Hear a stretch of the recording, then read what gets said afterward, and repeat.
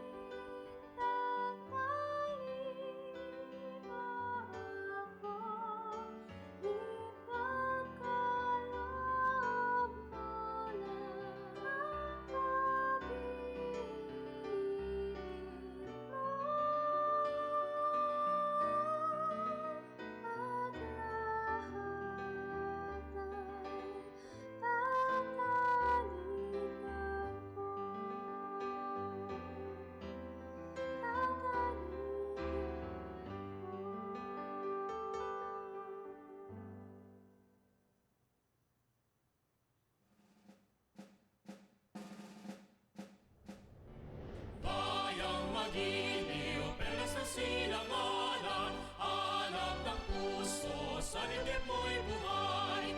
Lupang hinirang, duyan ka ng magiging, sa manlulupig, di ka masisiin. Sa dagat at bundok, sa simoy at sa langit mabakaw, may dilag ang tula at awit sa paglayang minamahal. Ang kislap ng watawat mo'y tagumpay na naglilingig, ang bituin at araw niya kailan pa may di magdidilim. Lupa ng araw ng walhati pagsinta, ay langit sa piling mo. Aming ligaya dapat may mga api, ang mamatay ng dahil sa'yo.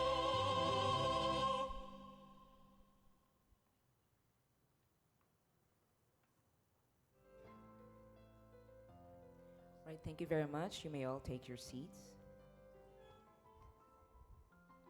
Here to let us know more about the CALOHEA and the national meeting and to give us their opening remarks are Reverend Father Frederick C. Comendador, OSA, University of San Agustin, and Dr. Robert Wagenaar, Director, International Tuning Academy, University of Groningen. He is the Professor of History and Politics of Higher Education, Director of the International Tuning Academy Groningen, and President of the Erasmus Mundus Joint Master Program Society, Politics and Culture in a Global Context, Euroculture. Father?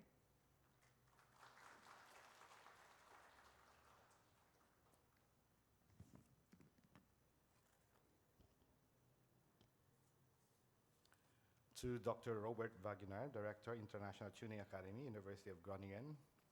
To Mr. Korn Ratanagusum, the First Officer and Chief Strategy Officer of the AUN Secretariat. To all our subject area coordinators and leaders of CALOHEA institutional teams from ASEAN countries. To our invited guest speakers this whole day. To our colleagues from the different higher education institutions in the country and throughout ASEAN region. Guests, ladies and gentlemen, a pleasant morning to all of you. It is with great pleasure that I welcome the delegates to this fifth national meeting of measuring and comparing achievements of learning outcomes of higher education in Asia, or CALOHEA, with our partner institutions, the Tuning CALOHEA Asia, University of Groningen, and the Asian University Network, or AUN. We are greatly honored to be chosen as host to this important event during the first round of national meetings that rotates around the 7 countries in the ASEAN region. At the outset, allow me to welcome all the participants who are here present and those joining us virtually from the different participating higher education institutions and our various stakeholders who took some time off your busy schedule to be with us. Thank you for your presence, and I am sure that your active participation in the roundtable discussions and workshops will surely enrich the outcomes of this gathering and the project as a whole. I am happy to see familiar faces and new ones who will help champion this project to the rest. Education is often said as the greatest equalizer. But what if the delivering institutions or the institutions of higher learning are not created equal? Will the proposition be still valid? I guess many would agree that it will not, and that somehow it creates a dent on the role of higher education institutions, especially those in developing countries, such as most of the countries in the ASEAN region. The Philippines is one. This is how I view the relevance and transformational role of the CALOHEA project once this is fully implemented. It will assure not just student mobility, but above all, that the quality of the degree programs from various participating schools, whether they are in a developed country or not, in a center or periphery of a country, will be comparable. The path to internationalization is crucial if indeed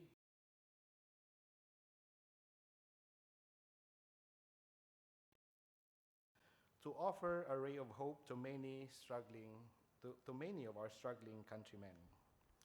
And so we wish to congratulate in advance Tuning Asia with the University of Groningen and the AUN for spearheading this project.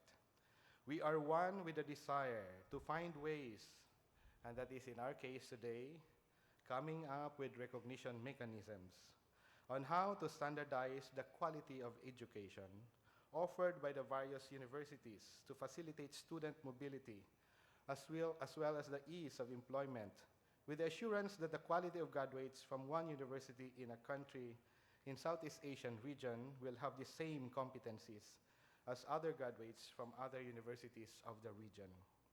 This noble endeavor, albeit it entails a lot of hard work and persistence on the part of the champions, the organizers, the faculty members, and administrators from the 3 degree programs of education, civil engineering, and medicine, that we hope will pave the way for other programs in the future. What you have started will create a ripple of change that will transform the lives of many. The task, we know, is not easy, and sharing of expertise, constant dialogue, research, and openness to learn are key to the success of the project. So on behalf of all the participating schools and those who will benefit from this project, allow me to offer our sincerest congratulations and gratitude to all here present for the effort you have exerted. May the good Lord always bless you, and our prayers are with you for the success of the task that you have set before you. Thank you once again.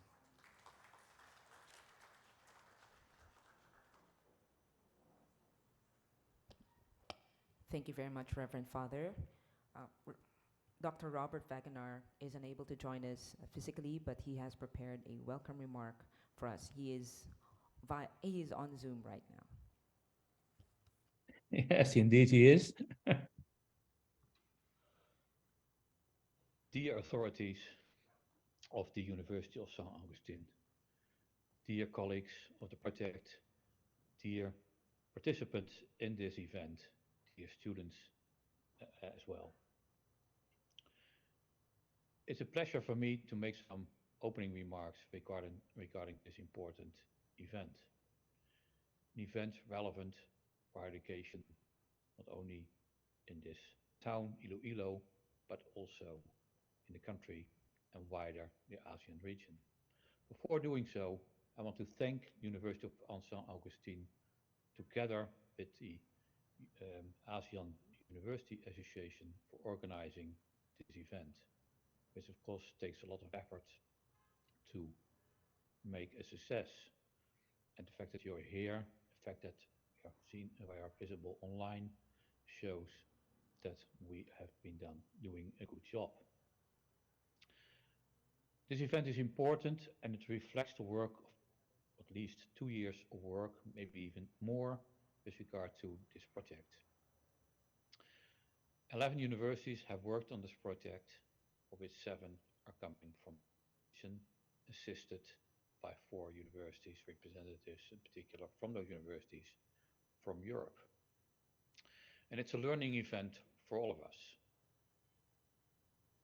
People in this region have learned a little bit from the experience that has been developed in Europe over time, but also the European representatives are learning and have learned what's happening in this region. And my colleagues have done a very good job, not only the colleagues participating in the different working groups, but also, of course, the organizing team based at Groningen University. And we greet you, of course, on behalf of them. It's a pity I can't be in person at this meeting for technical reasons. I would love to have come to the Philippines. I was in the Philippines in March. Also, I was in Iloilo at that time at West Versailles University to discuss another project, but for particular reasons I couldn't come this time.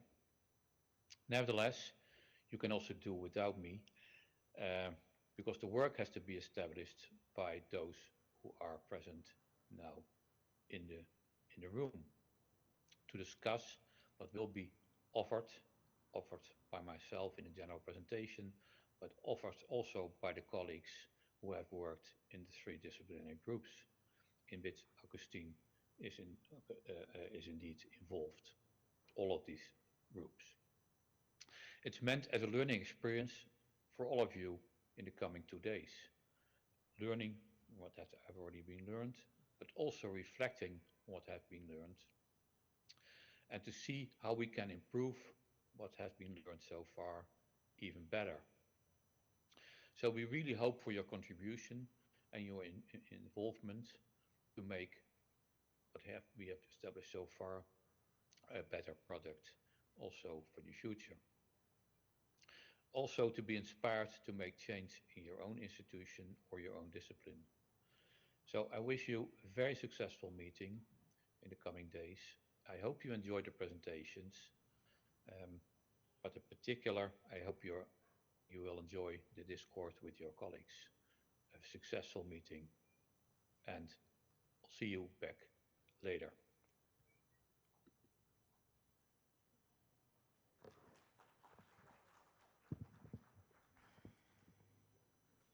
Thank you very much, Dr. Robert Wagenaar. Here to present the token of appreciation for the host university, we have Mr. Korn Ratanogosum, First Officer and Chief Strategy Officer of the AUN Secretariat.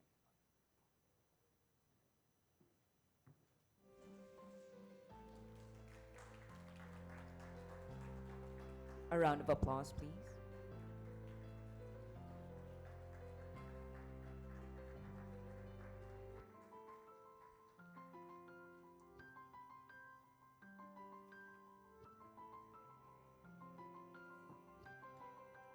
Thank you very much, Reverend Father Frederick Comendador and Dr. Robert Wagenaar.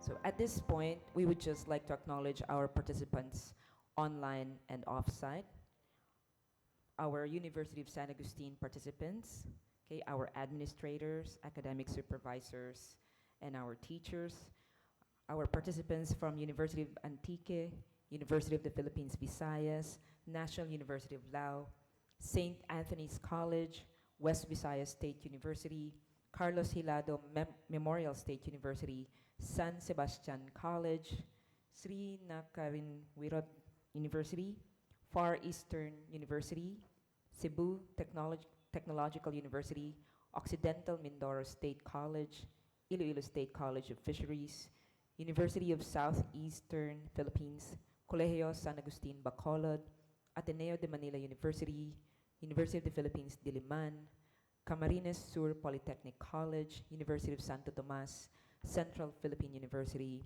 Philippine National University Visayas, Carlos Hilado Memorial State University, De La Salle Medical and Health Sciences Institute, and the Commission on Higher Education Regional Office 6. Okay, so a round of applause for everyone. If I have not mentioned everyone, we'll just acknowledge them later. Okay, so we will now proceed to the next part of our program, which is the knowledge sharing session with the topic CALOHEA Project Overview in Southeast Asia and the World. So our speakers will be Dr. Robert Wagenaar again, Director, International Tuning Academy, University of Groningen, and Mr. Korn Ratanogusam, First Officer and Chief Strategy Officer of the AUN Secretariat. If you have questions, please reserve them for after the presentations of our speakers. For Dr. Robert, he will have a presentation online.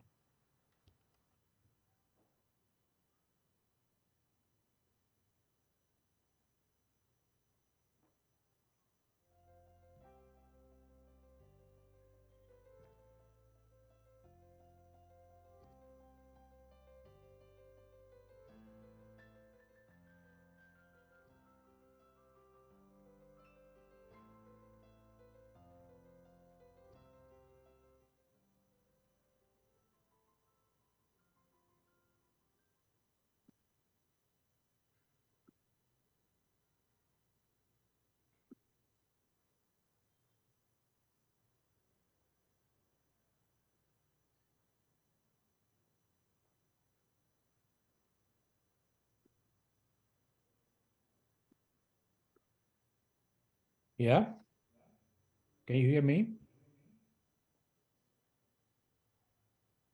Okay. And you can also see the screen? Okay. So it's a real pleasure now to be online and to give this presentation on behalf of the project. And I will introduce indeed the CALOHEA IDs with regard to Southeast Asia and the world.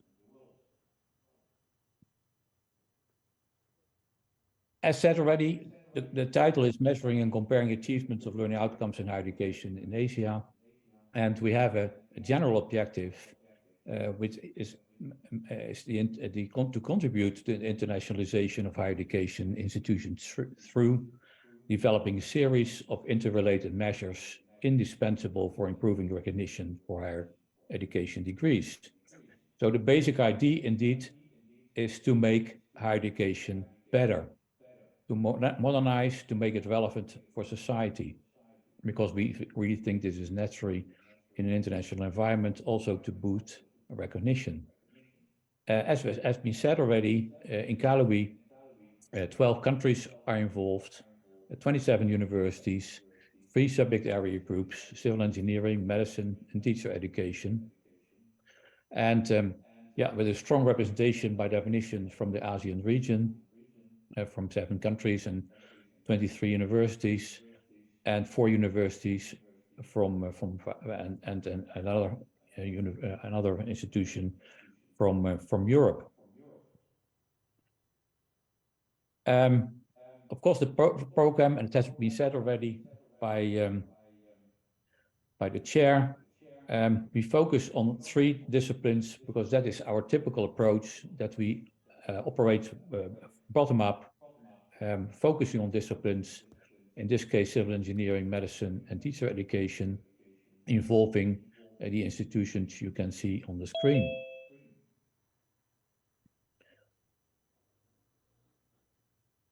We defined also expected results. We developed 3 key recognition mechanisms. And these are the creation and use of regional subject-specific qualifications and assessment reference frameworks that will permit greater comparability of institutional degree program profiles. This, by the way, is also developed in other parts of the world, but of course we focus in particular on the ASEAN region. And recognition mechanism 2 is focusing on the culture of student workload measurement, which we think is quite relevant for having feasible programs, well-organized programs as an integral part of curriculum design. And furthermore, there's a recognition mechanism 3, the implementation of authentic assessment of internationally comparable learning outcomes in degree programs, because we are operating, of course, in an international context, trying to make our programs comparable and compatible, recognizable, transparent for the wider world. And of course, the idea is also that we develop a group of champions of internationalization. So to introduce the first topic, the first recognition mechanism, it's important to focus on qualifications reference frameworks. The qualification framework or reference framework is a structure that allows us to classify different qualifications in a particular area covered by the framework and establish a broad equivalence of qualifications. A sort of meta profile for a discipline across, in this case, regions. And this is done through describing what a learner will have to develop in terms of knowledge, skills, attitudes, and competences upon successfully completing a particular level of studies. Besides qualifications frameworks as a general concept, we have national qualifications frameworks, which present such a system for all the qualifications that can be obtained in a particular country. And is intended to be a binding power. A binding power for programs to give a reference, for programs to be accredited, to meet particular standards, international standards, focusing again on knowledge, skills, and attitude and competences. And of course, these are by definition stipulated in a national qualifications framework for the corresponding type of qualifications, first cycle, second cycle, third cycle, bachelor, master, PhD.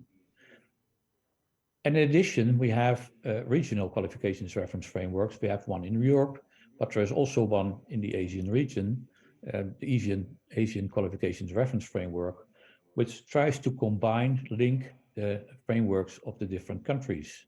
So it's an overarching framework which serves as a reference for other frameworks. In our model, subject-specific qualifications reference frameworks which we developed for the 3 disciplines that are involved here, we develop a model which is more detailed to actually get a better grip on knowledge acquisition, knowledge transfer, skills development, but also attitudes and competences, which are expected from the graduates of a first or second cycle higher education program in a particular subject. And we distinguish dimensions and subdimensions. And dimensions are constructive core key elements which define a subject area. To find common ground with regard to that particular subject area and to make the subject area transparent to the wider world. So it's an essential part of the graduate profile, an element that all the countries who work together on the reference frameworks see as desirable, a sort of foundation for a particular discipline. In the project, we always also split up those dimensions in subdimensions because they allow us for greater diversity and comparability of credit profiles and also allows for more flexibility. Because the subdimensions offer a sort of menu what can be learned, although not every element, not every subdimensions have to be addressed in every program. Some dimensions are offered in one program, a slightly different set might be offered in another program. And this is showed by this image. So this is an example of one university, and the green line addresses what is covered, what is not covered.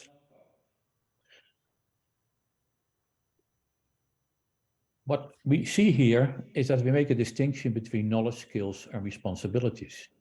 So we, for the sake of transparency, we make this distinction in which knowledge descriptors refer to theoretical and or factual knowledge a graduate is expected to develop as part of the program to prepare best for the labor market, but also for a societal role, maybe for further studies in a chosen subject area. Skills descriptors are actually operating or making a knowledge operational in terms of cognitive skills by using logical, intuitive, and creative thinking and or practical skills, method materials to make people indeed not only knowledgeable but also skilled. And then we have an additional column, responsibilities descriptors, which focus on real life situations in a profession and society.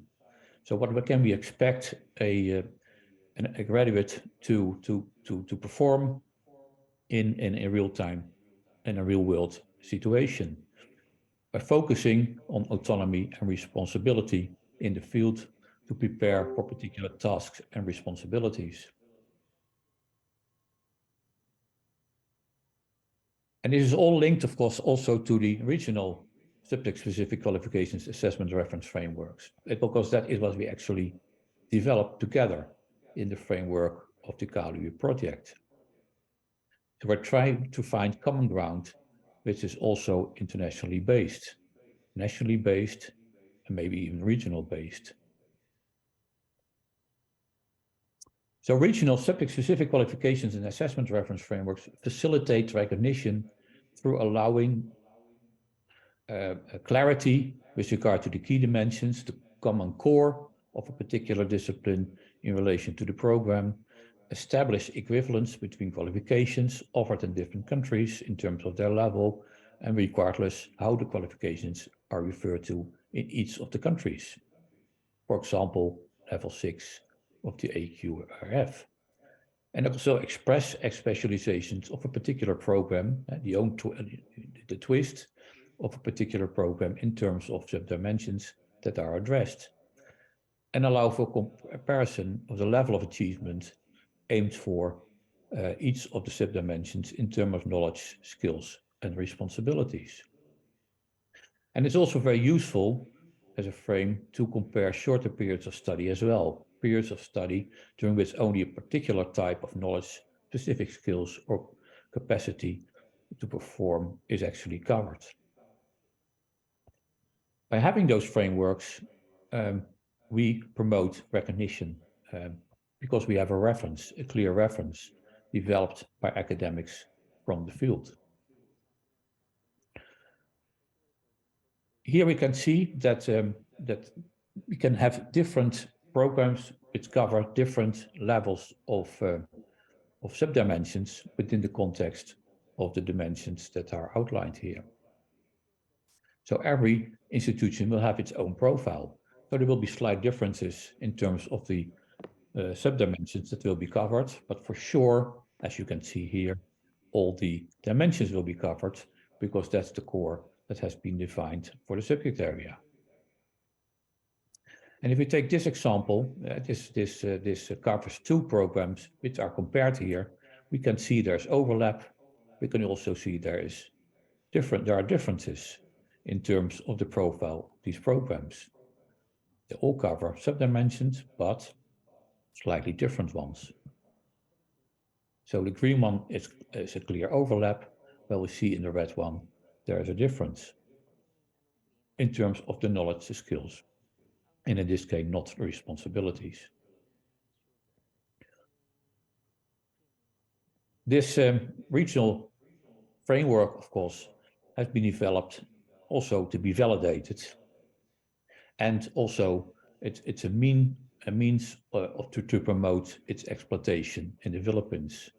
And we hope as a result that these frameworks will be used widely, not only by the institutions that developed and the academics that develop these frameworks, but also by other institutions. Actually, the intention is to use it nationwide, and also, of course, in the Asian region. Because we have the same kind of qualifications frameworks in other regions, and we developed them also in Latin America and in particular in Europe. It offers us a means to compare also programs from those regions. So recognition is quite crucial here. In the past, of course, we focused much on input from the perspectives of the teacher, which we call teacher-centered education. But we changed the paradigm over time, and that means that we are now focusing much more on the outputs of the program, taking the perspective of what the students should learn, the outcomes of the learning process, what we call learning outcomes. And then we ask ourselves how much is to be recognized. And of course, the ideal is that 100% should be recognized of things that have been developed in one context compared to another. And we think it's easier to recognize outputs than inputs. So the instrument is also meant to improve recognition as such. We move now to the second recognition mechanism, which is the installment of the cultural student workload measurement as an integral part of curriculum design. You're all aware that institutions have different credit systems, operate with different credit systems, or they don't have credit systems at all, which is not very helpful in designing programs, but also in terms of recognition. Because we want to know what the actual workload is, what the time investment is of a student to develop certain learning outcomes. More time might involve that a particular competence is developed at a higher level. So we think that recognition and internationalization go together, but require transparency with regard to the student workload that we think should be made explicit. And in Europe in particular, we developed over the last 25 years a sophisticated model to actually show this transparency. In Europe now, we have the ECTS, the European Credit Transfer and Accumulation System, and it has been included in all the legislations in European countries, which gives us a good basis for recognition. What we here do is not developing a system as such, but to get a better grip on student workload in the region and in different programs. So I'm going to explain which tools we are using to find out what is the student workload, to make the student workload explicit, and how to make estimating and monitoring full student workload part of a institutional culture and an integral part of our curriculum design and revision processes. Now, if we take this model, and of course it's an artificial model, which gives you 5 working days, and every working days, for the sake of clarity, is in every day there's one course offered from A to E. What we see in this model is that the number of contact hours differs from course to course. In total, it's 17 hours, but they are not equally spread over the week and the courses. Course D, for example, has 2 contact hours, while course B and C have 4, and also E have 4 contact hours. This is a purely input teacher-centered model. What we don't see here is what kind of independent work is related to these contact hours. And this is quite relevant for recognition and internationalization. We need more transparency to be fair with regard to the recognition of studies. So there is a clear relation between transparency, recognition, and internationalization. Transparency within the context of an institution, but also nationally, and also with regard to mobility and international exchange.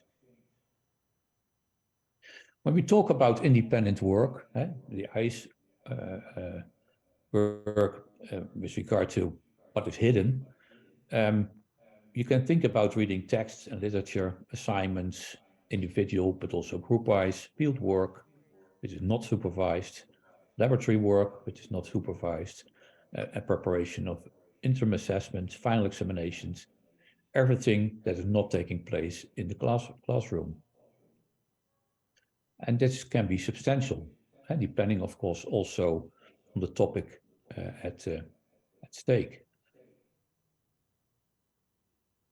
If we compare this to the input, now we move to the output student-centered model, where we can see that contact hours can be linked to independent work in hours.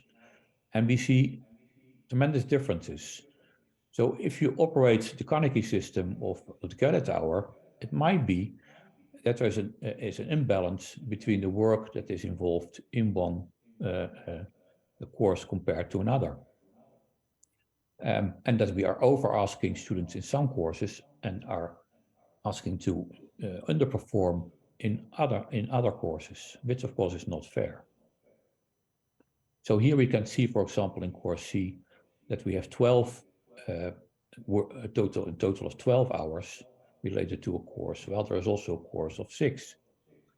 It might be that it's valued the same in a particular institution, but there's twice as much time invested in course C than in B. And to make this transparent, we also know probably at what level, or it's one of the indicators, at what level students have learned. So measuring full student workload is indeed based on the combination of contact hours and independent work. And that makes the student workload as a reference for actually also quality. And it gives us a good indicator of what we are asking from students.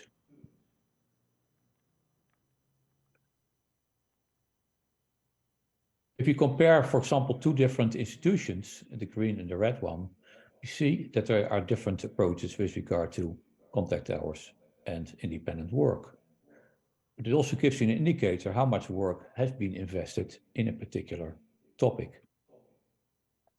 Although the topics between two institutions, of course, can differ, and also the way it is approached can be different, but at least we get transparency. Then, of course, it's important to find out, as item 2, what tools can be used to make the full student workload explicit. And we identified 4 tools which we think are relevant. Desk estimation, the estimation done by the teacher himself or herself, the end of semester questionnaire to the students, a diary or a logbook completed by students. And this can be followed up by a focus group discussion to get a better grip on the first 3 elements. So it allows for estimating and monitoring full student workload as part of our institutional cultures and as an integral part of our curriculum design revision processes. So if there's an imbalance, it allows us to rebalance the time required for a particular course. Of course, this is relevant for individual programs, but also at a higher level, a national and an international level. And in the project, of course, we have tried to make comparisons within the region. And also engage different stakeholders in revising higher education programs and courses based on the analysis of the data collected by the different tools for measuring student workload.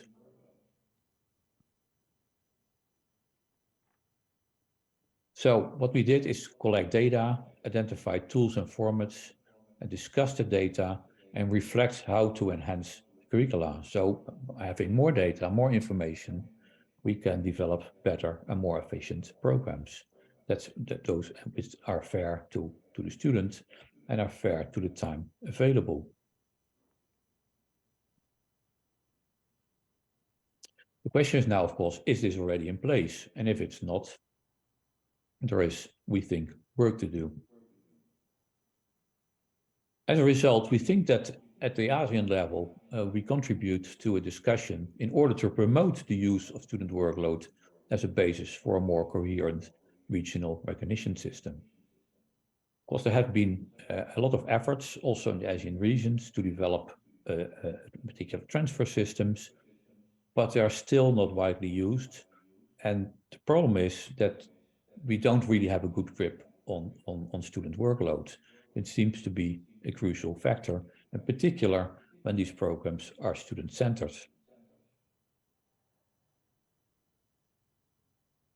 So, as a result of the discussions in the subject areas and at the national level in national meetings, which will follow after these presentations, we can come up with recommendations to make better and more effective systems locally in an institution, but also nationally and ASEAN-wide.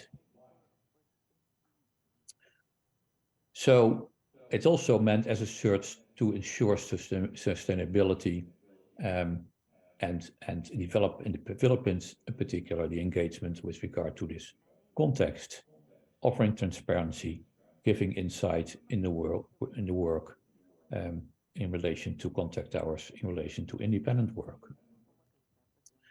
So we move to recognition mechanism 3, the implementation of authentic assessment for internationally comparable learning outcomes in degree programs. And the question is, what makes assessment authentic? Authentic, in our view, are real life contexts. So if you have authentic, which is very theoretical, it has only limited value. Relating it to real world tasks and activities to really prepare students and graduates for their role in society, and by using realistic simulated situations. So the idea is based on performance standards, which allow students to learn how to apply their skills and also their knowledge in authentic tasks and projects. And it also requires and allows to provide valuable feedback to students. So are they actually performing according to expectations? Are they meeting the intended learning outcomes of the program and the individual courses? And in that respect, authentic assessment is quite crucial as a measurement instrument.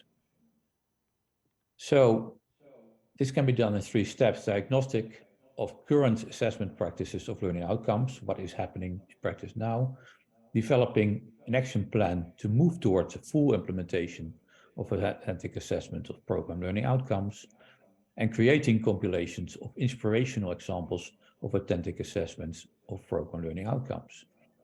We don't have to invent the wheel when others already made very nice models, which can also be used in other contexts, in other institutions.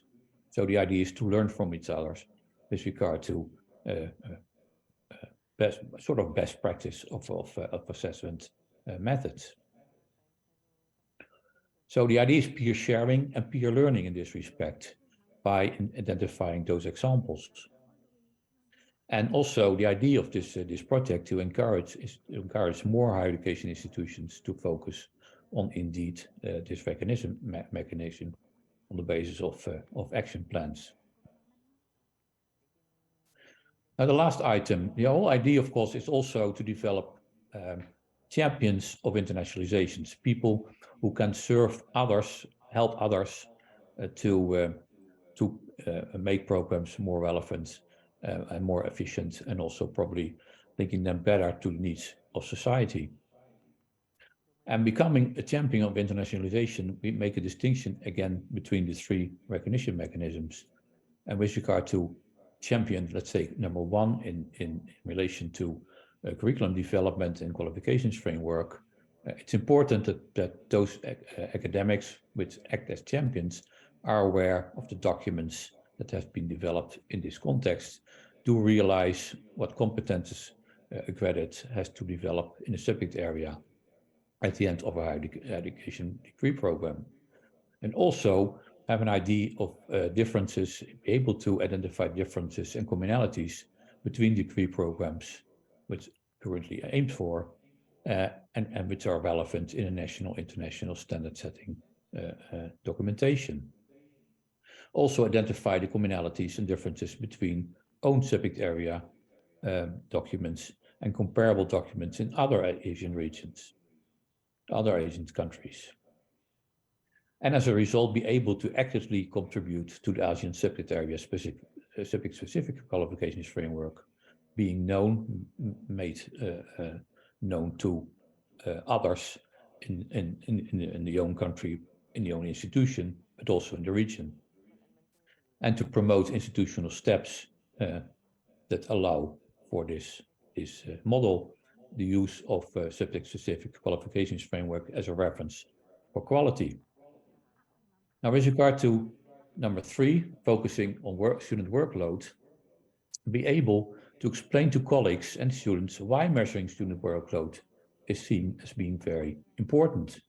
Facilitate recognition of full programs and study periods at institutional and international levels, and improve quality of higher education programs through a better consistency between theoretical time estimations, the desk work, and real-time students the student will need to actually accomplish and complete the program. And be aware of the different tools that can be used to measure, to estimate student workload.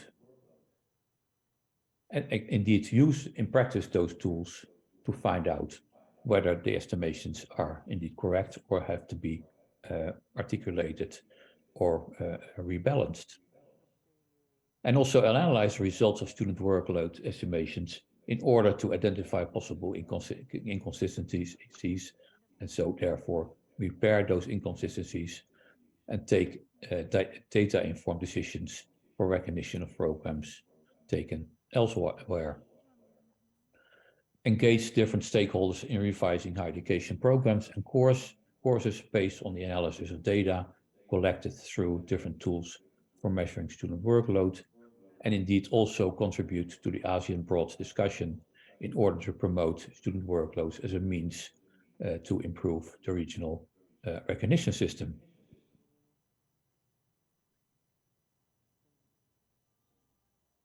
And with regard to internationalization, explain why, number 3, recognition mechanism, number 3, why authentic assessment of learning outcomes is so essential. Not only to facilitate recognition of full programs and study periods, but also to improve the quality of higher education programs. Because of course, assessment is an indicator of quality.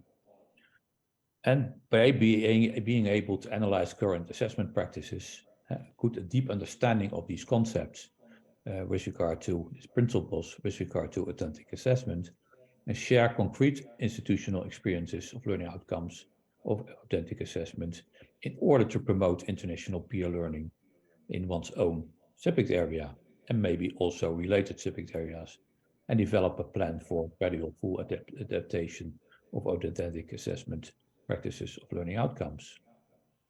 And finally, to engage different stakeholders in coordinated continuous efforts for gradual full implementation of authentic assessment of internationally comparable learning outcomes as a core of what makes effective programs and reliable programs. So this is the end of the presentation with regard to the network of champions. And we hope that you all will become a champion, also by participating, of course, in this workshop, by learning more about it, but also to develop ownership about the forms that have been developed. And the recognition mechanisms will now be explained in more detail by my colleagues from the project. So I thank you a lot for attending this presentation, and I hope it will be a learning experience. I realize that it's nearly overkill of information, but of course this presentation will also be made available, and of course you have the chance to discuss all the items during the coming 2 days. Thank you for your attention.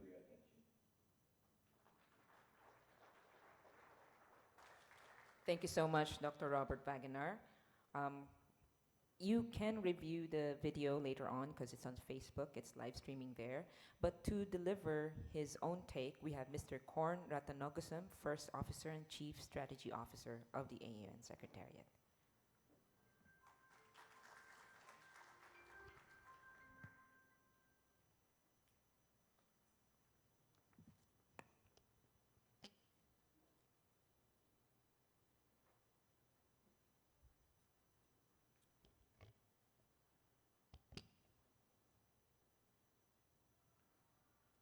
Um, Good morning, everyone. My name is Korn, and I'm from the ASEAN University Network Secretariat, or the AUN. Our secretariat is the sectoral body of the ASEAN Secretariat under the Human Development Directorate of the ASEAN Socio-Cultural Community Pillar. As the AUN is the co-coordinator of this project and is the chair of the dissemination activities, I would like to share with you the aspect of dissemination of the project development and outputs and why this project is important to the Philippines and to the ASEAN region as a whole.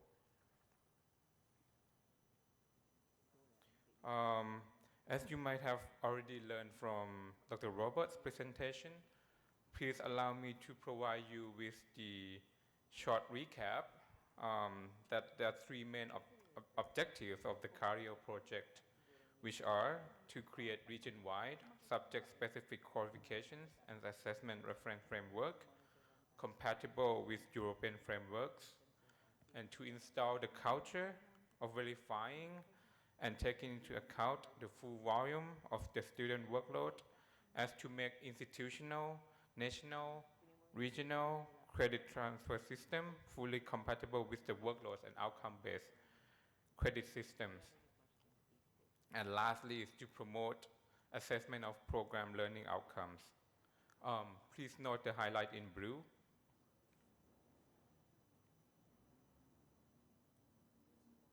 Next slide, please. Thank you.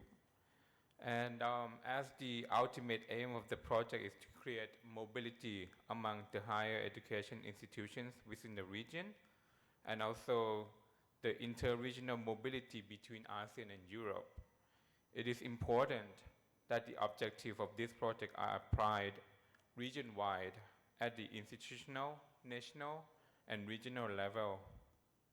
And the adoption of the three recognition mechanisms in the three subject areas by the programs, faculties, universities who are not in the project would be the way forward for the mobilities to happen. Next slide, please.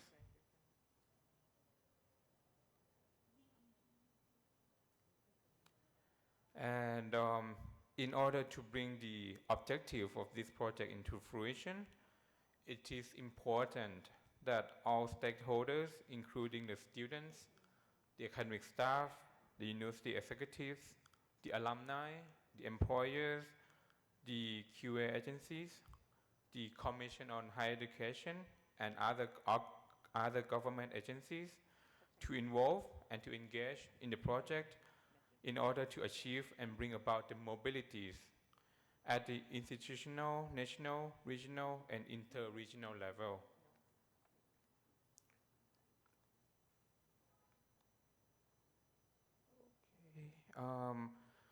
With the aim to promote regional mobilities, there are a total of 14 national meetings to be held throughout the project lifespan. There will be 2 national meetings per country in 7 ASEAN countries, namely Cambodia, Indonesia, Laos, Malaysia, the Philippines, Thailand, and Vietnam. The national meeting is the 5th national meeting of the 14 national meetings, and is the first national meeting in the Philippines. And the second one in the Philippines will be in September and will be hosted by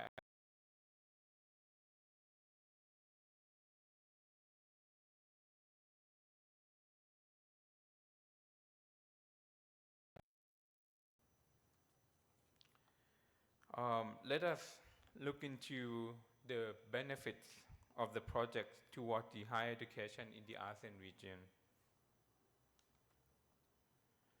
Um, Even though the ultimate objective of this project is to drive inter-regional mobility, what this project has built along the way of its development are to create a platform. It is a platform for practitioners from both ASEAN and European partners to exchange knowledge and experience on the principle of mobility itself, the three recognition mechanisms, enabling them to collaborate and mutually recognize academic degree competencies of each other. This platform also fosters the academic staff in the ASEAN region joining force to help each other towards common degree recognition mechanisms. It is a platform where ideas and different countries' contexts are shared, exchanged, and discussed in order to arrive at what would be the best way forward to drive mobility and internationalization in each country. And the three recognition mechanisms introduced in this CALOHEA project on the development of a regional framework, the installment of student workloads, and the identification of authentic assessment learning outcomes. It provides effective learning experience for students. And with the outcomes mutually recognized by the ASEAN and global stakeholders, it will allow a clearer, better, and more efficient establishment of degree mobility, equivalency, and portability among countries in the ASEAN region, as well as that with the ASEAN and the rest of the world. And most importantly, the applicability, the process and tools of CALOHEA may also be contextualized and replicated for any other disciplines as well. And CALOHEA project is driving a real change and its impacts toward the widening possibility of inter and inter-regional mobilities, connecting people together.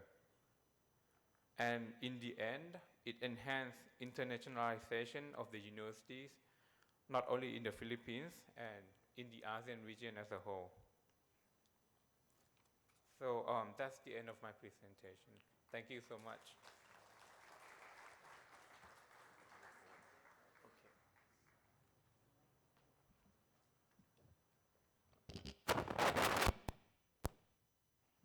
Mike. All right. The table is now open for your questions. Sir, Mr. Korn.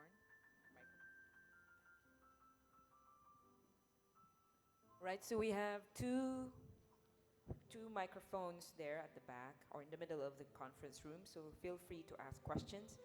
And then our participants on Zoom may post their questions there, and we will ask Mr. Korn and Dr. Wagener for their opinions about them.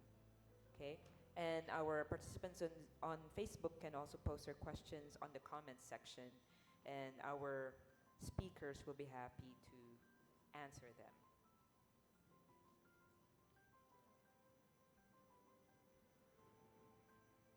Right? Do we have questions?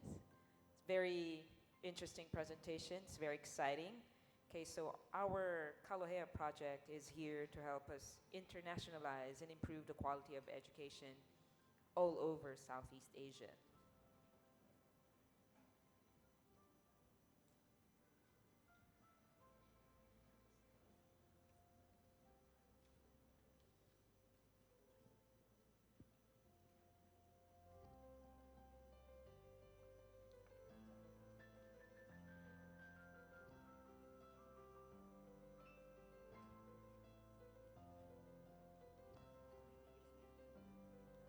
Okay, so I think there are.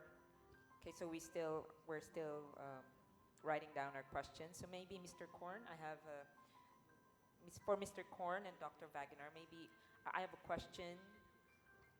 Maybe can you tell us more about the benefits that all the universities that are part of the project may get from being part of the CALOHEA project?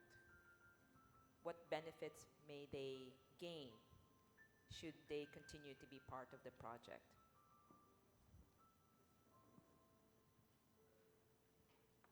Uh, Benefits. Thank you. Maybe we could hear from Dr. Robert first before I add it up Yes. to it. Dr. Robert? Yes. Dr. Robert, Okay. are we? You can Yes. hear me?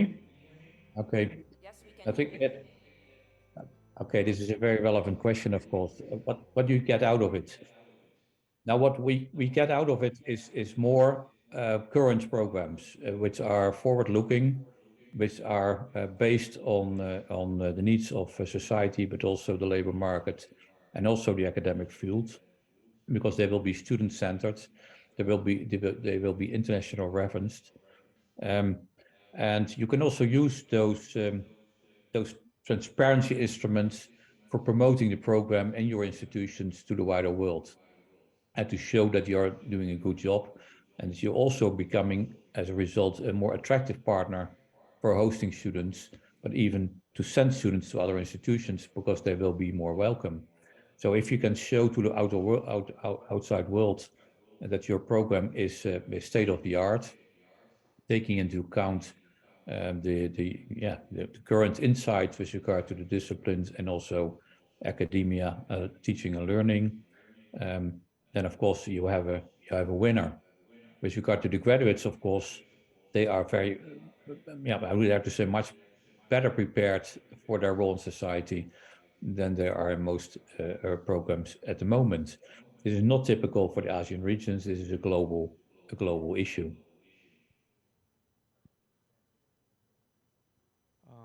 Thank you, Dr. Robert. And I'll also like to add in about the mobility of people um, within the ASEAN and also between ASEAN and other countries in the world as well. Mobility is very common now in the world, but this project will help the universities to improve and enhance their capability to the student mobility, and also in the end, it will also increase the internationalization of the universities as well. Thank you so much. Thank you, Mr. Korn Ratanagusam and Dr. Robert Wagner. Do we have a question? Yes, we have a question here. Thank you. Ma'am, Yes. please introduce yourself Yes. and then. Good morning, Mr. Korn and Dr. Wagner. I'm Rosalia Torrecampo from the University of the Philippines, Diliman. And you know that my university, although it's not something shared by everyone really, has a reputation for dissent, right? And self-determination. So in this case, we would like to ask if in benchmarking with European institutions, our programs here in ASEAN, are we thinking about something that looks to a particular standard, or is it something more of a parity activity that will allow us, ASEAN nations and universities, to also in many ways insert, call it that, or assert our programs and their agenda so that European universities can look to that also? And in relation to benchmarking, the second part of my question has to do with how the AUN initiative, in this case, aligns itself with the other ASEAN QA initiative, which I think also has some German sponsorship. Thank you.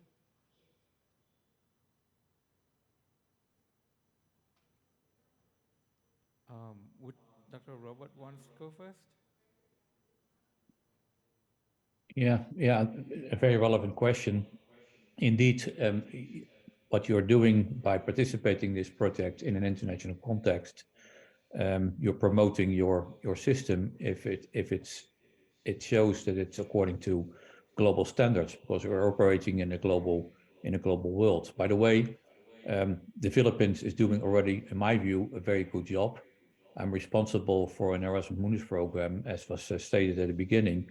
We have every year we have a number of Philippine students, and they are performing quite well. and so they are the ambassadors of the system as such. Um, Nevertheless, it's very important for the Philippines, but also in the wider ASEAN region, to show to the wider world that it indeed meets global standards by defining references within the context of these qualifications frameworks which have been developed at subject area level, and that they are aligned to other parts of the world. So in that respect, yeah, you offer a service towards society, but also towards your graduates, because you make transparent that you are doing a good job and actually meeting standards which are internationally recognized, not only in the ASEAN region, but can be compared to the European regions or other regions in the world. Thank you, Dr. Robert. And I might just add in a little bit more about the relation to this project and maybe other initiatives that we do with other universities under the Erasmus Plus project as well. So this project from the AUN perspective is actually one of the important projects that we run since 2020, and this project is already on the second phase. The first phase was on the curriculum design and development, and now this is more on the recognition mechanisms and to promote the mobilities of people. And I think is a little bit different from the other project that we do with University of Potsdam, the ASEAN QA project, which that one focuses on mostly on the QA and the internal quality assurance of the universities. So I think the aim and objective is different, but what the AUN is trying to do is to promote the collaboration between ASEAN and Europe, and also promote collaboration within the region as well among the universities of the 10 countries. Thank you. All right, thank you so much, Dr. Wagner and Mr. Korn Ratanogusam. I hope they were able to answer your question. We have another question, ma'am.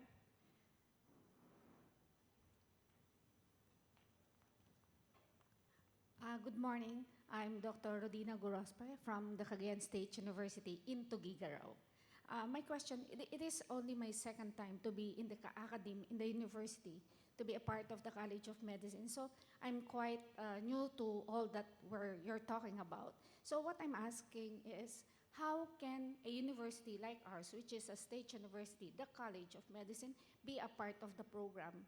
Is there a template, an evaluation process, or tools that can be done that we can study probably and be used as a tool for us on our part, in the curriculum, the process, and all, come up with that level of internationalization?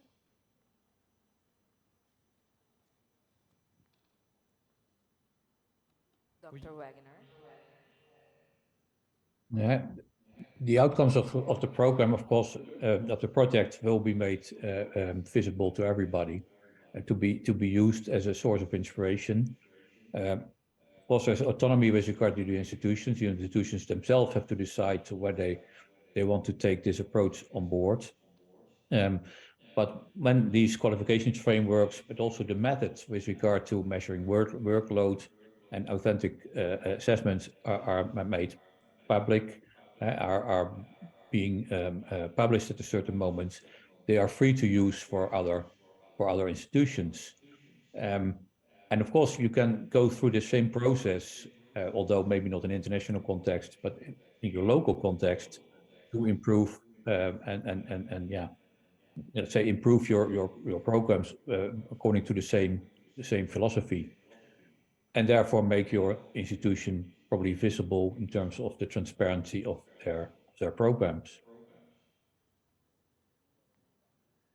And just to add up to Dr. Roberts, I think the success of this project is about how other universities outside the project can be involved in the process, and also to adopt the recognition mechanisms as well. And I have a chance to talk with one of the participants in this project this morning, and what he's doing now is that he's implementing the recognition mechanisms within the university, and also he's working on cascading these recognition mechanisms to other universities in the Philippines as well, in order for them to learn more about the implementation, the actual implementation of the mechanisms, and to be able to adopt it in their universities too. Thank you. Right. Thank you so much, Doctor, Mr. Korn. Um, I hope that answered ma'am's question. They were mentioning earlier the recognition mechanisms. This is something that is also important. So I think later we're going to have workshops for that. The regional subject-specific qualifications and assessment reference frameworks, that's one. And then the student workload measurement, and then Recording the stopped. authentic assessment of Recording in program learning progress. outcomes. Okay, so do we have more questions? Yes, we have one at the back, sir. I think time check. It's now 10, almost 10:15. So this might be the last question for now. All right. Hi, Sir. good morning. I'm Jude Parcon from the University of the Philippines, Visayas. I'm quite interested with how Dr. Wagenar mentioned about the contact hours versus independent hours. Is there actually an ideal ratio as far as contact hours are concerned? And if so, what could be the possible implications in terms of, for example, the most recent issues like remote learning, prevalence of artificial intelligence or chat GPT and all, and even, I forgot. Oh, academic honesty there.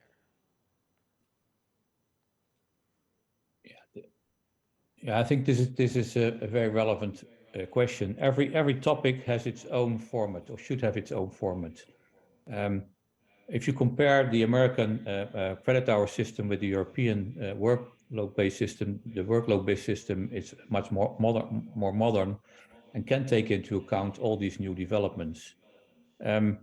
If you talk about contact hours in relation to independent work, indeed, it differs from topic to topic. If you have, for example, a language course that might need a lot of instructions, while you have when you have a more research-based seminar, you can do with less contact hours, but the independent work will be much more substantial. And this is the same, of course, for online modes. Some of the topics need more instruction, and others will require more, yeah, a different type of works. Can also be teamwork, open discussions, etc., which of course can be supervised, but can also be implemented by students themselves in particular groups, leading to presentations. So, but workload indeed gives an indicator of the amount of time that on average is involved. And we think it's a far better indicator, at least we learned in Europe that is a far better indicator than, for example, the credit hour, which is very rigid, and doesn't reflect what a student is actually doing and performing.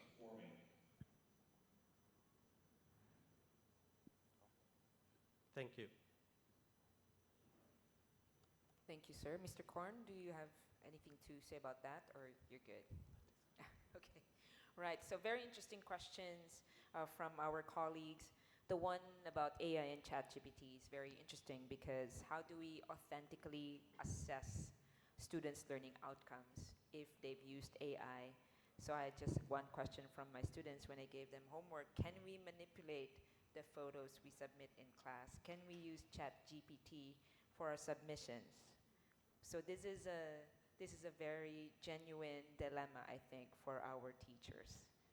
Okay, so it eases the workload of our students, but it also means how do we grade them as well, or how do we um, meet halfway, right? So I think that's the last for now.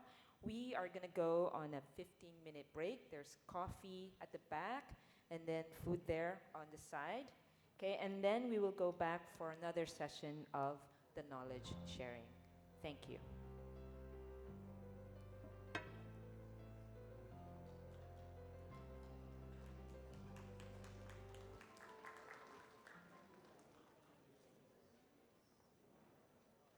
Of the Philippines, Iloilo is a province in the center of the Philippine archipelago.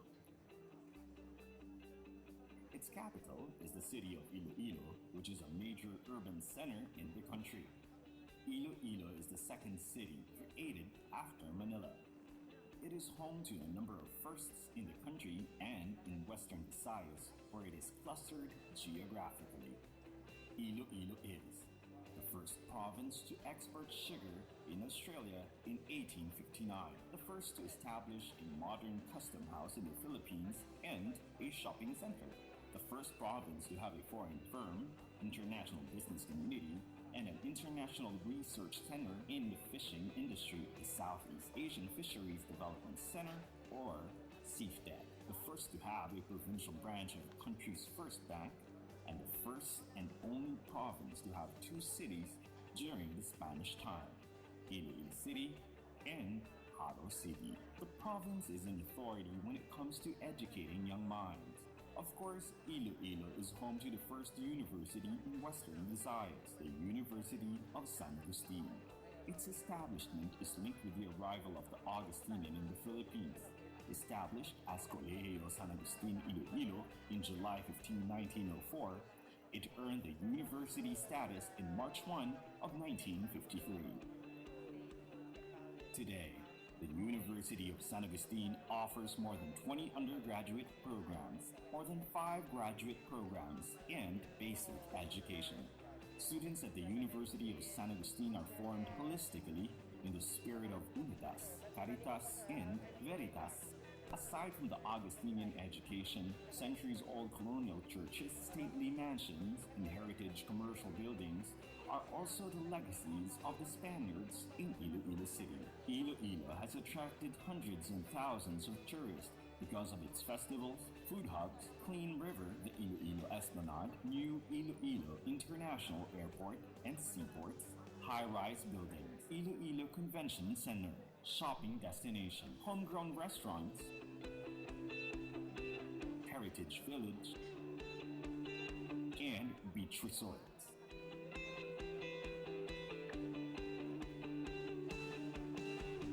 Today, Iloilo links the progressive province of Guimaras, which is the world's supplier of mangoes.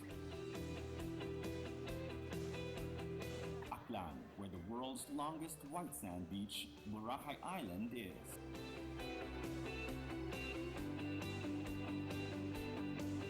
Antique, where the world's largest flower, Rafflesia, can be found. Capiz, which is the country's seafood capital. And Negros Occidental, the sugar bowl of the Philippines. Explore Iloilo. Study and engage with the University of San Agustin.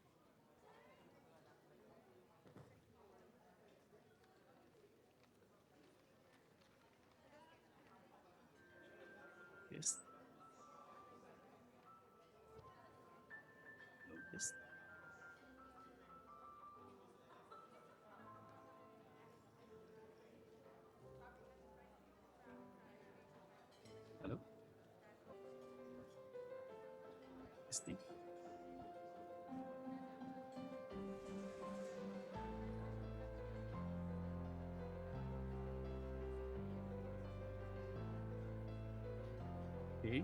And press again. Is it okay? Check, check, check. Test.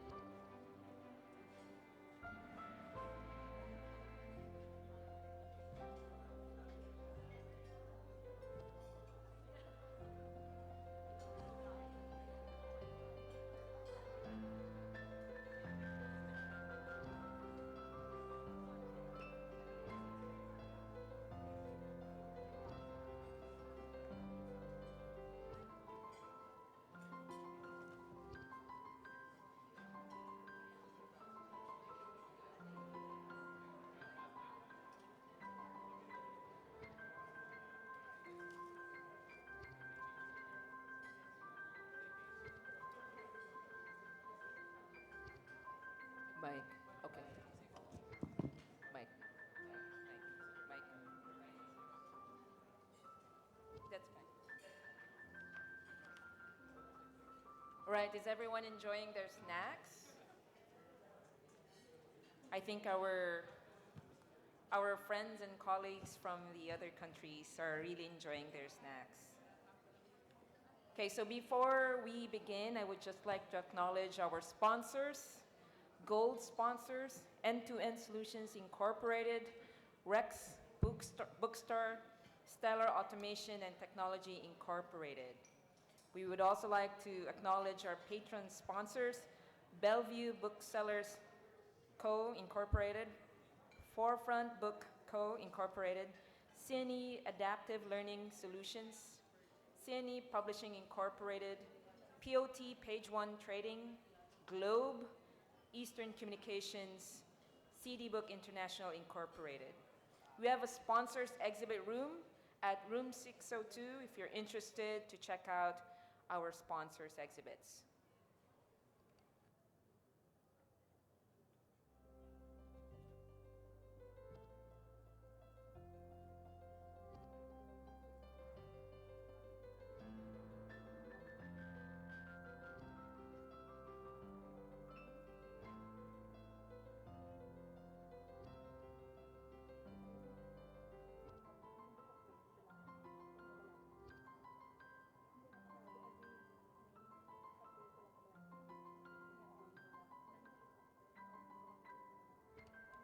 All right, so let's just bring our snacks to our tables and we're gonna resume with our sessions.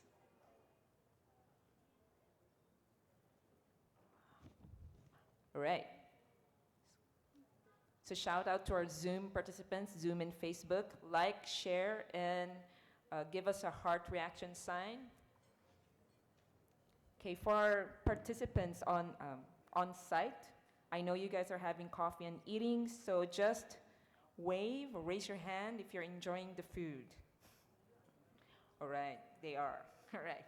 Okay, so let's now resume with our knowledge sharing session.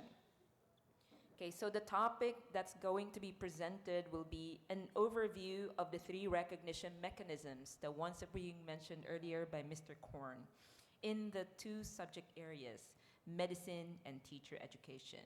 We start first with our speaker, our SAG coordinators and or leaders of CALOHEA institutional teams from Asian countries. So our next speaker is the Associate Professor in Physiology of Medicine, Biomedical Sciences Department, Faculty of Medicine, Universitas Padjadjaran. Her research interests are in aging physiology, ergonomy, and medical education. Her current position is head of the bachelor program, Faculty of Medicine, Universitas Padjadjaran. Universitas Padjadjaran is located in West Java, Indonesia. Ladies and gentlemen, please welcome, all the way from Indonesia, Dr. Yuni Susanti Pratiwi.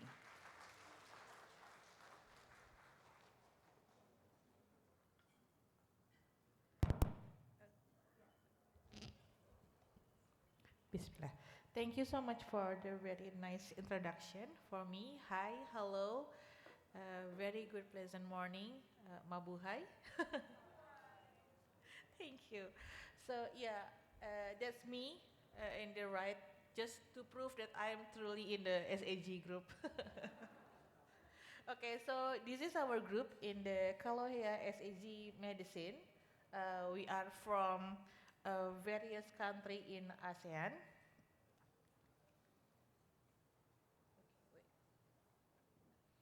Okay, can you move to the next slide? Okay, so the previous one? Yeah, so this is our distribution of the institution. So we joined first as a colleague and now we grow to become a family because we share a same vision about the student mobility and collaboration, and we kind of feeling that we need to do this to closing the gap, especially regarding the development in medical education. We began from the previous project about tuning that we built the meta profile together by using tuning methodology. And next slide. Okay, so this is our member of the CALOHEA SAG Medicine. The one in the picture is our coordinator. He's Saiful. He's the youngest but the most brilliant in our team. He's from the University Science Malaysia, and I'm the co-coordinator. I'm from Pajajaran University, and we also have another members from Malaysia, University Malaya, and also another member from Indonesia, Hasanuddin University, and we also have the dearest member from the Philippines, that West Visayas State University in Ateneo, the Manila University. Please big applause to these two institution member from Philippines. And also the university, of course, our host is University of San Agustin. And we also have members from Vietnam, Myanmar, and Thailand. Okay, slide. Okay, so this is already been explained with Robert and Korn very detailed. So actually we just like move and work together using these three framework, the recognition mechanism 1, 2, and 3. Maybe I should not repeat what been explained from Robert. And what we've been done actually, I just want to explain is what we've been done in the medicine. This is like a teaser session before you going to move to workshop to the second day. So the recognition mechanism 1 is how we create and use the regional subject specific qualification and also assessment reference frameworks to permit the greater comparability of institutional degree program profiles. So this is how we doing the RM1 task. So we begin with the revision of meta profile. So we actually build the same meta profile to allow same student mobility and the same framework. So we discuss a lot how we can build the comparability meta profile for graduate. This is really interesting in our field in medicine because every country in ASEAN have different education system, different learning outcome. So this is really interesting. And since medicine also we have another policy from our government about the competency standard. So this is a really challenge task at the beginning. And then it will follow after we conclude some meta profile, we follow with the task number 2 that we develop a same meta profile among the institution, and then follow we comparison of desired graded profile. So we also invite so many stakeholders to give us input about the meta profile that we are built together. And then the task 4 is we also go back forth and back about the meta profile, so we can create a regional subject specific qualification. So this is how is our cycle. So how many stakeholders we involve to make a same meta profile. So first we discuss among the member. I think maybe it's like approximately 8 until 10 meetings to discuss about this. And then also we share this information to our faculty academics. We like define at least 10 academic member, and also we make an input from the stakeholder, which is the graduates, the alumni, and also the employer. So we consult also to them about our meta profile, what is lacking, what do you need to add, what is like something like that. And then this is our result in medicine. So every institution give like 10 until 12 or 13 academics and also 6 until 10 graduates. So this meta profile is built also by this academic, graduate, and employer member. So this is our meta profile. So this is for the medicine that we built this based on the domain and subdomain. Um, we focus on the health and well-being, and then because this is the main purpose of the medicine, how to make a health and well-being, and it's based on the ethical humanities, quality practice, integrated medical knowledge, and clinical practice. Actually, after we discuss so many times among the members, some of the competence in domain and subdomain is actually the same, but we have different education systems sometimes, or even different diction or like language approach about this competence. So after this, we would like to build yeah, the descriptive of each domain and subdomain. So we want to make every aspect and every dimension of domain and subdomain is well explained. And we try this quite hard to our stakeholders to make sure that every stakeholders understand what our objective is. Okay, and next slide. Okay, so after this lesson in RM1, this is the lesson learned that we get. That that from the building the meta profile together, we can share a various vision and experience while building profile in this time, especially the framework recognition. So we really hope that this meta profile can also allows the cross recognition in Southeast Asian. So the first one is how we can develop the mechanism to acknowledge its competence to domain and subdomain and translate it to the transfer credit. And of course, we can move further to the student mobility exchange and the staff mobility exchange. And final objective is how we're going to be like build some flexible medical education. Especially in medicine, we are facing the free market of doctor. We are facing the foreign doctors come to each of Southeast Asia to work. And with this, we want to make sure that every graduates from Southeast Asian have the comparable competencies and meta profile. Okay, slide. Okay, so now we move to the RM2. To make sure that this meta profile is really, really comparable, we also have to move further to how to compare the student workload. Because this is also interesting question and interesting objective because we work with so many definition of student credit unit. So we have to move so something like currency, the same currency, how we really measure our student workload. So this is our mechanism how to measure student workload survey. We use a survey, desk estimation, logbook, and focus group. And this table is show you that there is discrepancy between the teacher assumption on the student workload and the student itself. Maybe the teacher thought that it can be finished in 1 or 2 hours, but the student thinks no, we have to spend 20, 10 hours to finish the workload. So this is we use in the same a course. So you can see the discrepancy between the USM, UMP, UNHAS, UNPAD. We have different weeks with the same learning objective, and the academic assumption is quite big, is quite low, 560 hours. Yeah, doctors, we work a lot, and yeah. So this is arise so many questions. How we actually plan our lesson plan to our students because what student perception and what teacher perception is so different.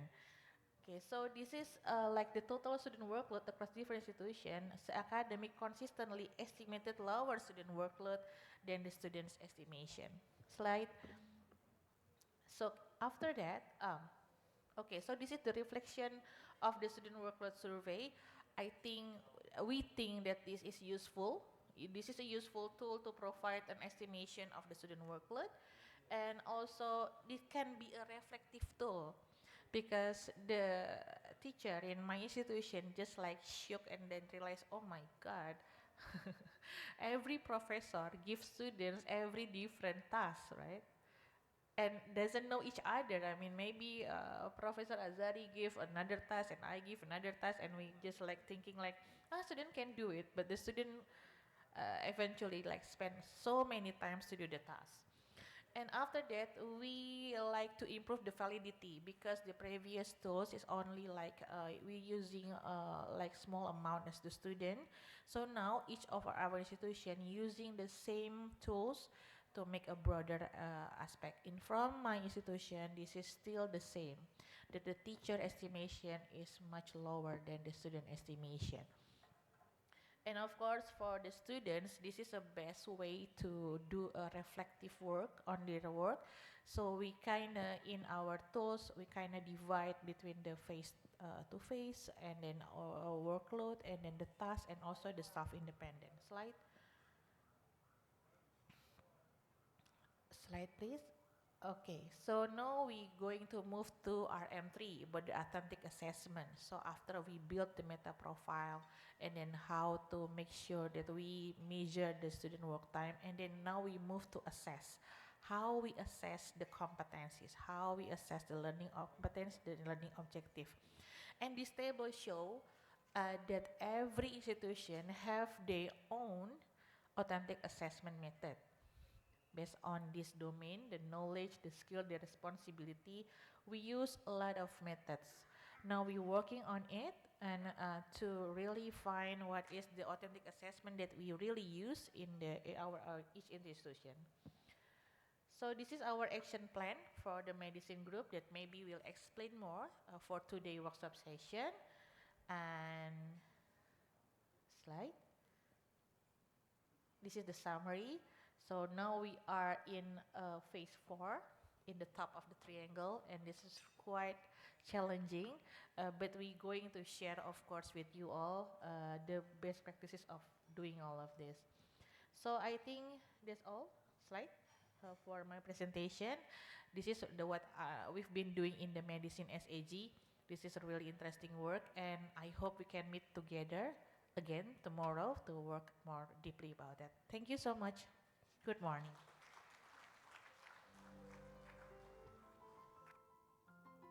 Right. Thank you so much, Dr. Pratiwi.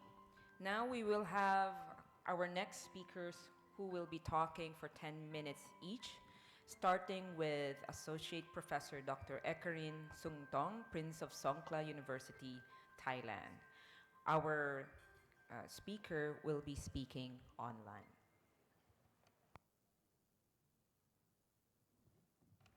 Sir, can you hear us? Yes. Okay. Can you hear me? Yes, we can. Okay, good. Very good morning, everyone.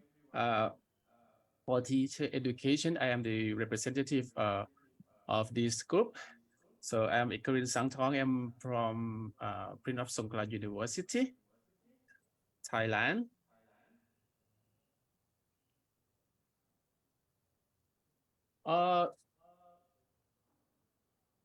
This is the outline of my presentation today. So firstly, I will touch a little bit about the background of the project. And then I will move to the members in teacher education and the focuses and the example in developing the reference framework. And then we will talk about the progress and challenges in developing based on the context. Yeah, when we talk about the background of the project, actually, Tuning CALOHEA Asia is a project that extended the former project development called Twinning Asia, which focuses on teacher education reference framework in Southeast Asia. And this 2-year project brings us a very comprehensive framework of teacher education, which consists of the three main components, including the first one is the pedagogy and subject matter knowledge. The second one is teacher skills, and the last one is attitude and disposition. So the Tuning CALOHEA project for this one aims to develop a very constructive qualification framework that fit the globalization and disruption as well as the context of its institution. So the member in this project, we have a member from 15 universities from 7 countries. We have from Cambodia, Indonesia, Malaysia, Philippines, Thailand, Vietnam, and Laos. Okay. For this one, I want discuss on this because I think my colleagues and Professor Robert provide you a very clear details on this.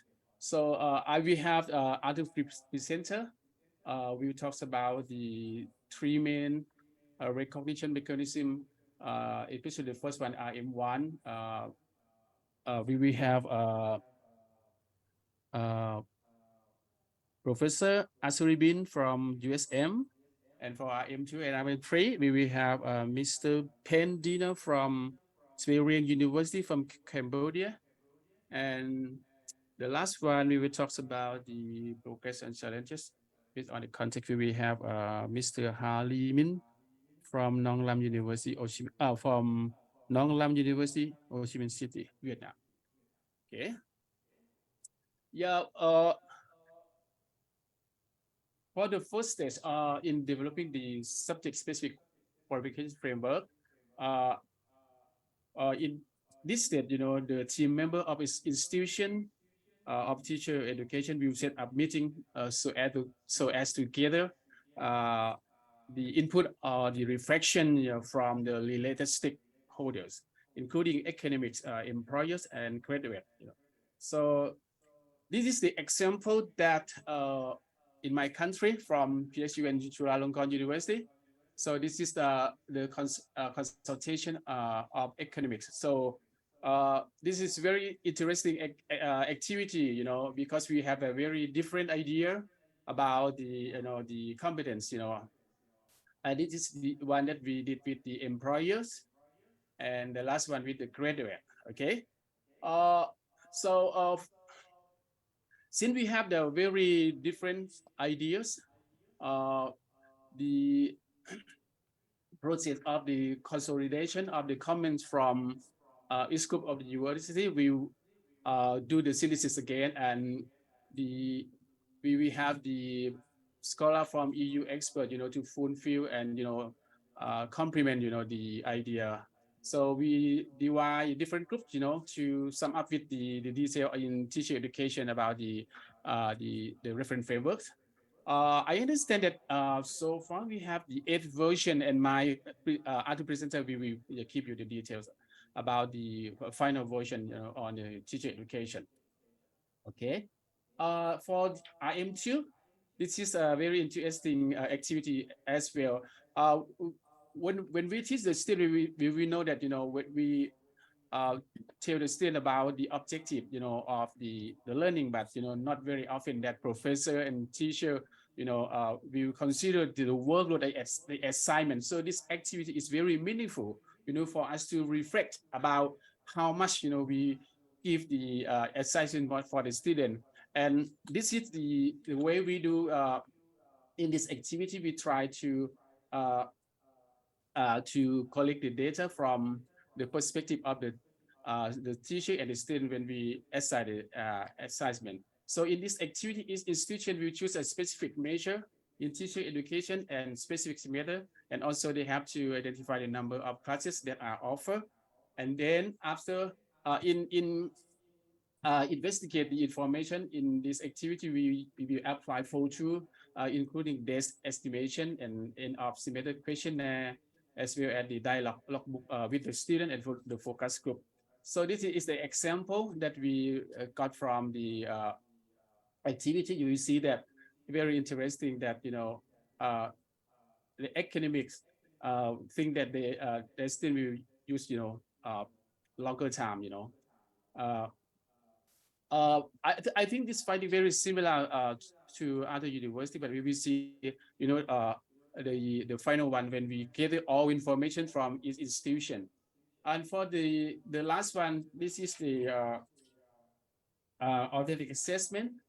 Uh, the aim of this activity is to reflect, about how to know, if the student actually the learning the way that we use is we have to provide the assessment. So we will have two main activity. This one, the first one is diagnostic of current assessment practice of learning outcome, and the development of action plan to move forward to full implementation.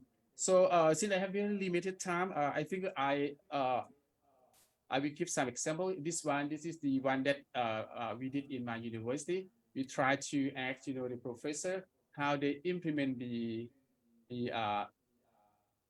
authentic assessment, and very interesting. They have a different idea about this. Okay. For example, in each dimension and subdimension, uh, from the finding, we learned that more professor and scholar understand, the way to use the audit assessment. Uh, so this is the this is a very short introduction.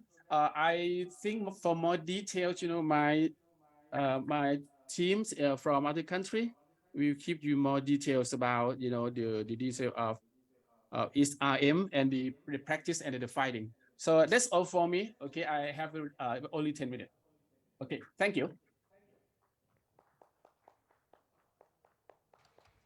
Thank you very much. Okay. Thank you very much, Dr. Sung Tong. Okay, our next speaker is a professor at the School of Educational Studies, University Science Malaysia, specializing in curriculum and pedagogy, education policy, and higher education studies. He has a wide range of experience in many administrative and academic works, including Deputy Dean of Research and Graduate Studies at the School of Education and Director at the National Institute of Higher Education, University Science Malaysia. In addition, he has been appointed as an adjunct professor and external examiner for several postgraduate academic programs in public and private universities. His research contributions include policy briefs, technical reports, and the publication of books and articles in national and international journals and conference proceedings.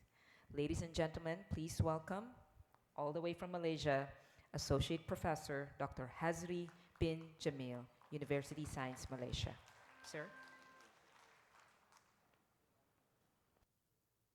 Thank you so much, and it'll be an honor to have an opportunity to share our experience and something that we could learn and discuss together regarding the CALOHEA project. So, and a very good morning to all. And this is my first time being in Olilio, Ilolo, right? It's very difficult to pronounce. I asked the staff at the airport, how are you going to pronounce? Because there is an I, so it's Ilolo, right? Okay. Okay, thanks. Okay, so I've been tasked to sharing with you regarding the recognition mechanism on the teacher education teams. I think I not to explain in detail the same content that have been shared from the previous speakers, especially in terms of the task and the mechanism as well. But I'm will more focused on the outcome to the extent that we could share with you on the framework. that have been established so far. The final version that after being consolidated and been consulted with various stakeholders and also been synthesized among the members countries is the version 8. That then we hope after we get feedback from all members in this hall, then it will also contribute to enhance further the framework. Okay, where should I point? Over there, right? Where's the laptop? Okay. Oh, this is the.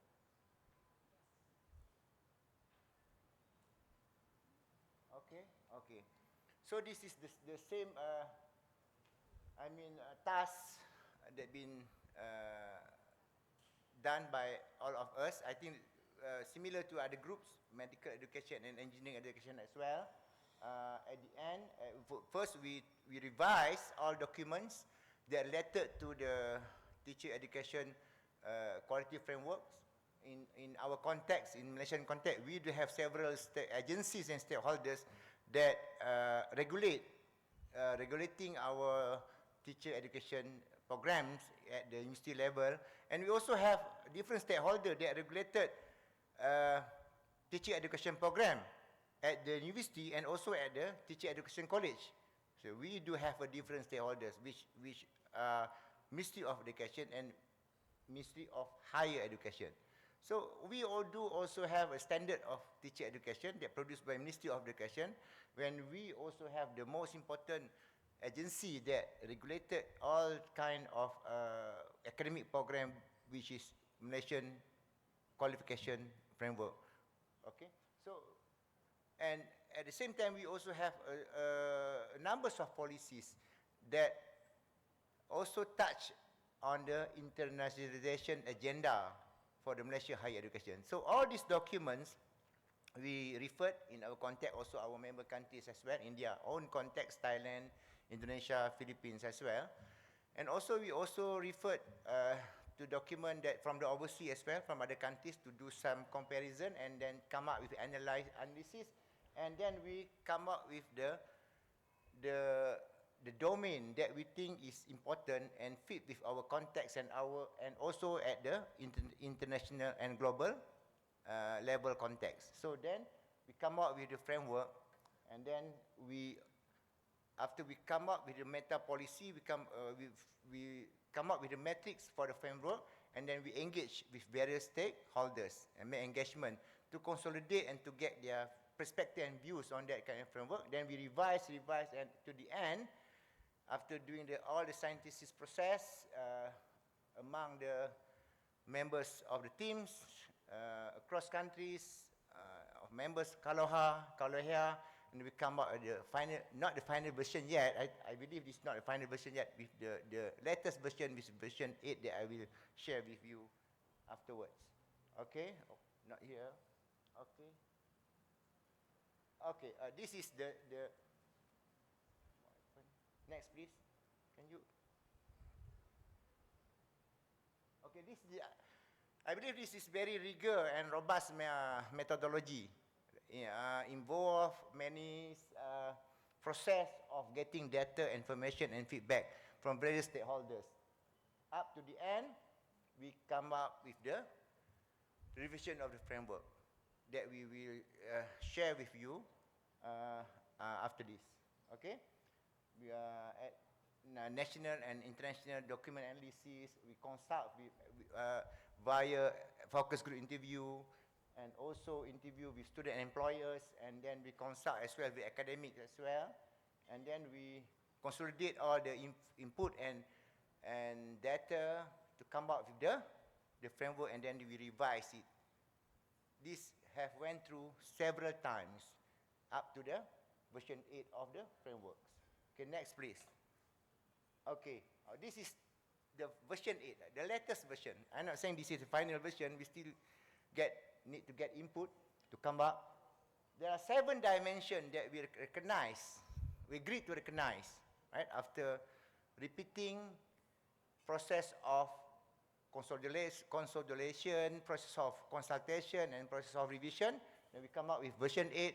Then we agreed at the meantime, this is the main important dimension that mutually been recognized and by all members of the CALOHEA project and input from various stakeholders across the countries. We have 8 dimensions that we think is are important for the teacher education program and for the recognition mechanism that will mutually, what we call it, agreed, right, by all countries in ASEAN, and to use this kind of framework that they're able to enhance the recognition of a teacher education program standard at the regional and international level. So we do have 8 dimensions.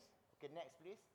And all dimensions touch the three important aspect that been established by the CALOHEA, which is knowledge, skills, and responsibilities. Okay, next please. Okay. Okay, this second dimension, first dimension, and we after each dimension there are the sub-specific dimension. Okay, the second dimension is about the third dimension is where's dimension 3? Okay, first is about knowledge, mastery, management of creation. Second dimension is about design, development, implementation, and evaluation of curriculum components. Means say that we agree that teachers also need to know about the curriculum design and curriculum development. And then the third dimension about where is it? Where is it? Yeah, learners, enabling growth and holistic development. It's our talent development, right? That touch related to the teachers' quality. And the communication is the fourth dimension. And then regarding how they are able to communicate and engage with to become a society leaders, right? This more sociological preferences among their skills, knowledge, and responsibilities. And then, where is it? Up to the dimension 7 is about lifelong learning. So all these dimensions that been regarded are important and fit with the national, regional, and international demand of the teacher education development. So we can discuss in detail further, right? If you any question, then if you do you have any input and feedback regarding this, we can also make it as our interest to enhance the framework. So a lot of benefits, I think my colleague have explained just now, but a lot for the students, for the faculty, for the institution as well, and also for the non-academic staff, and the most important thing for the ASEAN region, yeah, it will ease us because we have a great framework that to be referred in, to be recognized among us in terms of how we send our students to involve with the student mobility program between ASEAN university, especially in the teachers education program. I think that's all from me. I don't want to prolong the time because it's only 10 minutes has been given to us. So that's all. I think we can talk and discuss further regarding this after in the Q&A. Thank you.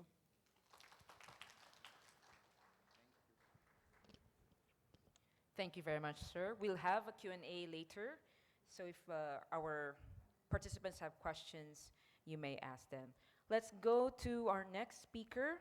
Our next speaker is an ESL teacher and head of the library at the Svay Riang University, SRU. He received his Master of Education in English and Master of Social Science and Law in Political Science. He has been trained for 2 years at Pedagogy School and another year at National Institute of Education, Phnom Penh, Cambodia. At present, he is a PhD candidate at the College of Education at the University of Cambodia in Educational Science, conducting research on factors affecting job satisfaction of academic staff at Cambodian higher education and a case study of women in politics in Cambodia. Mr. Dina is playing an active role in the CALOHEA in SIG Teacher Education of SRU. Please welcome Mr. Pen Dina, Svai Riang University, Cambodia. Sir.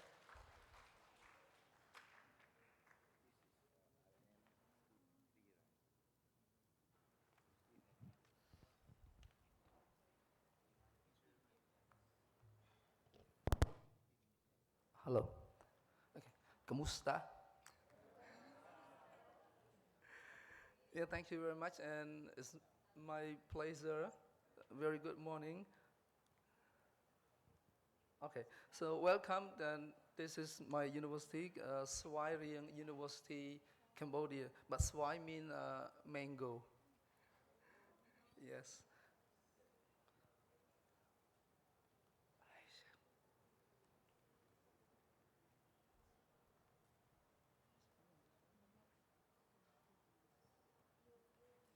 It's okay. Yeah, thank you. So I'm responsible here for the RM2 and RM3. So the RM2 and 3 is a lot discussed from previous speaker and Dr. Robert as well, Con. So again, I just give the overview of the RM2 and RM3 and a bit example of what we have implemented at our institution. So the installment of the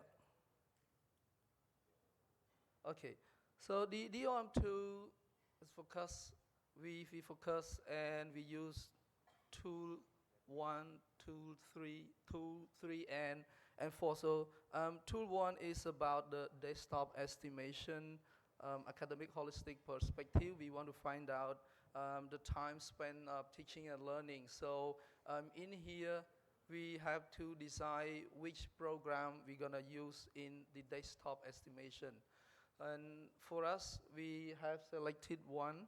Okay, so yes, we want to find out how many hours do the student need to spend learning in order to successfully complete each program component. For example, attending in the class, doing require reading, complete assignment, provide or individual or peers, preparing assessment and also taking assessment. And then we have to select one of the program from the faculties of arts, humanity, and foreign languages. And this is the whole program from year 1 to year 4 and 8 semesters. And then we have to choose one of these in order to conduct the next tool. So tool 1 is to decide which of the program we're gonna use for desktop estimation and who should answer this question. So we conduct this with the academic staff. Yeah, this is for our tool 2. In RM2, we call it end of semester questionnaire. So we have to select one of the semesters in the whole program. So for my institution, we select the semester 7, and we have 4 subjects to consult. So we have the questionnaire template for Annex 1 for the academic staff and Annex 2 for the students. So that is example, but it's a bit small.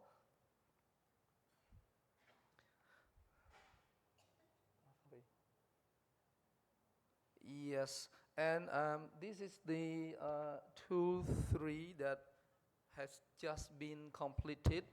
It's called diary and logbook, and we have to follow the 6 steps in order to complete the diary and the logbook, which we have to choose at least 2 units or subjects among the program, and we have to conduct in 3 weeks between December 2022 to end of April 2023, and we have completed, but a bit late to submit the report to the project. So after we have chosen the courses, we have chosen the time frame, and then we have to decide how we gonna give the student the assignment in one of that subject, but we have to choose 2 at least. So we assign the student to do a assignment, and the academic staff have to list down all the activities that students need to do for their assignment. And after we have designed this list for the students, we come to the student and we share with them how we're gonna collect the information from them. So we share with them, and finally we introduce the exercise. And this is the table that we provide it to the student. First, we provide to the academic staff for their estimated, we calculate in the minutes. So the academic staff have to list down all the activities that the student have to complete their assignment, and they calculate, estimate it in the minute, and then we submit this to the student to collect the data from the student. Then the student have to give the same, responding the same to those, and how long they spend for their assignment, so we can compare it. And finally we got the result, and we go back to the students, and we discuss with them the time difference with the student. And finally we go to the CALOHEA team in order to do the reflection, responding to the questions, and finally we prepare the report. Yeah, and this is for tool 4. It's called focus group discussion. We get started after we end tool 3 diary or logbook, starting from end of April to end of May. So we have 1 month to complete the focus group. So here I just say, what is focus group? Yeah, I'm sure Professor Doctor and ladies and gentlemen here know it quite well, so I don't want to go to definition. So why it is useful in the CALOHEA line 2 or RM2? It is the group dialogue that we want to enrich the information, adding up to tool 1, desktop estimation, tool 2, end of semester questionnaire, and tool 3 that I have just explained.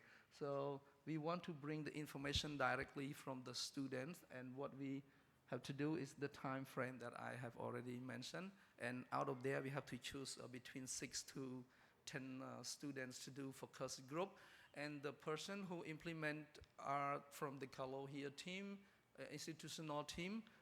One is a facilitator, and the other one is a note taker. So we have to run the focus group discussion with among 6 to 10 students.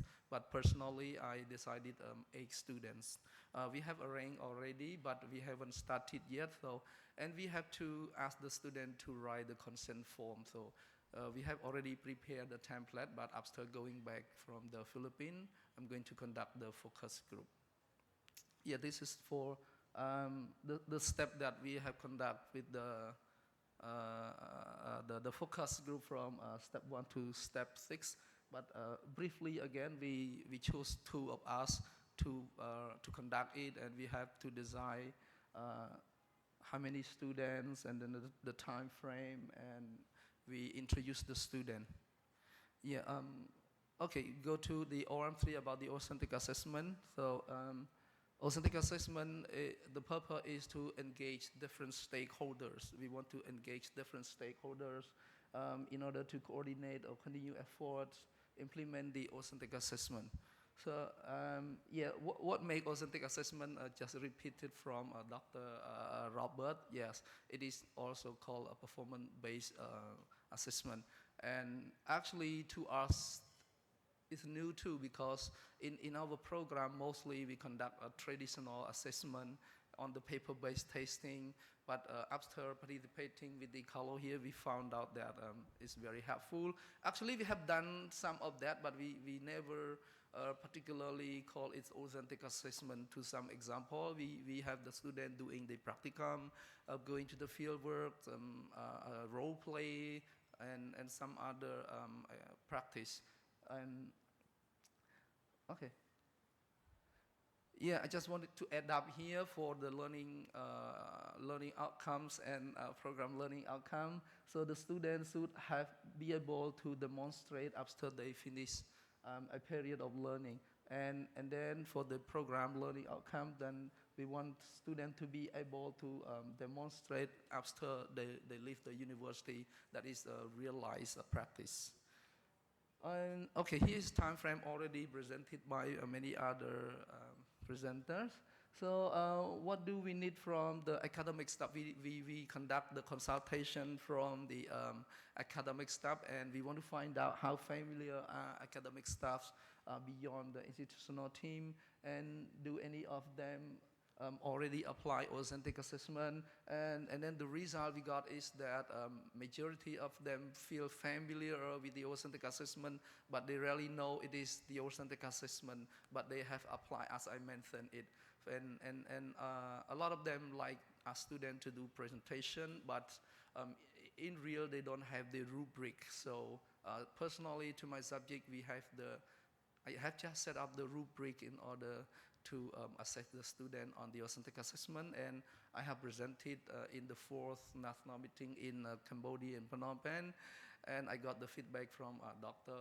Lynette. Still thanks Dr. Lynette for her comment and feedback on my rubric. Yeah. Yeah, and here's what we're doing with the consultation with the academic staff. We are doing both online and face-to-face. And also, before we conduct it, we have to make a short video introduction, introduce them, but we upload it into the YouTube channel and submit to a stakeholder before they come for an interview face-to-face. Okay, I think that's all for my presentation. Thank you so much.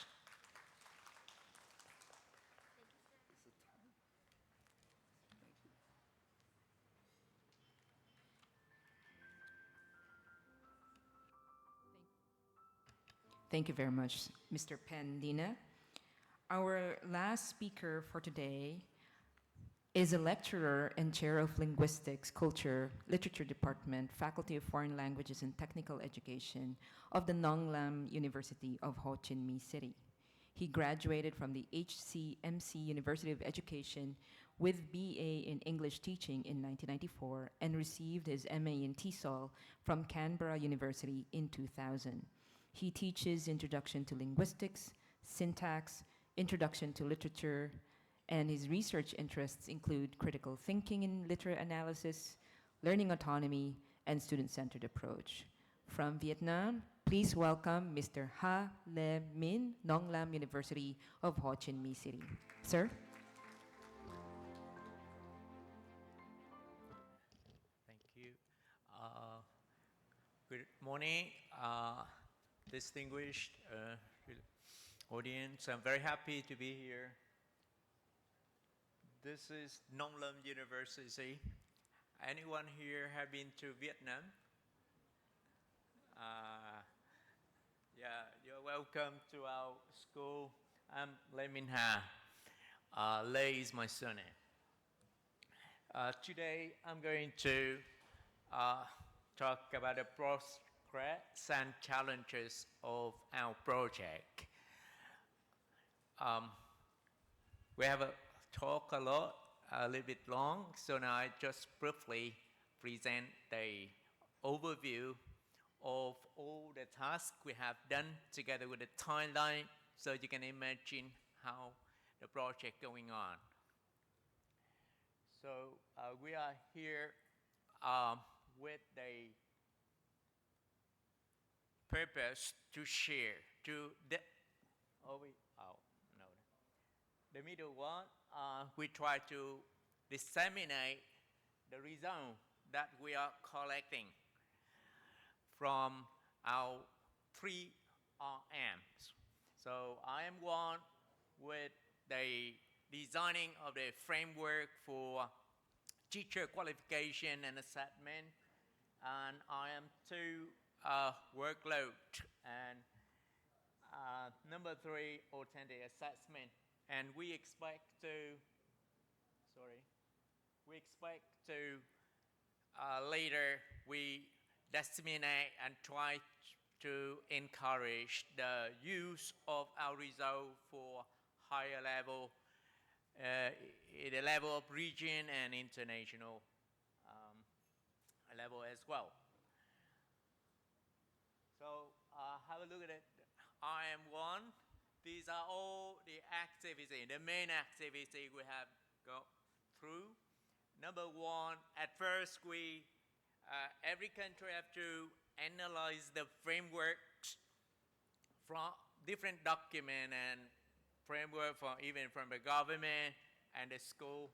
So we try to put them together and we share that with different country in our project, and we try to come up with the first version in the general meeting 2021. And after that, with that version, we want to discuss, want to consult the academics, graduate, and employers. That already done, and we have a lot of feedback, and we discuss again, and we produce the next version. Dr. Hazard, you see, just show different version from number 1 to number 8. Now we have an 8th version. And we also, number 5, that is what we are doing now, national meeting. When we have the national meeting, we want to share. Of course, it's not perfect yet, but when we share, we want to involve the employer and other stakeholder into the process of recognition. And also, we really need the feedback to improve it. For the second, this is the brief overlook of the RM1. So we are now, the last steps, we want to disseminate the result so that we can, it helps to incorporate into our recognition of the 3 RM. Okay, let's have a look at the task we have done throughout the RM2. For number 2, after we prepare carefully for the consultation, we have number 3, we have a consultation, the round 1, with the graduate and academics. And number 4, we're going to do most of the tasks already done with logbook, and we already, I think most school, most universities already collected enough data from workload report from student. And we are going to do the next one, and we would finish by the end of the month with focus group. We would have some interview and get more feedback in detail. And with this, we can have a better look at the workload, what happening, taking on in individual work by student. So next, I want to,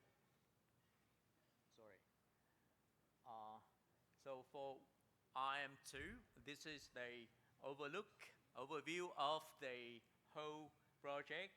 We design processes with different steps, and we have a 2 logbook and questionnaire logbook and focus group interview. So, and we deal with different kind of stakeholder. So hopefully we could come up to the recognition.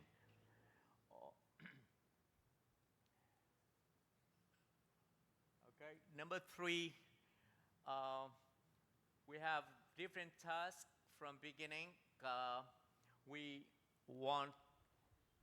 We try the questionnaire for our team.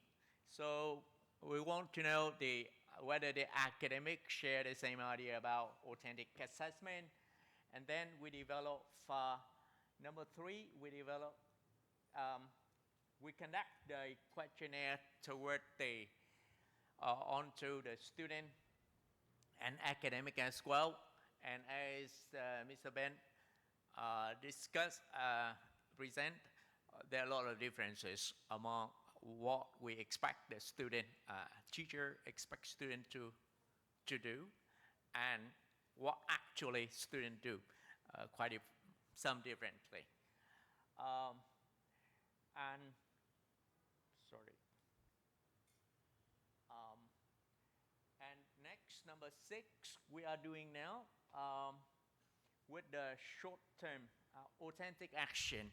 Now we divide into 2 steps so far. First, short-term, from January to October.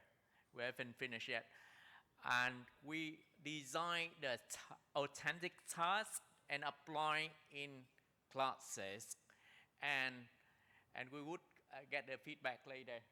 Another one, medium level, we would apply the same way, the same task to authentic task to different subjects, right? We try to encourage different academics in the faculty to apply authentic tasks, right, in their courses. So I think those are the overview of the 3 R's.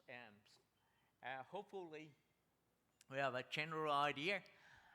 For the conclusion for this part, we ourselves now have a clearer vision because we now collecting data after long preparation and activity. Now we have a clearer vision about the 3 RMs, and we also have a strong belief that these things will help make a change and later hope other to recognize, to accept.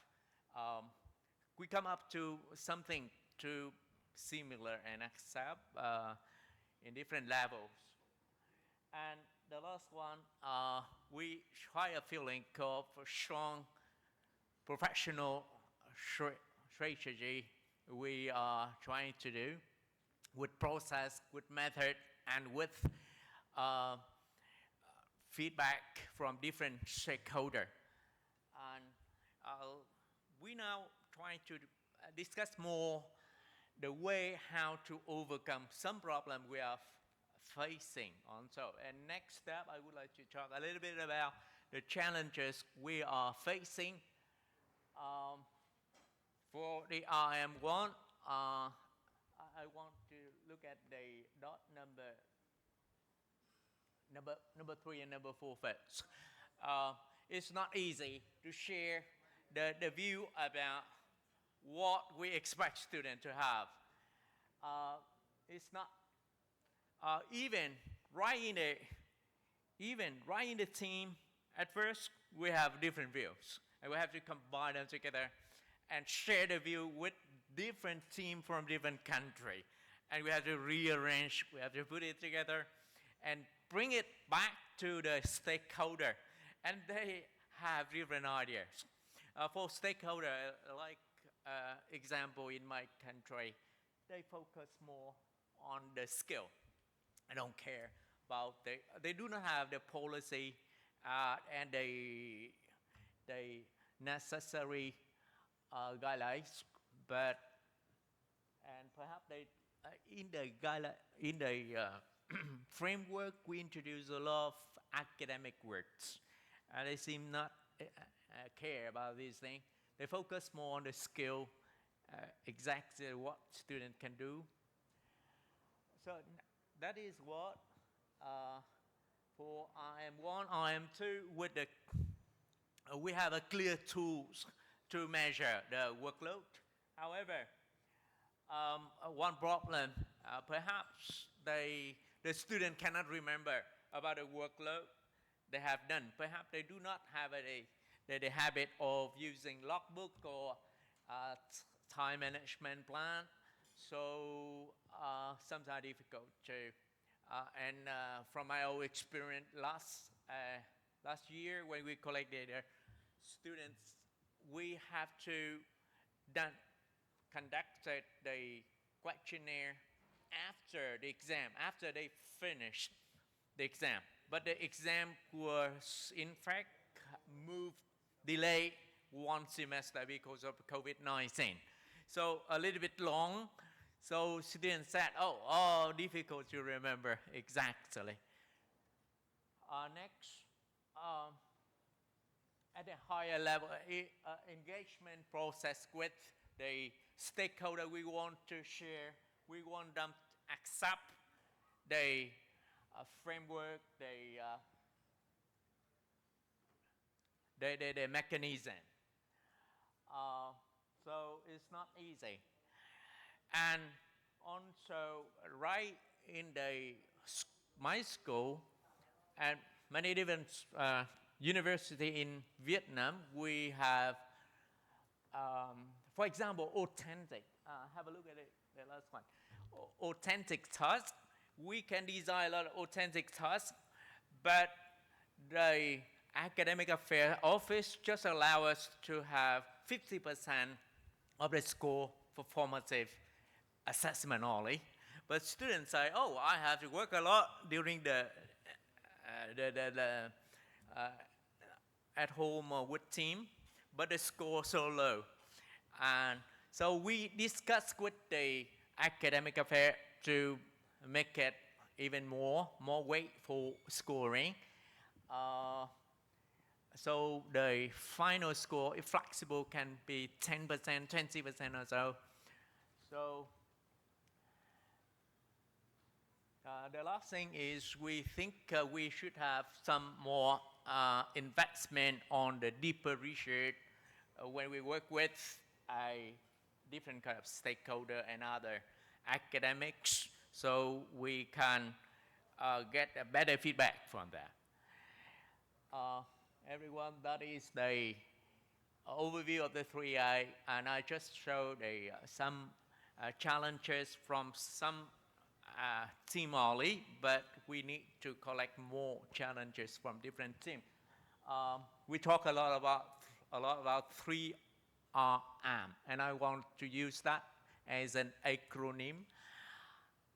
We try to realize the challenges and manage the changes. With that, I thank you for your attention.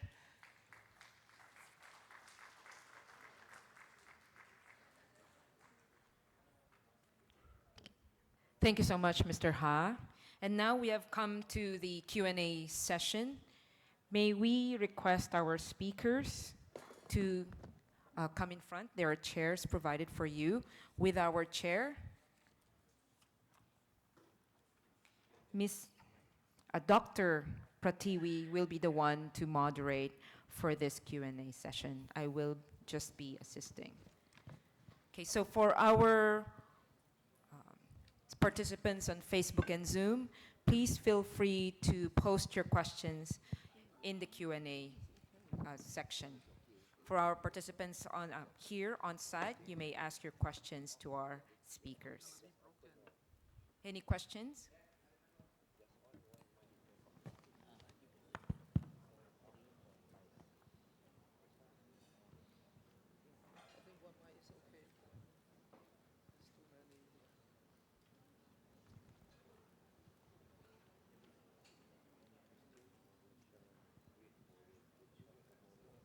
None so far? No questions from our participants? Yes, we have a question. Ma'am? Sorry po, it is I again. Sir, for the university science framework, you have certain,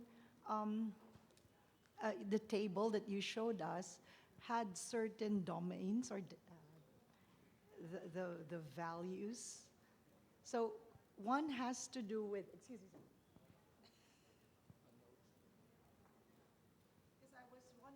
about how you identify or derive and therefore distinguish the already identified dimensions. So the first question is, are these dimensions identified by you or are they already set by the system?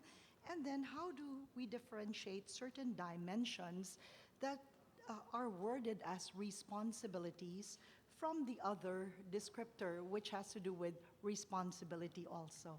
Thank you. Thank you. So, Prof, do you want to answer the first question? Thanks, my friends, for the Christian, so it's specific for me, but the Christian is applied as well for the other specific subject area, including medical education, medical education and also engineering education. What I shared just now is about the reference frameworks. You know? Then we do have the several dimensions, 7 dimensions, and there are sub-dimensions for each core dimension, right? So, okay, that framework has been discussed among the CALOHEA members, all right? And how we derive to that dimension, okay? I explained just now that there were a robust and rigor methodology that been used to ensure that this dimension is mutually and consistently agreed by various parties, agencies and stakeholders, okay? Via several techniques of data collection, okay? The first step is a meta profile, right? We do a meta profile. That is the way how we, as team members, right? And also we do have our members as well in each institution, right? Me, I do have other members as well in my institution that focusing in this project. 5 of us. Same apply to other university as well, okay? So we looking, investigate and search for the document at the national level, a policy document, official document, a regulation that related to the teachers education program, including the matters about accreditation, the matters about teacher education quality and other and whatsoever related to that particular aspect. And we also search and investigate other documents from other countries as well that we want to compare it. Okay, then we analyze it and we develop our own meta profile based on our context and comparing as well with other country as well. Okay, and then we bring from nation team we have USM and UTM, 2 universities, 2 research universities presenting this teacher education specific subject area. So then we bring to the CALOHEA general meeting and we do have a workshop with other teams from other countries as well, from Vietnam, from Cambodia, from Indonesia, Philippines, and then we debate, we discuss, we synthesize it, then we come up with the preliminary framework of the reference framework. And based on that framework, we go back to our institution and our country, and we started engage, and do consultation with various stakeholders, with students, with academics, teachers, stakeholders, officers from ministry. We do the same like this, focus group discussion, do a workshop, you present to them, then they give a feedback. What should be in there, what should be added, what should be omitted, all right? This is appropriate with our context, this is no longer important. They suggest to add something that more related to the so-called VUCA, whatever, the IR 4.0, whatever, that need to be inculcated to the teachers as well. Okay, so we synthesize it, we include it, all the data in our framework, we add, and then we go back. We have a meeting with all the members. Members from other countries did the same thing as well. And then we go to the new version. This has been repeated up to the level of officer at the ministry as well. And then we reach at the 8th version of the framework. So to address the question, this is not come up from us. Yeah, initially it's come from us, but it's not. It's from our mind, our discussion, and also from the document that we referred. Then we review it. We review and get feedback from various stakeholders. So the input is what we call it from all related and relevant agencies, stakeholders that close to teachers education program in countries at the ASEAN region. I hope I address your question. Thank you. Oh, you went there. Oh, no, I think maybe for the second question about the responsibility, ma'am. So let me allow to answer that. So we build, can you believe us that in each of SAG member, we are not being told that this is the table that you should be done or should be filled, right, Prof?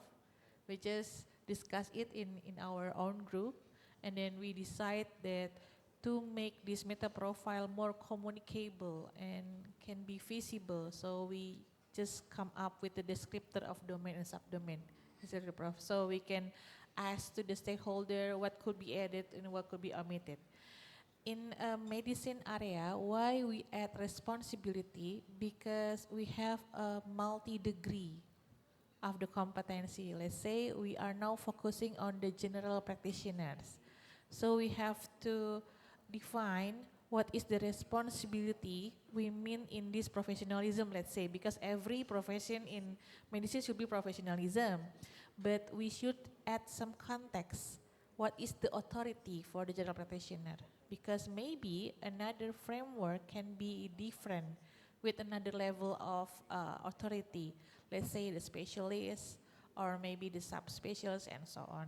So we add some responsibility here to add some dimensions so it more communicable to the stakeholder. I think the most important thing that based on the framework, this will guide the curriculum development, the assessment measure to measuring the quality of the program, and also the most important thing as the basis that we can refer to in terms of how we have a consensus and mutual agreement to enhance our student mobility. For instance, from the Philippines teachers education program want to come for a semester in USM, for instance. Then we need to have a common recognition, right? Then what kind of framework that we referred that guide our curriculum and other things matters to teacher education program in the university level. So then we recognize it, then there should not a problem to enhance the student mobility. You can come to Malaysia for one semester and consider to take into account the credit transfer and many things related to the student mobility, especially in teacher education. I think this teacher education is very big problem in terms of practice, in terms of skill and competency across the ASEAN region as well, because the use of the language, right? And also the culture as well. That's why the terms of responsibility here, I don't think the CALOHEA means that all teachers have that we produce need to have this responsibility towards that. There's more towards to produce student teachers that or novice teachers that know how they really could contribute to the society. That I think that is the means of that concept of responsibility. Yeah, as I mentioned earlier in my presentation, is the consultation conducted can be face-to-face and also online. We invite the stakeholder to attend online. And I started with the CALOHEA from the Synthesis Revision 5, which we consulted from all the subject area group online. And I remember facilitated subject area by Richard and Odia. And then when we got the revision 6, we go and consult with the academic staff. And then we consult with the alumni and also the student and employer. And finally, now we have the synthesis revision 8. Yes.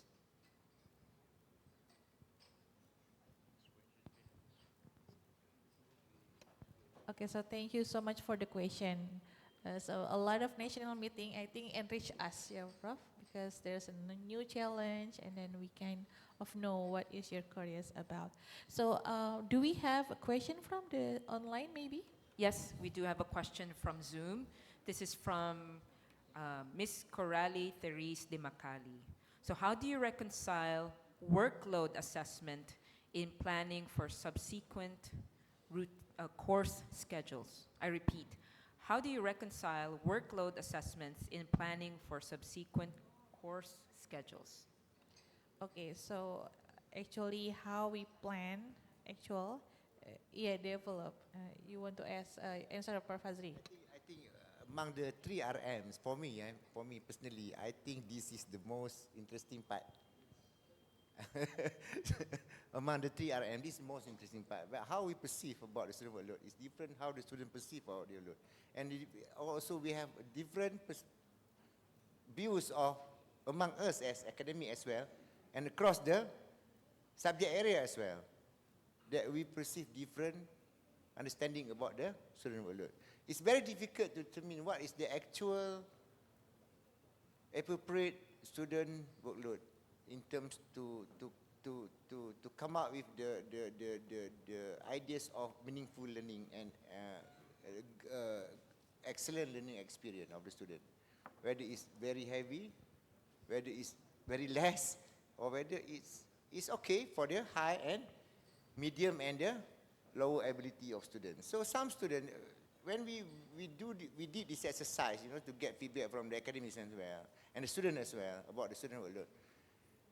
The way we calculate the student workload is different among us. What matters or what things or what activity that we counted as a learning activity also different as well among the academics, the stakeholders, and also the institution, and also the administration, and also the student as well. So this is very interesting. This is, for me, among these three RM, this is the areas that quite challenging, to determine what is the best formula for measure the student workload. Okay. For in nation context, we do have this kind of student workload. When we develop an academic program, then we have been guided by the regulation, right, of the nation qualification framework. How to count the student workload based on the unit as well, learning hours and so on. And it's still not certified by some of the many academics and faculty of the students as well. We look at it's very easy, it's very light, and some say that it's very heavy, So whether the way we calculate the student workload is really provide a good learning experience to the student. That's the most important thing that we need to consider. This is the way how we to find, to reach at the actual process, the very efficient process, and that mutually agreed between us across the ASEAN university in this region to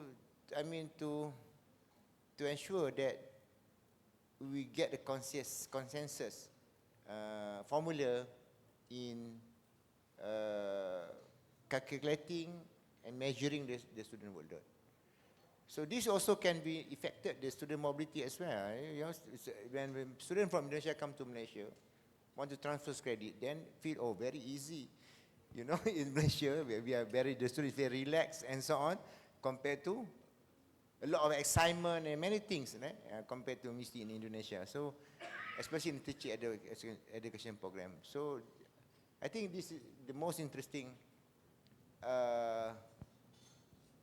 RM, recognition mechanism that we need to taken in a very serious effort to come up with a very good formula of measuring the student workload. Thank you. Yeah, perhaps since maybe we can dive more deeper in the tomorrow workshop about how we measure, but maybe Professor Halemin and also Prof. Ekarin can add some information, since when we are doing the RM2, actually we ask the students and the teacher to assume the workload daily, weekly, and one semester, right, Prof? So is there any challenge about that, Professor Halemin, about how the students can recall back what is their actual workload back then? Maybe you can add some information. Okay, the problem comes from the first questionnaire. We just ask our academics what they expect, how much workload they expect for students to do. Second, what student actually have done during how much time for that. But for that questionnaire, we have a problem because they said most of they don't remember exactly. For the second step, we do the logbook, and it's okay. We take some particular step. First, we explain. We choose the subject and the classes, the courses, and then we explain the term workload. What does it mean? Different from contact hour. And next, each teacher explained from beginning. We have a different type of activity, reading in advance to prepare for the lesson, assignment, group work, or preparing for a midterm or exam. We design very carefully and ask students to take notes when they are working. And we choose some particular weeks, 3 weeks, to collect data from them. So the teacher write their expectation, the expected workload for student, and student report what they actually did, and how much time they spend on each activity. So by this way, we can have the result and compare between the student actually workload and the expected workload from the teacher. That is what we try to do. Yes, step by thank step. you. Maybe I also ask Dr. Ekarin, maybe, sir, do you have any special experience about how to measure the student workload? Yeah, I think that the question is very interesting. Sorry, I cannot hear your voice Okay. here. Okay, can you hear me? It's better? Yes, it's okay. Yeah, for the uh, workload, I think it's a very interesting question because I agree, that it's very difficult to tell the appropriate, workload. I think it's depend on the nature of the course and the credit hour as well. But this question remind us, to think about, when we assign the student, we have to discuss, until the detail to the student, what they have to do, what they have to achieve. Otherwise, sometimes many professors, they don't think about, the work, but they just assign. So the result that we received from the consensus and from the activity remind us, to think deeply, when we assign the student. But I agree that, it's very difficult to tell you the appropriate, workload for the student. You have to consider, the amount of time and the nature of the course that you provide to the student. I think, yeah. But this is my opinion. Yeah. Thank you. So, Dina, thank you, Dr. Ekarin. So, Dina, you would Okay, add. just want to add a bit what speaker have already mentioned. One of the challenging of estimation is because in the tools tool, it's called end of semester questionnaire. We have to choose one of the semester, and for our institution, we decided semester 7, and there we have different credit for each subject. That's why the time workload is much. We have the big gaps of the student workload, and when we go to the diary or logbook, is about the same workload estimated by the academic staff, around 1,000 minutes. But when we look to the students' estimation from their diary and logbook for 3 weeks assignment, we find different workload estimated, which is double. One subject student need about 930 minutes, while the other subject student need only about 490 minutes something. That's why it's big gaps because of the credit in each subject as well. Yeah, thank you. Yeah, thank you so much. Maybe because due to time limit, so please come tomorrow for the workshop day 2 so we can also discuss more intense about this. So thank you so much for the question and for your attention. Now I give back the session to the MC. Thank you. Thank you very much to our speakers. Okay, so Dr. Pratiwi, Dr. Sungtong, Dr. Hazri bin Jamil, Mr. Pendina, Mr. Leminha. Okay, so thank you so much for those very interesting insights. Truly, there are a lot of questions, challenges, when it comes to assessment, budget, and so on. There's really a need to align objectives, reconcile what administrators and academics need, and what graduates and employers need as well. Okay, so we have come to one of the more important parts of our session, which is the lunch. So let's all break for lunch until 1 o'clock. So lunch is ready. Lunch is served at the back. So we have one facing that area. We have one on the right and then one by the window. So please line up and prepare your meal stubs. Okay. We will have a short entertainment later. Please come back at 1. Enjoy your lunch. To our Zoom participants and our participants on Facebook, enjoy your lunch as well. Thank you.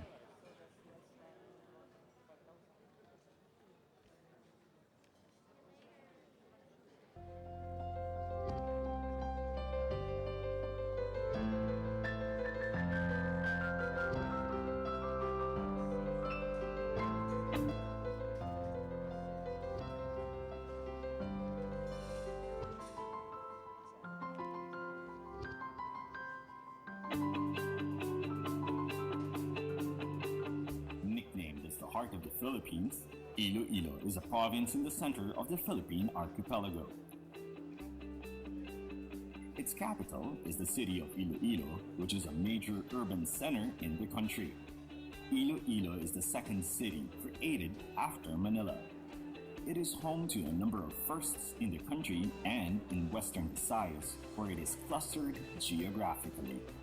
Iloilo is the first province to export sugar in Australia in 1859, the first to establish a modern custom house in the Philippines and a shopping center, the first province to have a foreign firm, international business community, and an international research center in the fishing industry, the Southeast Asian Fisheries Development Center, or SEAFDEC, the first to have a provincial branch of the country's first bank, and the first and only province to have 2 cities during the Spanish time, Iloilo City and Haro City. The province is an authority when it comes to educating young minds. Of course, Iloilo is home to the first university in Western Visayas, the University of San Agustin. Its establishment is linked with the arrival of the Augustinian in the Philippines. Established as CALOHEA San Agustin Iloilo in July 15, 1904, it earned the university status in March 1 of 1953. Today, the University of San Agustin offers more than 20 undergraduate programs, more than 5 graduate programs, and basic education. Students at the University of San Agustin are formed holistically in the spirit of Unitas, Caritas, and Veritas. Aside from the Augustinian education, centuries-old colonial churches, stately mansions, and heritage commercial buildings are also the legacies of the Spaniards in Iloilo City. Iloilo has attracted hundreds and thousands of tourists because of its festivals, food hubs, clean river, the Iloilo Esplanade, new Iloilo International Airport and seaports, high-rise buildings, Iloilo Convention Center, shopping destination, homegrown restaurants, heritage village, and beach resorts.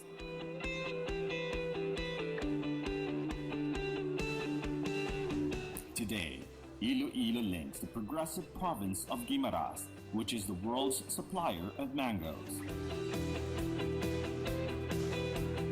Aklan, where the world's longest white sand beach, Boracay Island, is.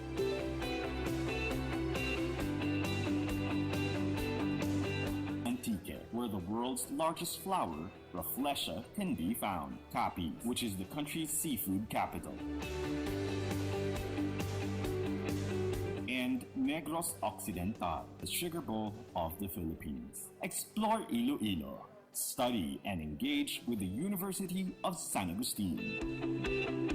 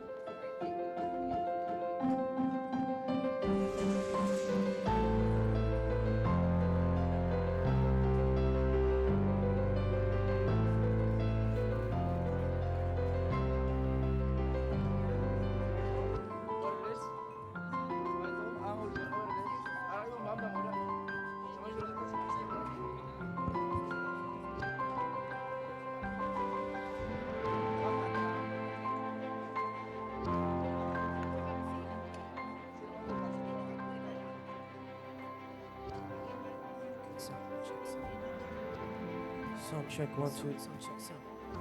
1, 2, 1, 2, 3.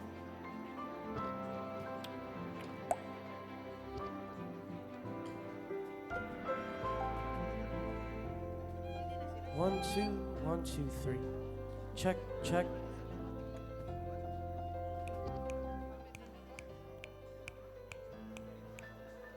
Check. Dingay. Check.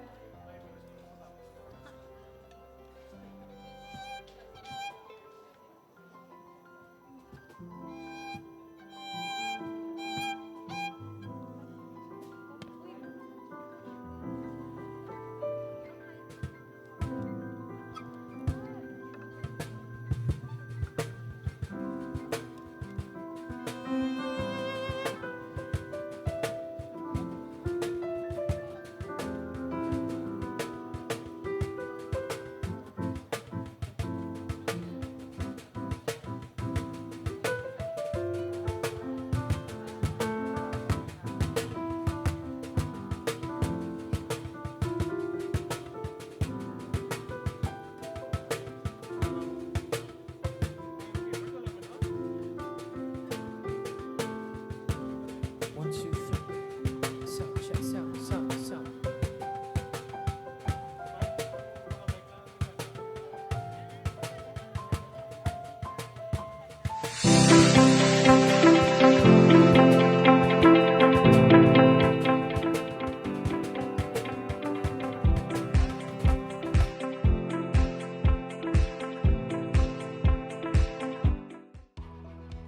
With Globe Business, back-to-back ang breakthroughs sa negosyo with just one click.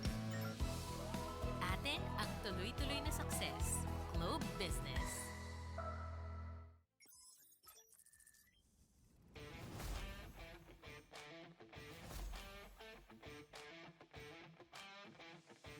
My name is Jonathan De Luzuriaga, and this is my business diary. Let me tell you about Spring Valley. Spring Valley is Asia's version of Silicon Valley. The Philippines is going to play a vital role in the digital transformation of the entire world. And Spring Valley is going to be a venue where innovators and technologists could congregate in order to create technology for good. We found our partner with Globe Business. And a vision as big as Spring Valley would need to have partners that are both reliable and compatible. Reliable in terms of providing the connections that would enable our business to succeed, and compatibility with our core value, which is one, love for this country, and second, a deep appreciation of technology and innovation.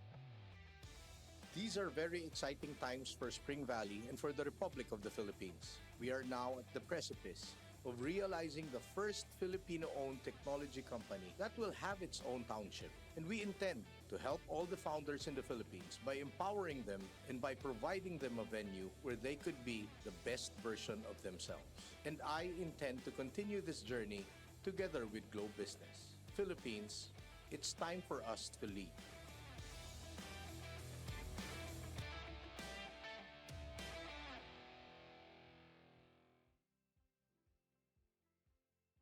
I have a friend who's coming over. I can't wait for you to meet him. He's going to be perfect for our team. Good afternoon, everyone.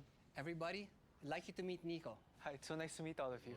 These are some of the top entrepreneurs who are still looking to grow their business.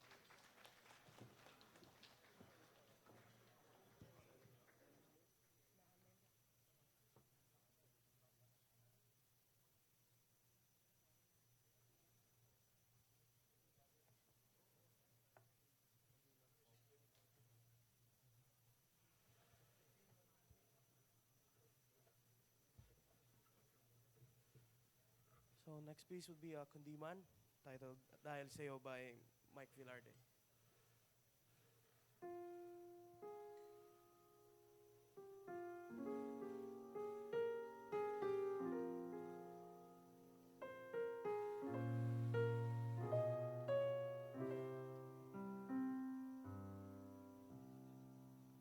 Sa buhay ko'y langis,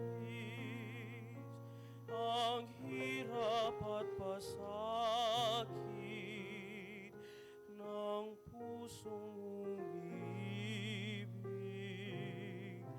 mandiwala ng langit, at nang lumigaya, inangos at husa, tanging ikaw, sinta, ang aking pag-asa. Dahil sa'yo, nais kong mabuhay. Dahil sa'yo, hanggang mamatay, dapat mong tanungin, wala nang ibang giliw, puso ko'y tanungin, ikaw at ikaw rin. Dahil sa'yo, ako'y lumigaya, pagmamahal ay alayan ka. Kung tunay man ako, ay alipinin mo ang lahat sa buhay ko'y dahil sa'yo.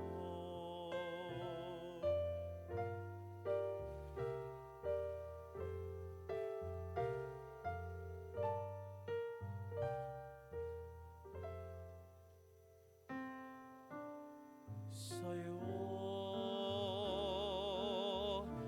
nais kong mabuhay. Dahil sa'yo, hanggang mamatay, dapat mong tanungin, wala nang ibang giliw, puso ko'y tanungin, ikaw at ikaw rin. Dahil sa'yo, ako'y lumigaya, pagmamahal ay alayan ka. Kung tunay man ako, ay alipinin mo ang lahat sa buhay ko'y dahil sa'yo.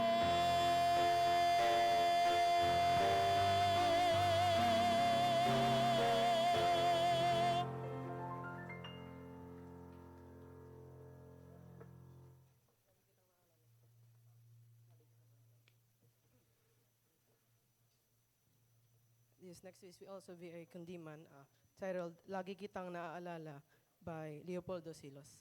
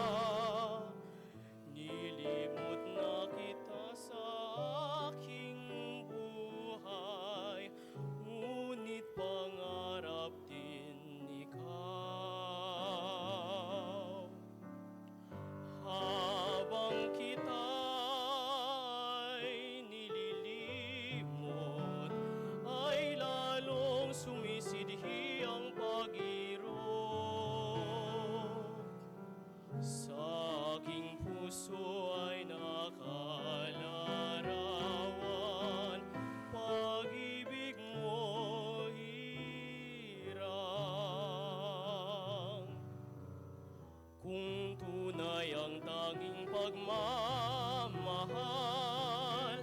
ay di mapaparang habang nagdudulot ng bighati, lalong di mapawi. Lagi kitang naalala kahit na pilitin kong limutin ka. Sa aking puso ay nakalarawan pag-ibig mo lamang.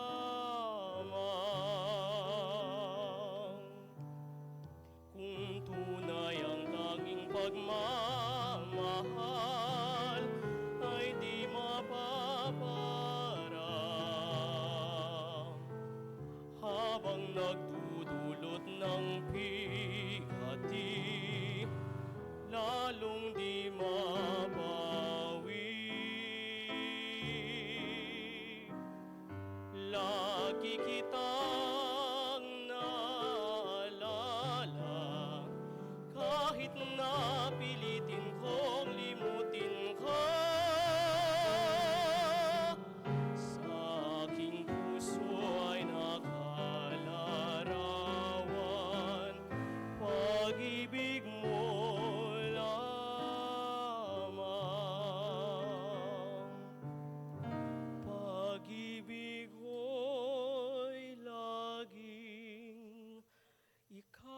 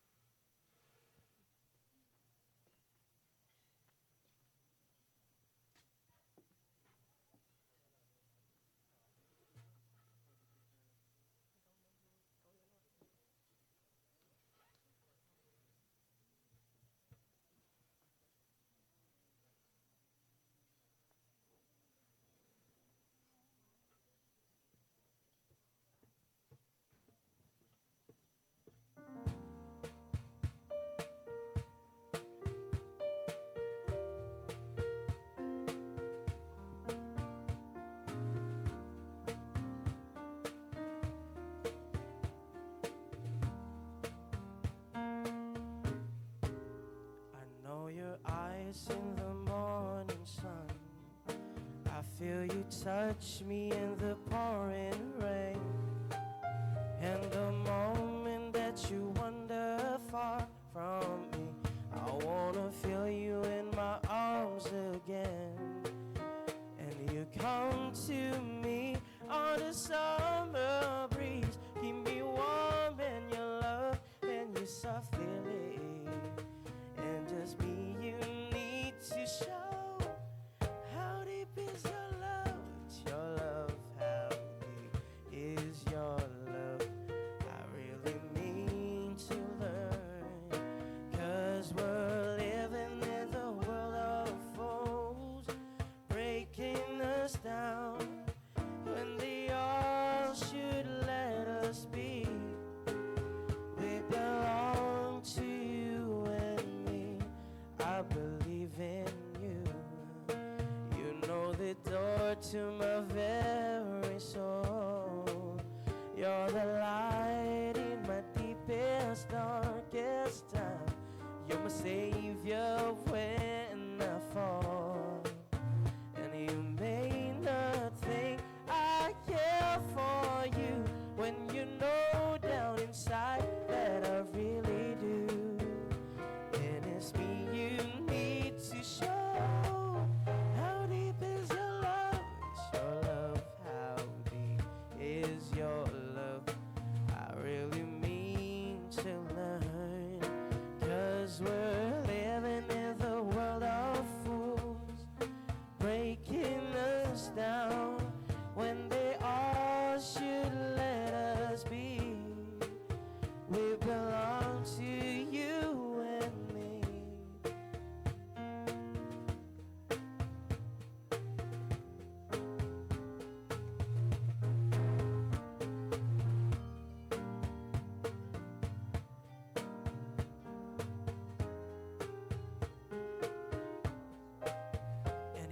Come to me on a summer breeze. Keep me warm in your love and your self-belief. And it's me you need to show. How deep is your love? Is your love? How deep is your love? I really mean to learn. 'Cause we're living in the world of fools, breaking us down when they all should let us be. We belong to you and me. Oh, how deep is your love? How deep is your love, oh girl? Yeah.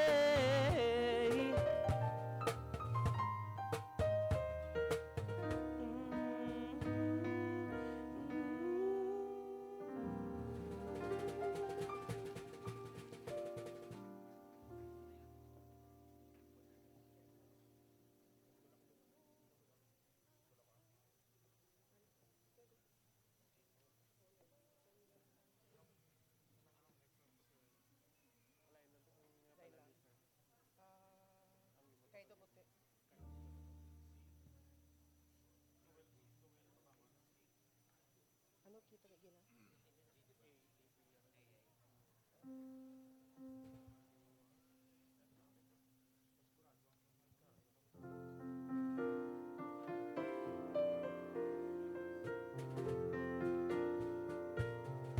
Tayo ay matanda na, sana'y di tayo magbago. Kailanman, nasaan man ito ang pangarap ko. Makuha mo pa kayang ako'y agad at yakapin. Hanggang sa pagtanda natin, nagtatanong lang sa'yo, ako ba kaya ibigin mo? Kang maputi na ang buhok ko.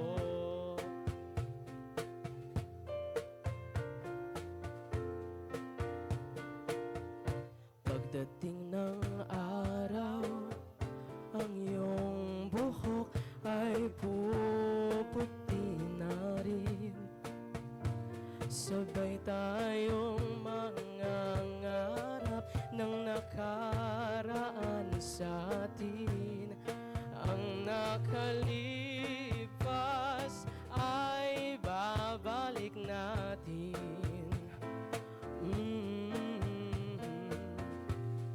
Ipapaalala ko sa'yo ang aking pangako na ang pag-ibig ko'y lagi sa'yo. Kung maputi na ang buhok ko,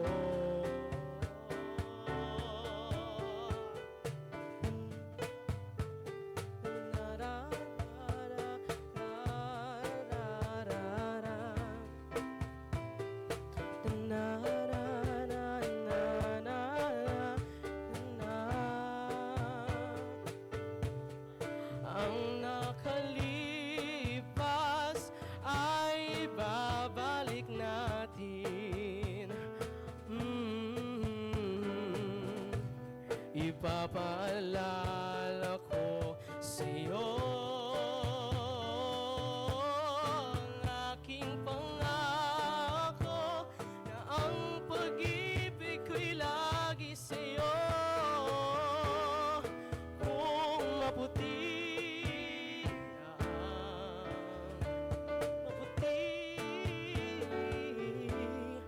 kung maputi na ang buhok ko.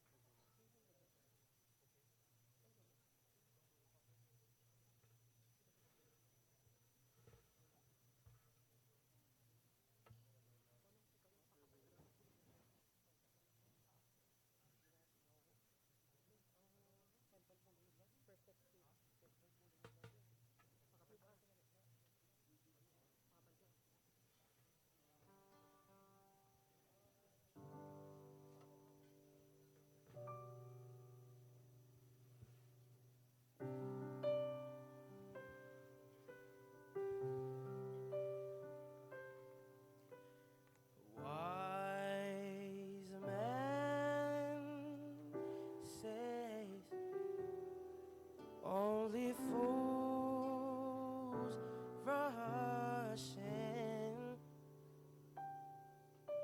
but you know that I can't help falling in love with you.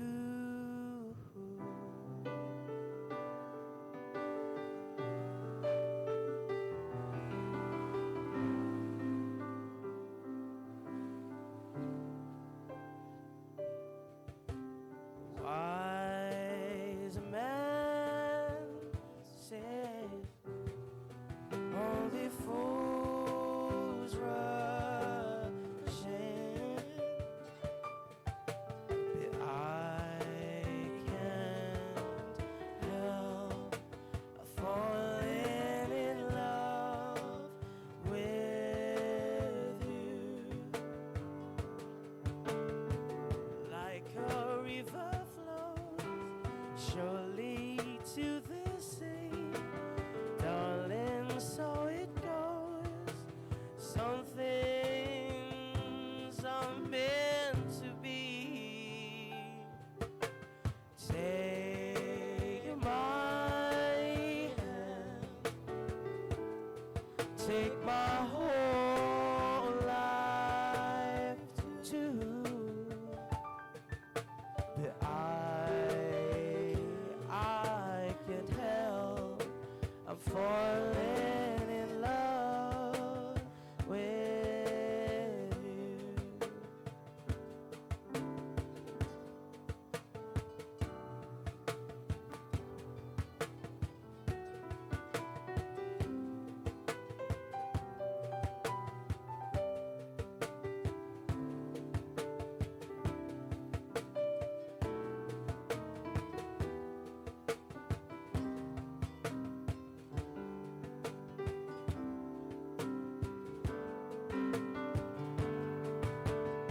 Like a river flows surely to the sea, darling, so it goes.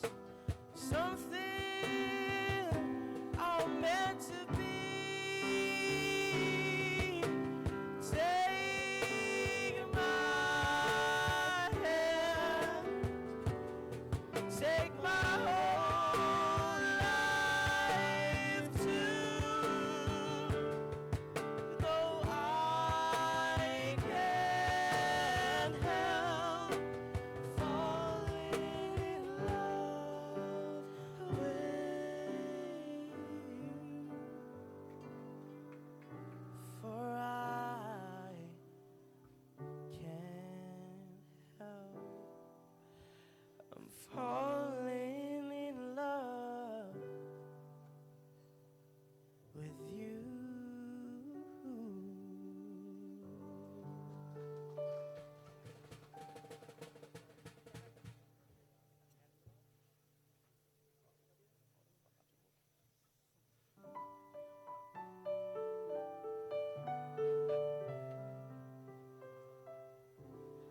I found a love for me,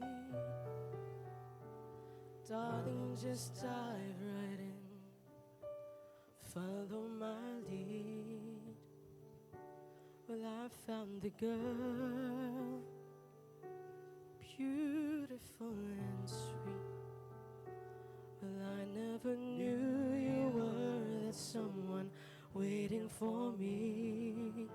'Cause we were just kids when we fell in love, not knowing what it was. I will not give you up this time.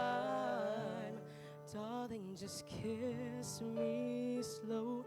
Your heart is all I own, and in your eyes you're holding mine. Baby, I'm dancing in the dark with you between my arms. We're barefoot on the grass, listening to our favorite song. When you said you looked a mess, I whispered underneath my breath, but you heard it. Darling, you look perfect tonight.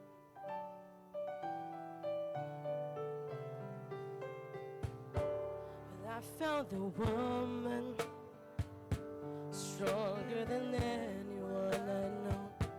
She shares my dreams. I hope that someday I'll share her home.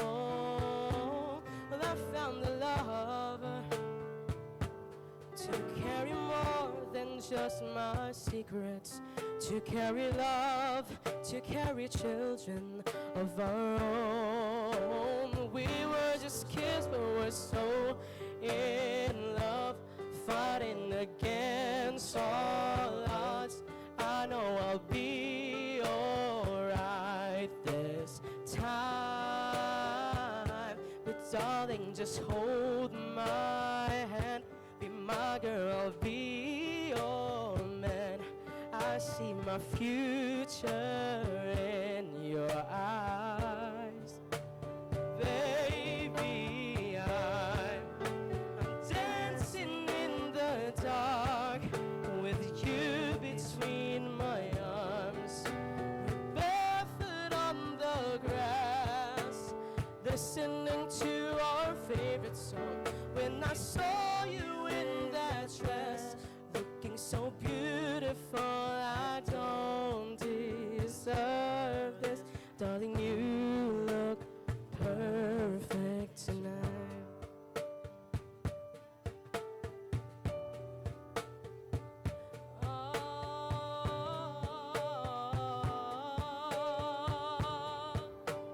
Baby, I'm dancing in the dark with you between my arms.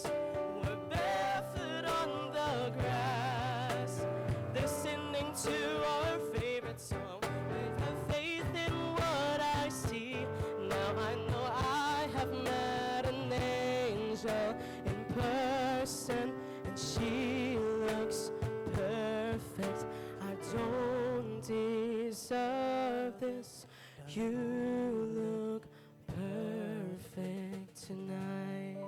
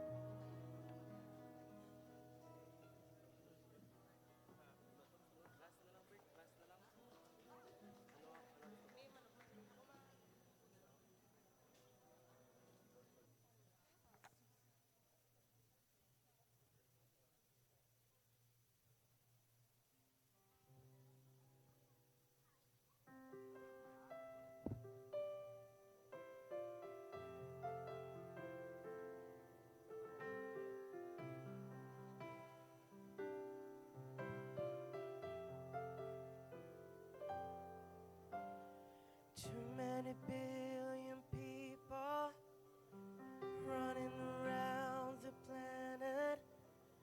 What is the chance in heaven that you'd find a way to me?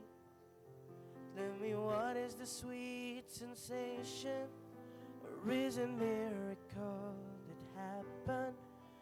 Though I search for an explanation, only one thing it could be: that I was born for you. It was written in the stars. Yes, I was born for you. And the choice was never ours. It's as if the powers of the universe conspired to make you mine. Until the day I die, I bless the day that I was born for you.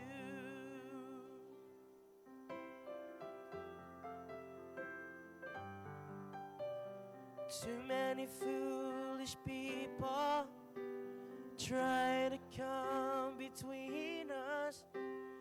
None of them seem to matter if I look into your eyes. Now I know where I belong here. In your arms I found the answer. Somehow nothing could be so wrong here if they only realized that I was born for you, and that you were born for me. And in this crazy world, this is really meant to be. What we have the world could never understand or ever take away. I bless the day I die. I bless the day that I was born for you.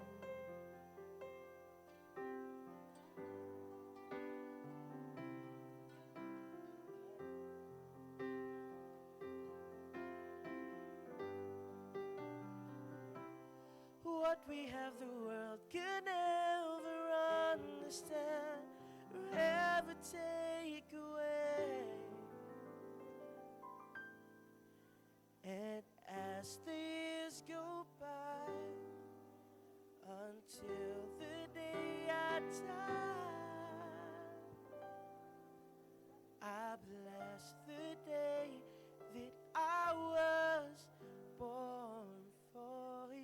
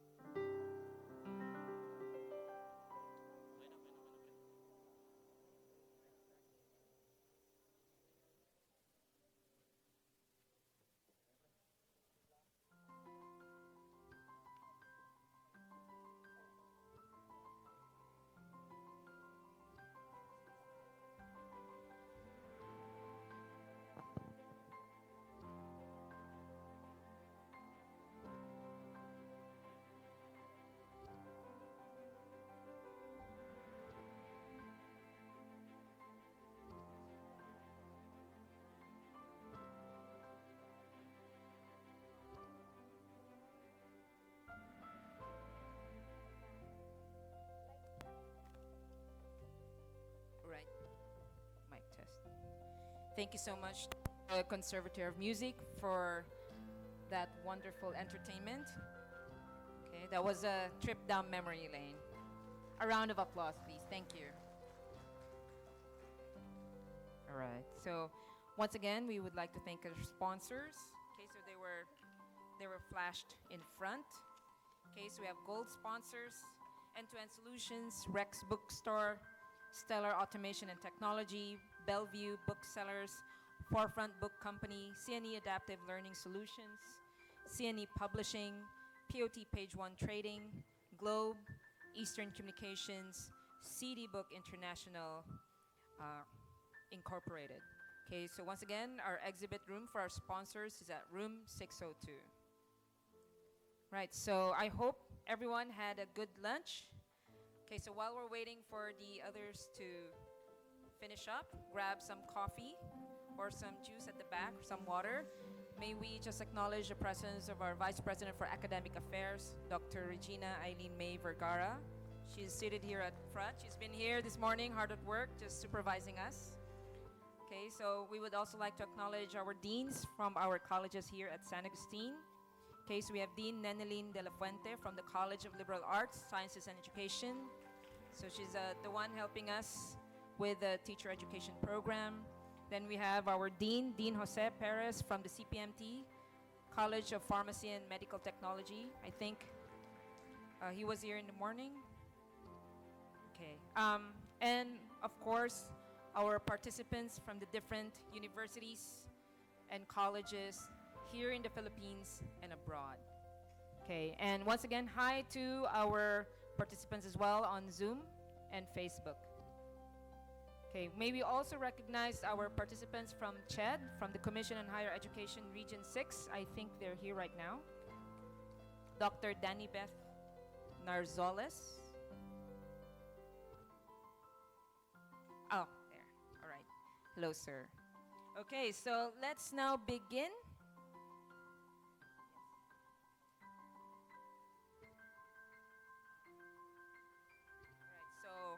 Dr. Narzoles is unable to come right now, so we have Dr. Sucaldito, who will be sharing with us later. All right, so let's begin now with the next session, which is policy dialogue. Okay, so the topic is the challenge of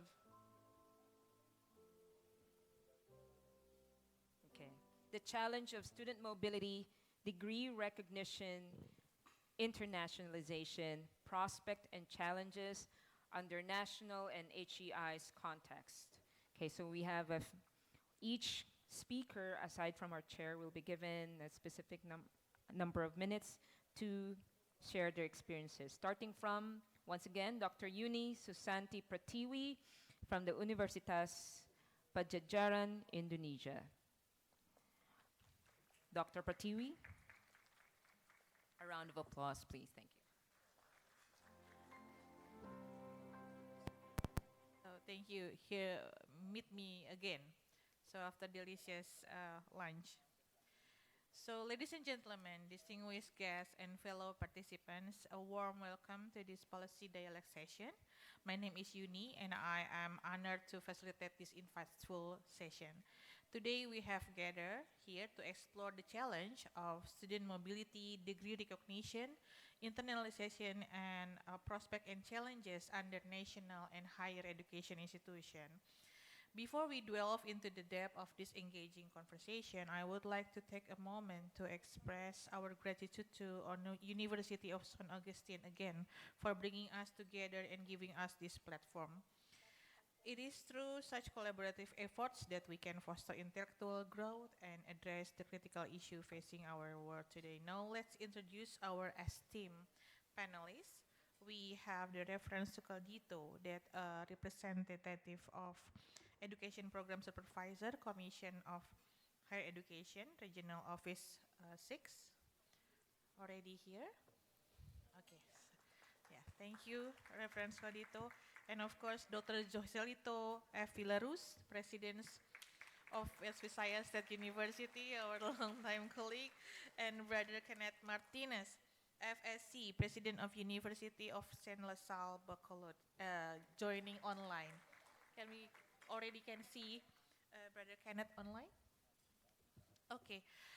So without further ado, let us commence this enlightening session. I invite each panelist to briefly share their initial thought on the topic, and from there we will dive into a stimulating conversation. So we can start with a presentation for each of panelists, and then we can discuss after all the presentation. So let's begin.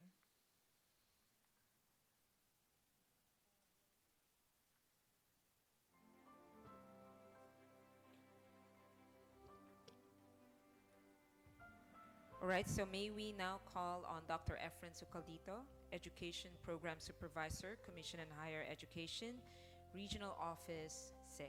A round of applause, please.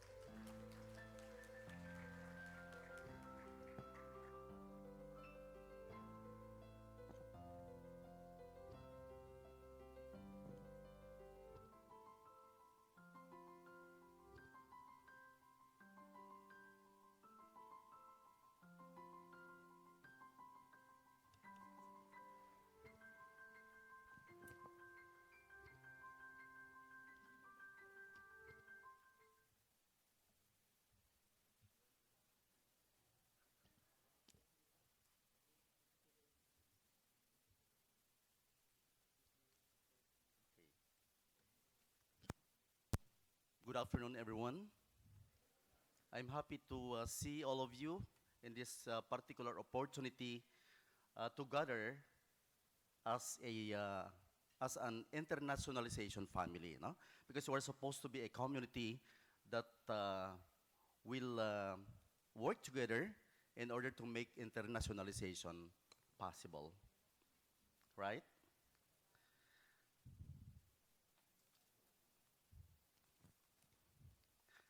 Okay, so Dr. Tolosa and I were laughing, no, because at the back, no, we just learned about our coming this afternoon. I think 30 minutes ago, no. But anyway, we have no choice, no, but to really respond positively to whatever request or whatever invitation that is given to us, because we believe that by being responsive, no, to the invitation to do something or to speak about something like internationalization, we would be able, as commission, as part of the Commission on Higher Education, to put into reality, no, this program of the Commission on Higher Education among our higher education institutions like University of San Agustin, no, which is one of our best universities, no, in Western Visayas. Okay, so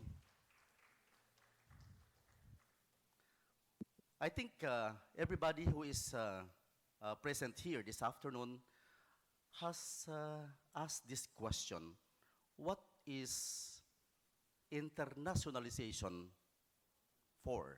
Because you know very well that internationalization has something to do with programs, projects, and activities that will propel students' mobility. Not only students' mobility, but also faculty members, no, who will be hopping from one country to another or one university to another in order to enhance their capabilities through various strategies. So for the Commission on Higher Education, we have this legal basis, no? We have this memorandum that will support the implementation, or rather serve as a guide in the implementation process. So this is contained, no? The internationalization program is contained in the Republic Act number 11448, also known as the Transnational Higher Education Act of the Philippines, which seeks to promote and facilitate quality assurance, educational access and mobility, and collaboration across institutions. We also have this CHED Memorandum Order number 55, series of 2016, otherwise known as the Policy Framework and Strategies on the Internationalization of the Philippine Higher Education, which aims to provide the national perspective and direction for the country's higher education internationalization efforts. Now we have this policy on the internationalization implementation. No? It can be categorized as either short-term or long-term. When we say long-term or rather short-term, it has something to do with development of with the development of globally competitive human resource, while long-term, it has something to do with building a knowledge-based society. So you would notice that the duration requirement is really dependent on what kind of projects and programs that an institution will embark on. Huh? So if there's something to do with human resource, so it can just be short term, and if it is something that has to do with research, promoting a culture of research in an institution, then it needs a longer period of time in order to put it into fruition. No? So all of these are geared towards strengthening the ASEAN identity and community and molding the next generation of global citizens. No? So that's part of revisiting the definition of internationalization. Okay, so if we have the policy for internationalization, we also have the strategy to put it into reality. No? So thus the internationalization strategy of the Commission on Higher Education is classified as either developmental or regulatory. Okay, so by developmental we mean providing, or rather provision of advisory and technical assistance in the development and design of internationalization programs, training and capacity building and information. Whereas, when we talk about regulatory function or strategy of the Commission on Higher Education, it has something to do with promulgation of policies and standard for internationalization arrangements to ensure compliance with existing laws, effective delivery of intended outcomes, and basis for qualifying higher education institutions. In reality, we do practice both developmental and regulatory approaches to in our dealing with higher education institutions. But most of the time, we employ the developmental approach to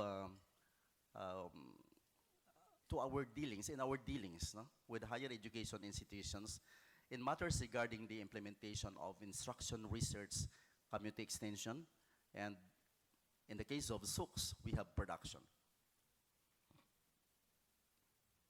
Now, we noticed that among our Philippine higher education institutions, we look into the programmatic and the holistic approach to developing and implementing their internationalization strategy instead of one-off random activities. Huh? It has something, in other words, it has to be something holistic. No?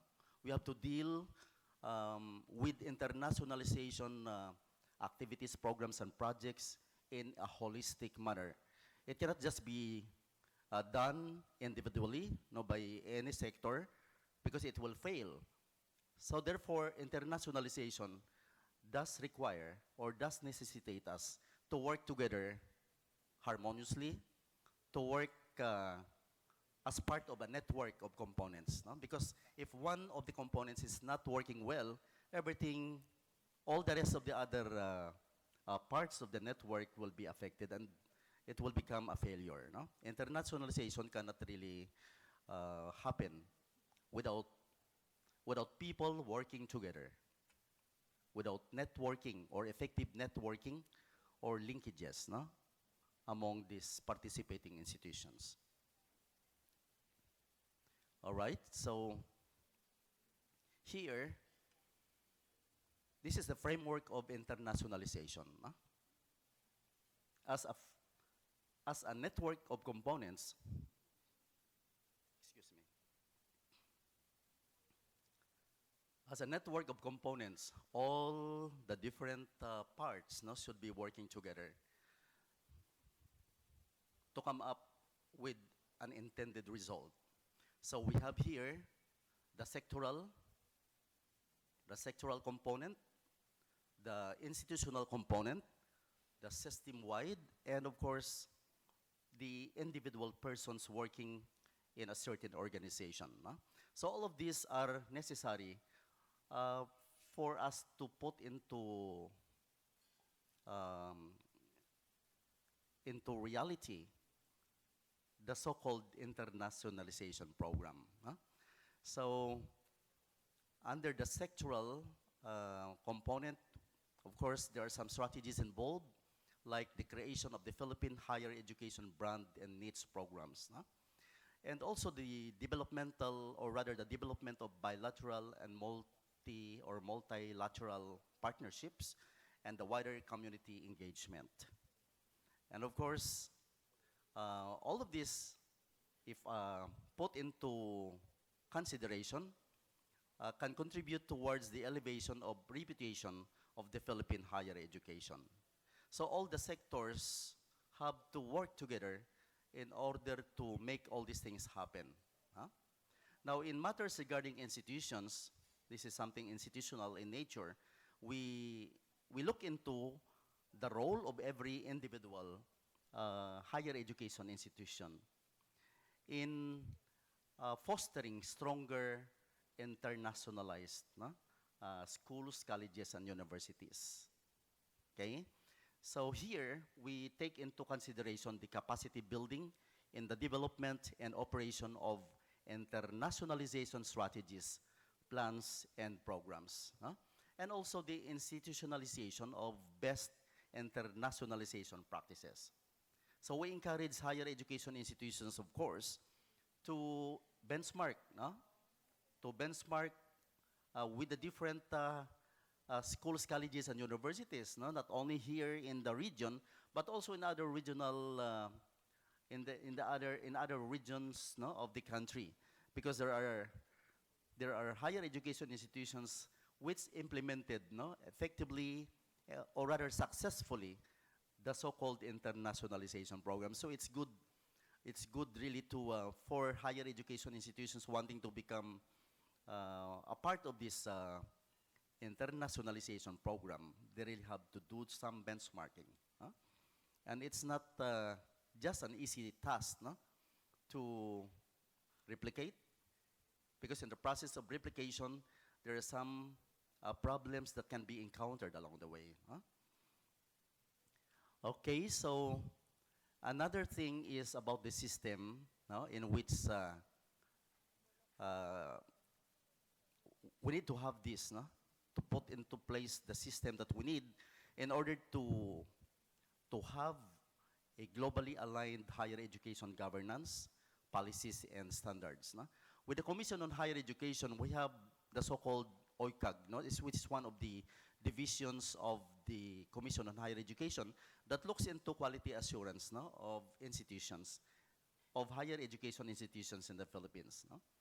This is to ensure that quality is attained in the provision of various services for students. Okay?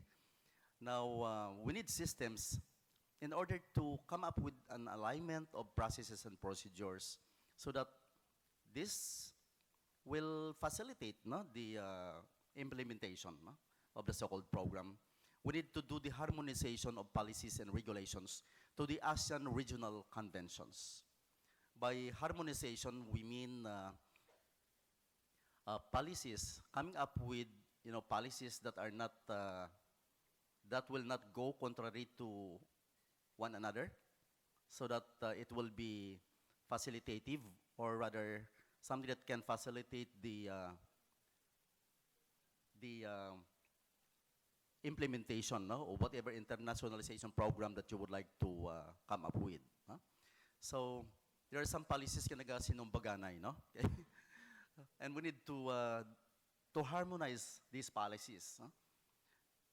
Policies of various sectors, or policies of various government agencies, or of even private higher education institutions. We need to harmonize them in order to facilitate the implementation of our internationalization program.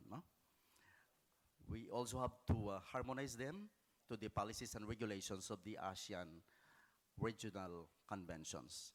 In the process, we do the revitalization of higher education governance, and we also strengthen the provisions of RA number 11448, otherwise known as the Philippine Transnational Higher Education Law.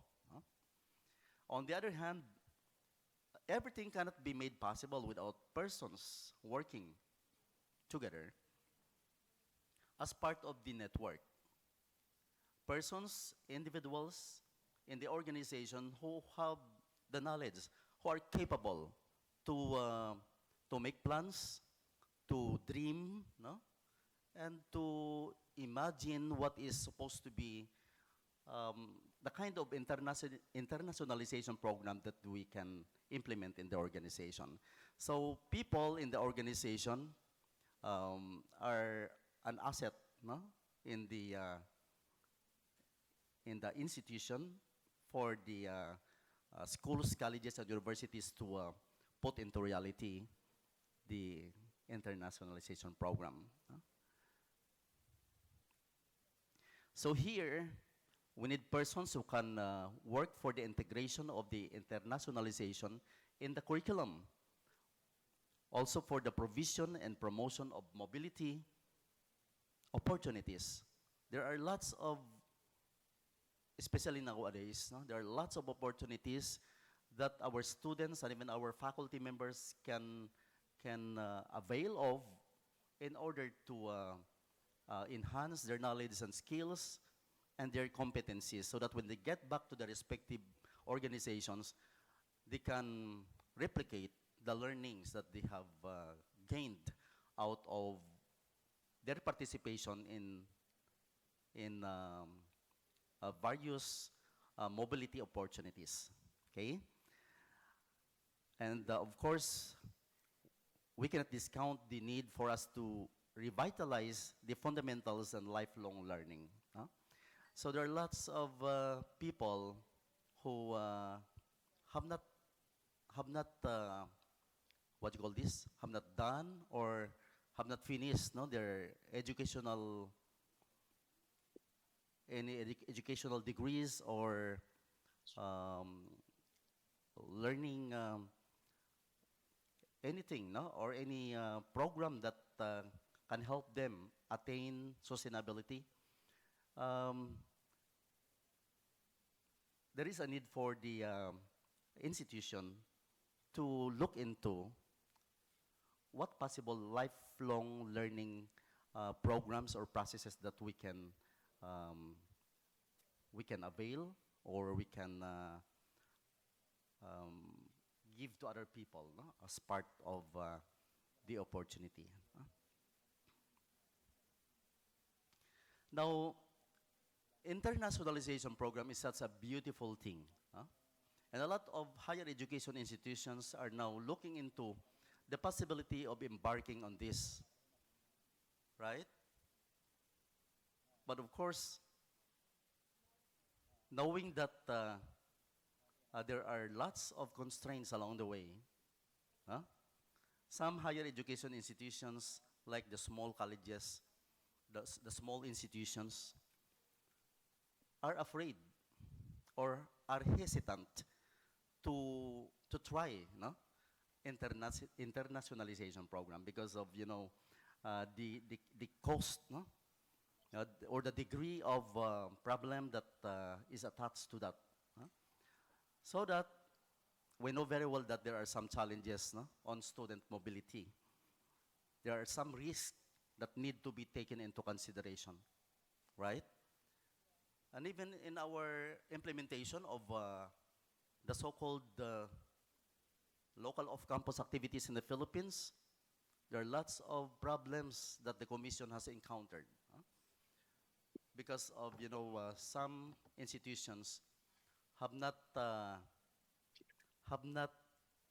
adhered, no, to these specific policies, standards, and guidelines in the implementation of local off-campus activities. Okay. Thank you, sir. I still have remaining 5 minutes more to go, no? So challenges are just there, no? If you're not going to take this opportunity, then nothing will happen.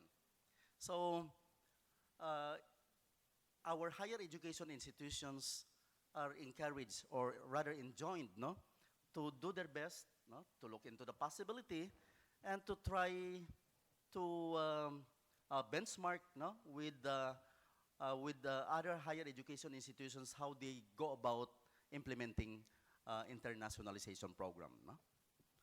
So there are challenges, but you know the fruits, or rather the benefits that can be accrued out of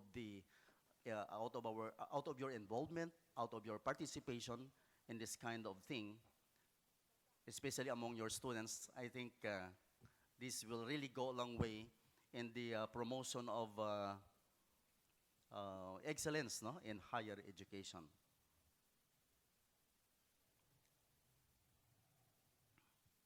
Now, there are some factors that we have to take into consideration why internationalization programs have failed. No? Like, for example, the problem of insufficient skills of the student in a foreign language, no? Incompatibility of the program structure to the student's field of study, interest, the problem of access regulations to the preferred host country, the visa residence, the permit, etc., etc. No? So, problems regarding alignment of the program's curricula to meet the international standards, integration of international teaching and learning materials in selected programs. This just are some of the few factors, no, that negate, no, that can negate the implementation of internationalization in any higher education institution. Okay, so there are some institutions in the Philippines that have embarked on internationalization. I'll just make it fast, no? 5 minutes more to go, 4 minutes na lang. Batangas State University, okay, I think there are lots. So may mga QS star rating ni sila. So, but I believe that all of these higher education institutions identified are into internationalization, because you cannot be given that rating without having implemented, no, the so-called internationalization program. So you have Bicol University, Benguet State University, Cagayan State University, Caraga State University, and so on and so forth. May taga Visayas dire. West Visayas State University. Palakpakan. Ari si President Bibong, na? Okay. In Mindanao, we also have higher education institutions, or rather SUCs, no, that have been included here. So it's really inspiring, no, to know that we have some higher education institutions na natagaan sa amuning rating. No? Okay? And looking back, I believe that these institutions, as I said, have implemented in their own humble way the so-called internationalization program. Okay? Ang pictures ng West Visayas State University, our premier university in Western Visayas, being the lone state university with level 4. With level 4. Ang sunod sina, level 5 na. Doc Bibong, may level 5. Okay, more stringent, no? It means more stringent and the higher, a degree of criteria, no, that have to be gauged with an applicant state university or state college. No? Anyway, keep up the good job, no? West Visayas State University. Now there are some other schools, no? May 2 pa ka minutos.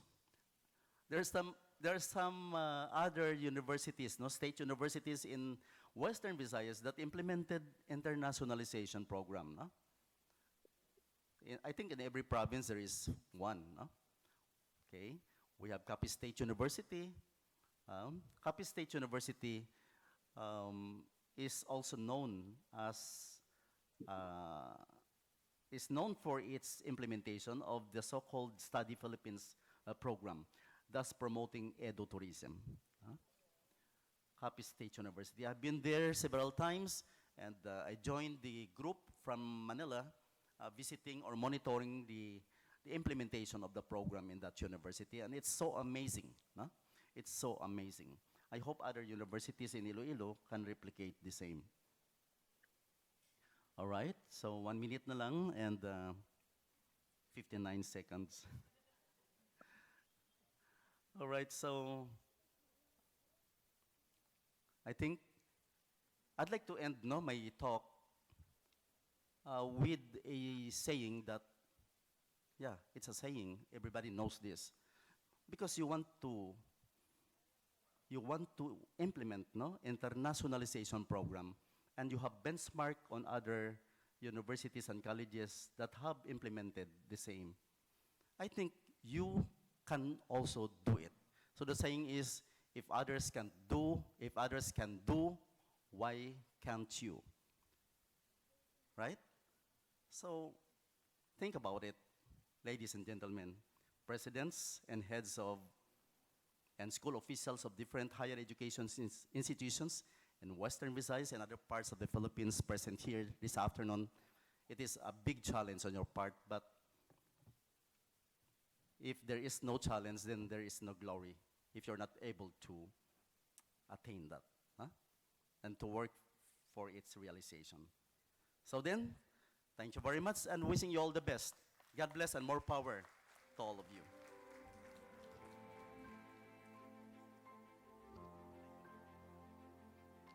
Thank you very much, Sir Sucaldito.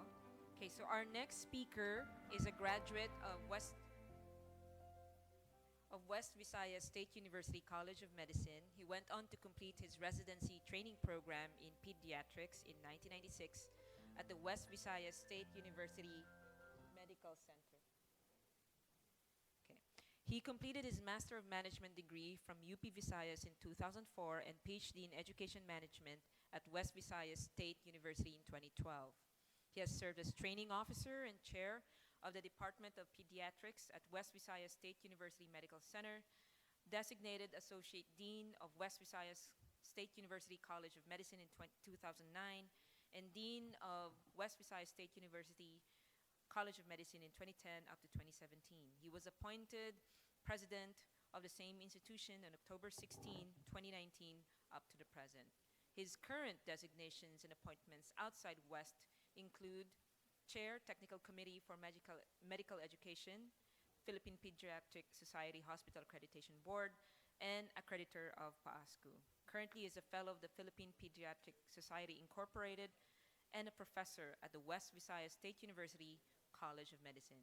Ladies and gentlemen, here to talk more about challenges of student mobility for 10 minutes, please welcome Dr. Joselito V. Villaruz, F. Villaruz.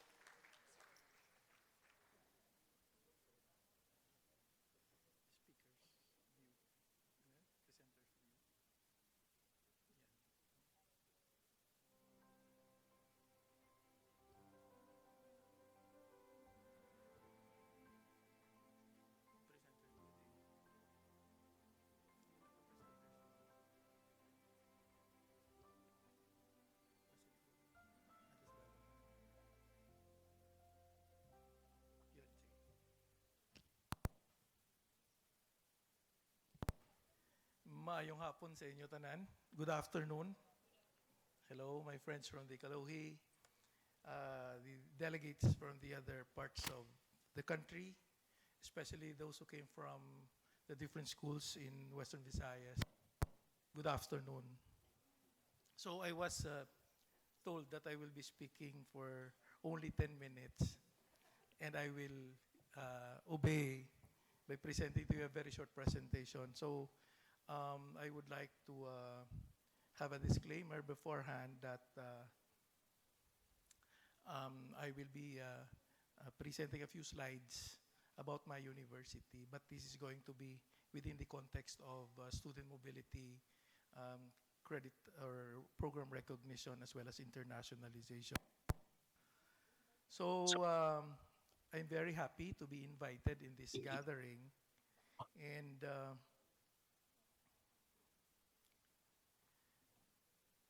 except for a handful of Philippine higher education institutions that have fully established internationalization programs and remarkable student mobility initiatives, most higher education institutions, honestly speaking, in the country have not really taken off successfully, particularly the public higher education institutions or the SUCs. In fact, private institutions have significantly outpaced state universities in the internationalization game. The stakes are high, and public universities are somewhat hesitant to fully embrace the programs due to policy restrictions as well as utilization of government institutional resources. As a consequence, outward student mobility from private universities exceeds those from state universities and colleges. SUCs had to rely on scholarship opportunities due to the economic constraints. That's the primary challenge facing state universities on how they would be able to increase the number of students to be sent outside of the country. Because let's face it, public universities cater to students that mostly belong to the lower socioeconomic bracket. So the general trend of the mobility of students in the Philippines demonstrates figures where inward mobilities of students are greater than the outward or outbound mobility of students. For student mobility, recognition, and credit transfer system to work, harmonization of programs, one that demonstrates compatibility across countries in the region and the world. Establishing harmonization entails national qualifications framework, program learning outcomes, quality assurance, as well as regulatory mechanisms that shall determine recognition and extent of mobility, including a common academic currency and credit transfer mechanisms. To clearly demonstrate harmonization, let me take medical education as an example. The basic assumption for a harmonized medical education shall install a mechanism where qualifications are recognized and there is mobility of the medical professional in the region, aside from credit transfer and student mobility. In 2016, Uni and I and the rest of the San Agustin Group and West Visayas Group were part of this project. The Tuning Southeast Asia project was launched, funded by the European Union, was tasked to establish the comparability in 3 subject areas: medicine, engineering, and teacher education. This was one harmonization effort that will allow mobility of students and program recognition across ASEAN after developing reference points and identifying generic as well as specific competencies and outcomes. At this point, let me share to you the internationalization initiatives of West Visayas State University. My university's internationalization program is rather, should I say, very, very young, because we had it established a few years back. The West Visayas State University's internationalization framework was formulated against the backdrop of its vision, mission, and core values.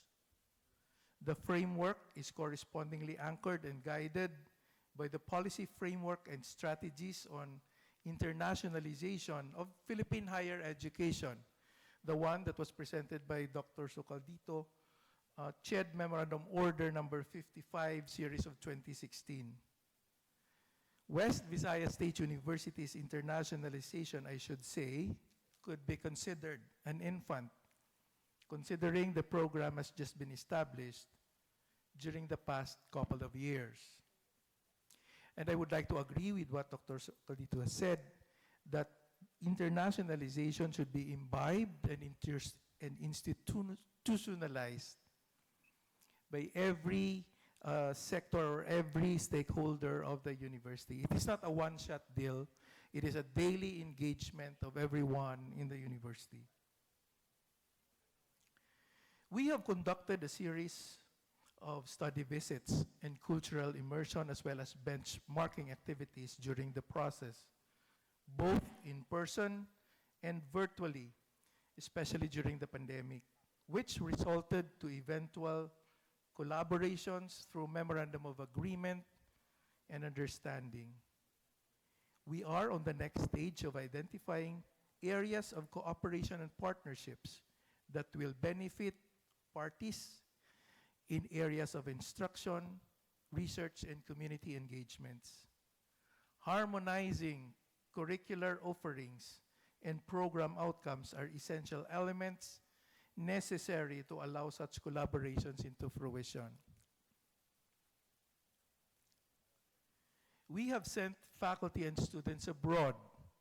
In the year 2022, we sent 94 students.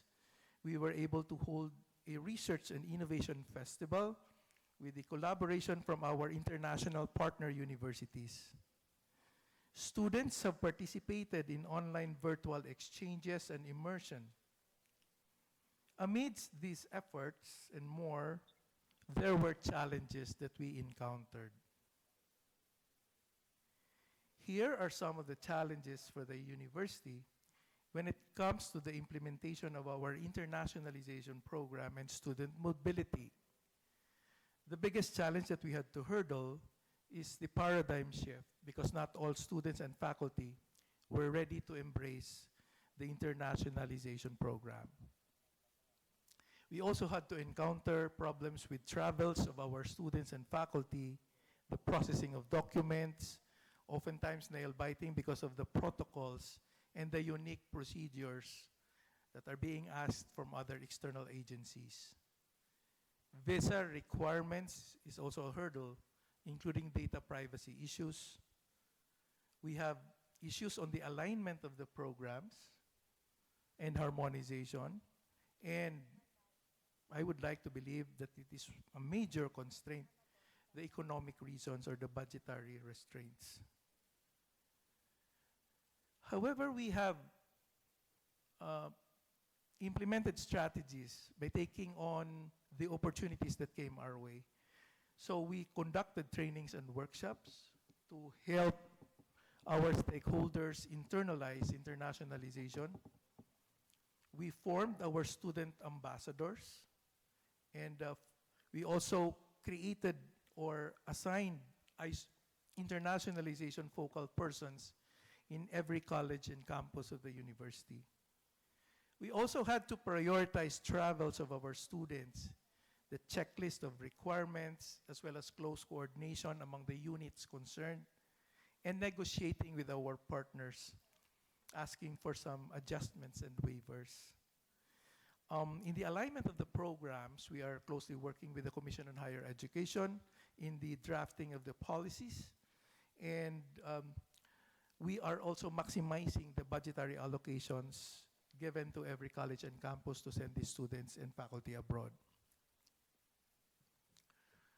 RA 11448, this is one enabling policy, which is the Transnational Higher Education Act, which is aimed to bring international quality standards and expertise in the country in order to make the Philippines or Philippine higher education globally competitive, attracting a flow of globally competitive and talented students, faculty, and staff, thereby improving the country's human capital. This act likewise ensures collaborative arrangements with Philippine higher education institutions and foreign universities manage and administer programs, and provide opportunities for students to acquire valuable experiences, skills, and knowledge, as well as international foreign degrees and certificates. Another policy, the CHED Memo Order number 55, series of 2016, or the internationalization of Philippine higher education policy, which stipulates systematic facilitation of countrywide and regional mobility and market access of students, faculty, and staff, as well as strengthening appropriate international linkages for a sustainable Philippine higher education. And of course, our PRC Modernization Act of 2000, which allows visiting academics as well as researchers who wish to take on more permanent employment also face difficulties in document processing. This area is governed by the PRC and is also known as the Modernization Act of 2000. All these enabling mechanisms expected to deliver the goods for internationalization in the Philippines. Overcoming these challenges while taking advantage of strategic and opportunities will make the Philippines a major global player in the education market. West Visayas State University acknowledges that we have a lot of things to learn and so many tasks to do, but can still proudly say that we're not stopping and we keep believing that internationalization is the only way to go. Thank you for your time. West Visayas is here to stay and will be here at your service, all for the best of Philippine higher educational institutions in the world. Salamat.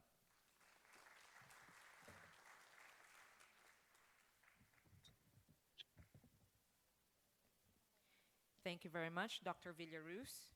Okay, so our next speaker started out his career as a religion teacher, campus minister, and formator.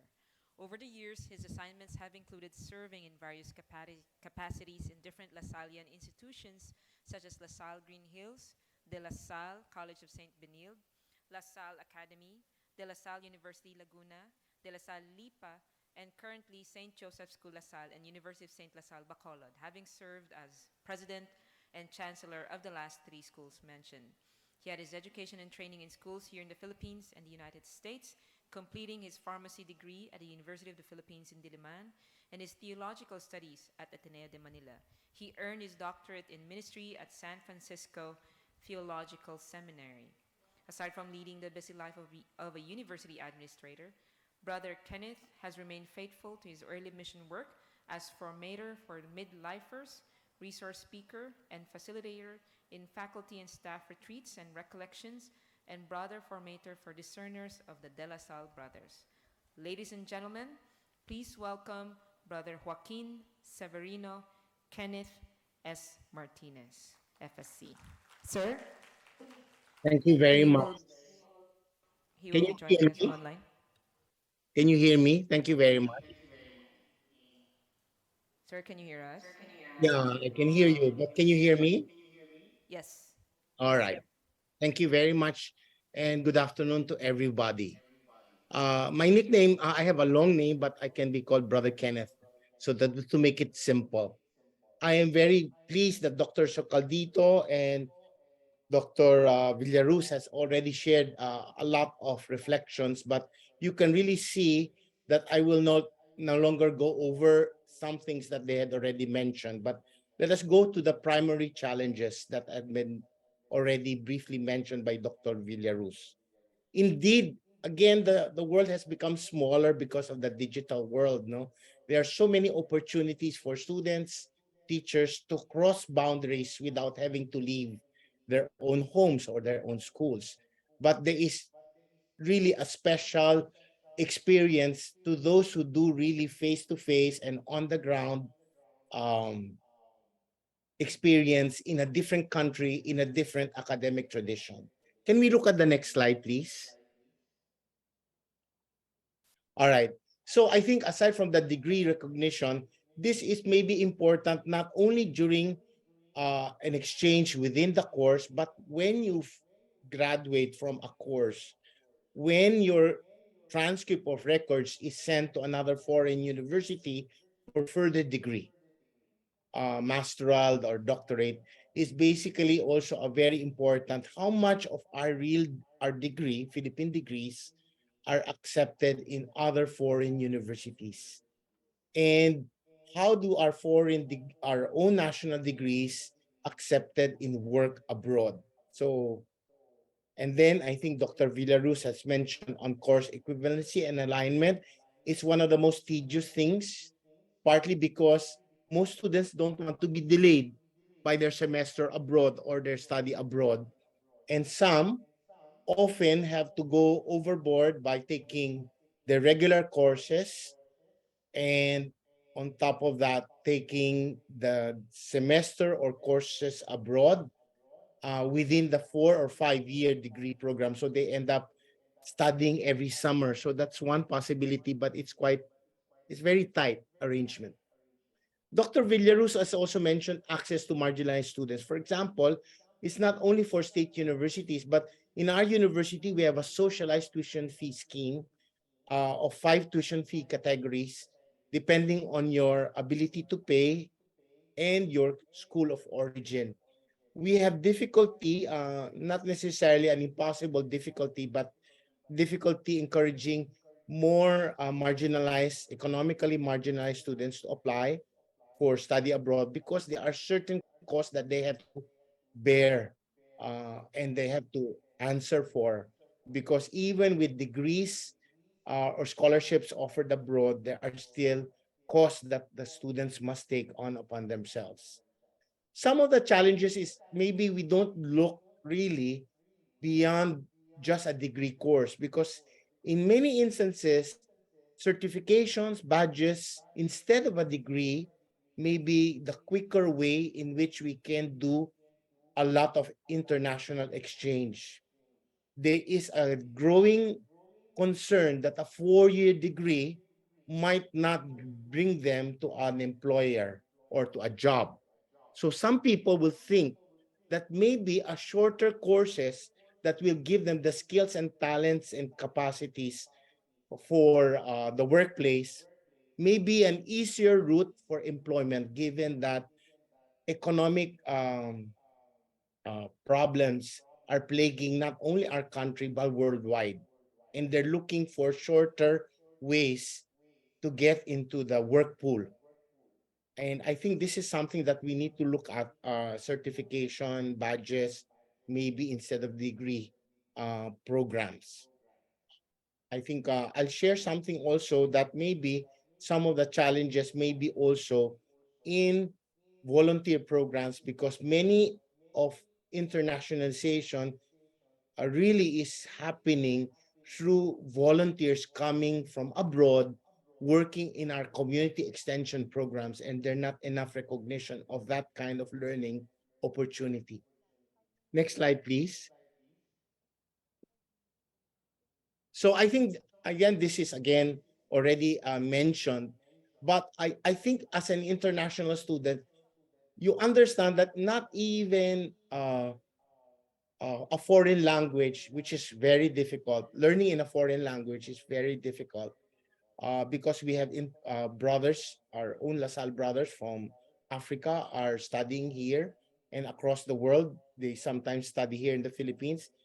But even if you share the same language, there are still barriers because you did not grow up in that milieu. So, and there's only a short time in which the student will have to navigate a different culture, even when they share the same language. I remember I was in the States in the late 1990s, and I lived with the De La Salle brothers in Berkeley. And even if I shared the same language, I could share and understand everything. There were still many things that I did not know, I could not experience simply because I did not live their context. And that's very rich. It's a very rich experience to be able to immerse yourself and to understand that, if ever that is even feasible. So I think that's very important for us. No? Next slide, please.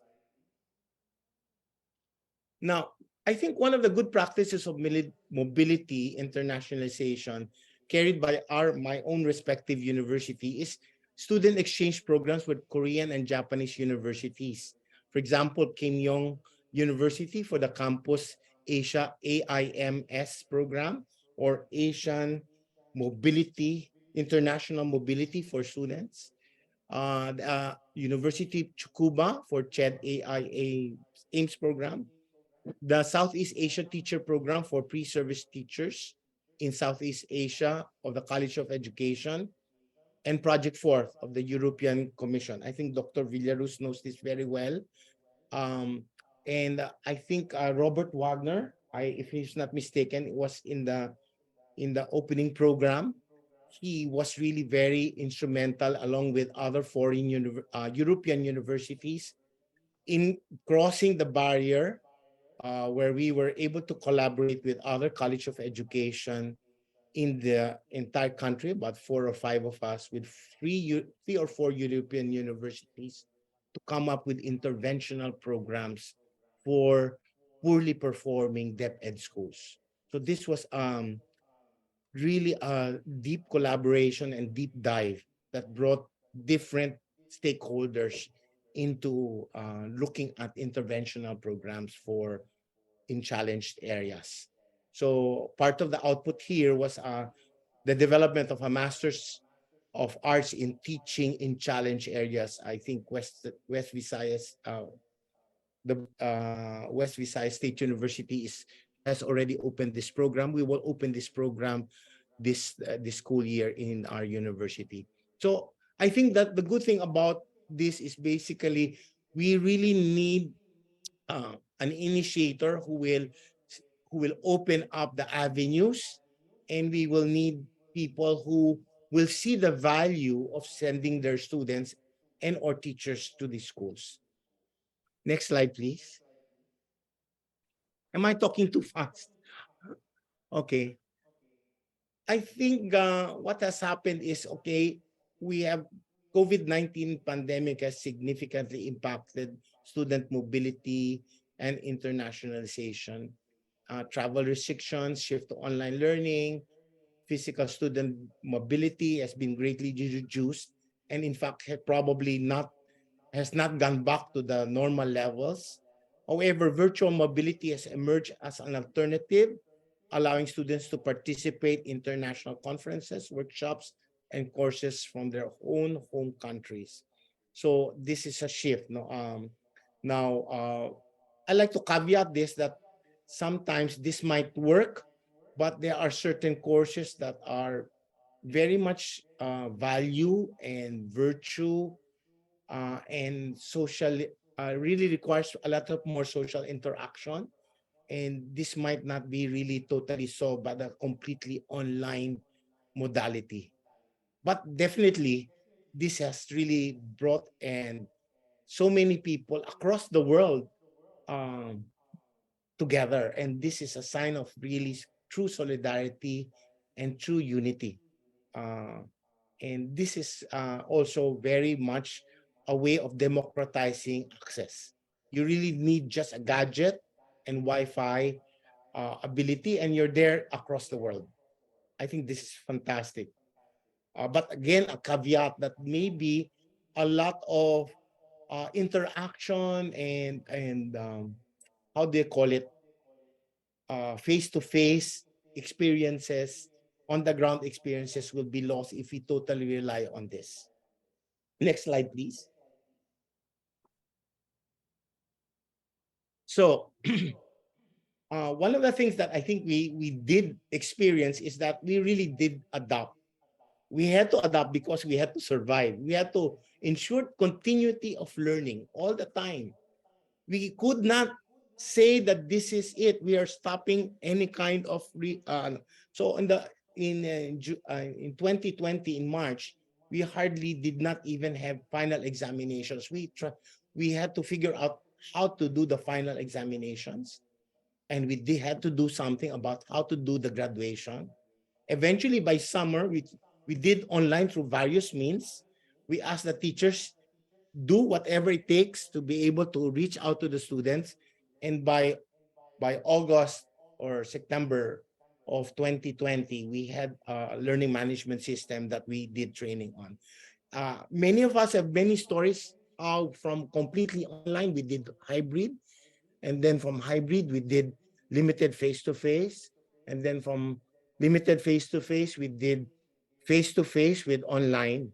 And so many iterations of what we had to do to make sure that education would continue and we would be flexible and adaptable enough to be able to ensure that students would go through the system without penalizing them or penalizing the school that had to continue also because it had other stakeholders like faculty and staff that needed to get their salaries and benefits as well. So I think the digital infrastructure is one of the highest and steepest ways in which we had to go because again, this costs a lot, no? Uh, Both in terms of broadband access and then the access of classrooms to Wi-Fi and the equipment necessary for Zoomies and Roomies to happen.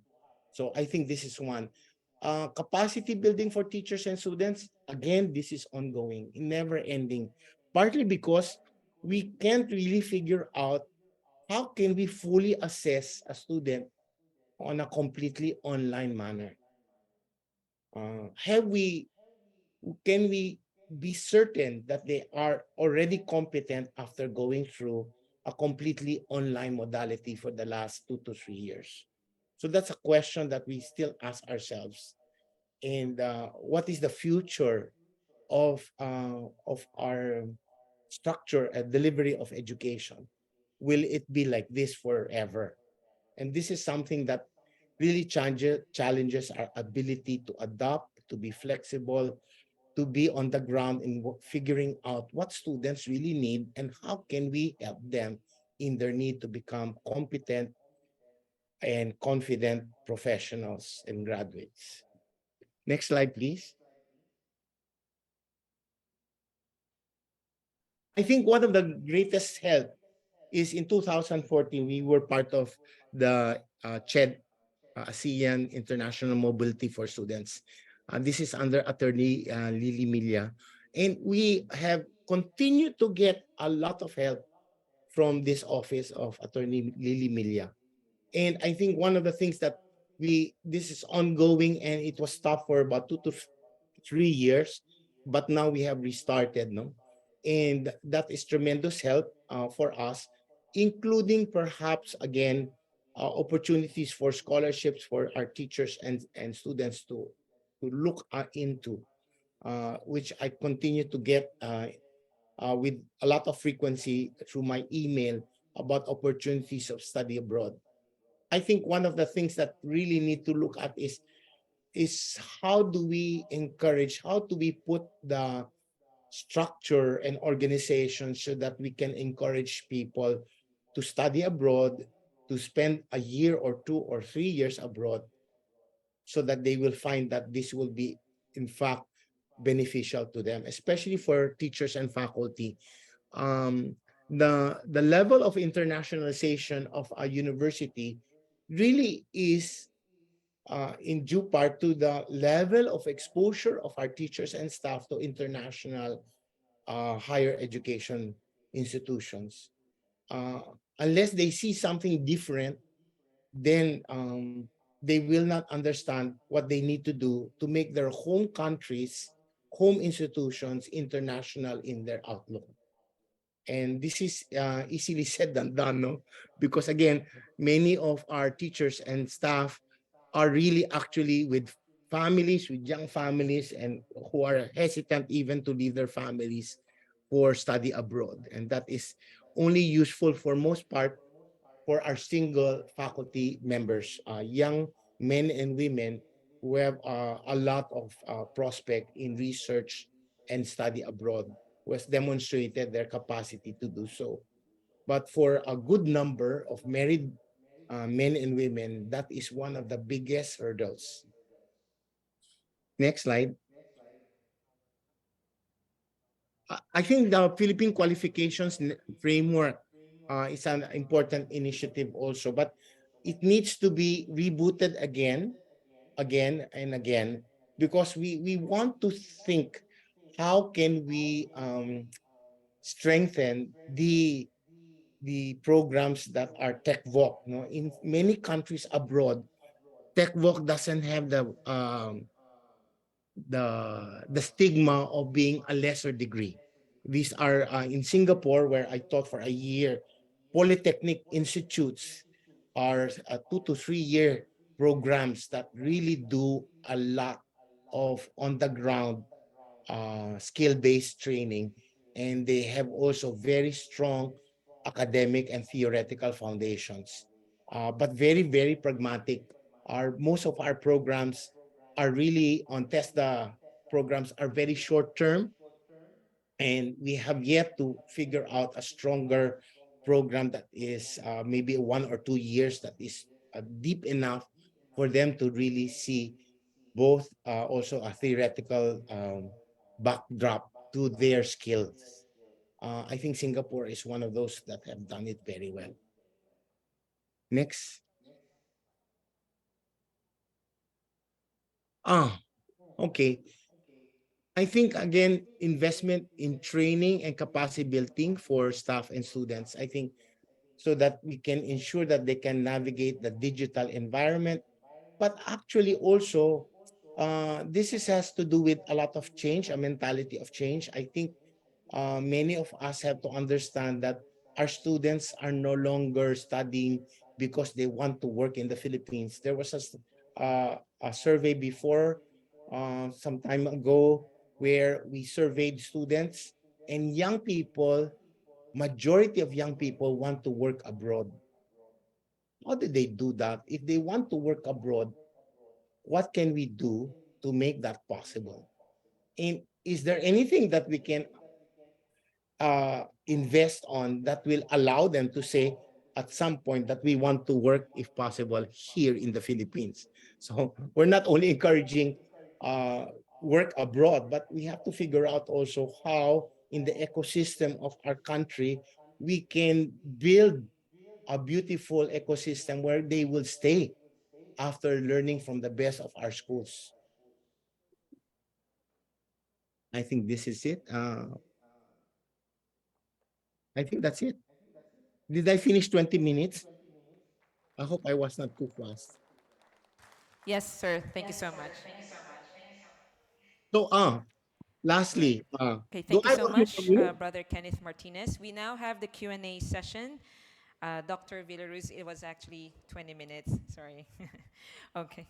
So it wasn't 10. But anyway, we have the Q&A session. May we ask our speakers and our chair, Dr. Pratiwi, to take their chairs in front along with Brother Kenneth online. We are now entertaining questions from our participants. Dr. Pratiwi will now take over.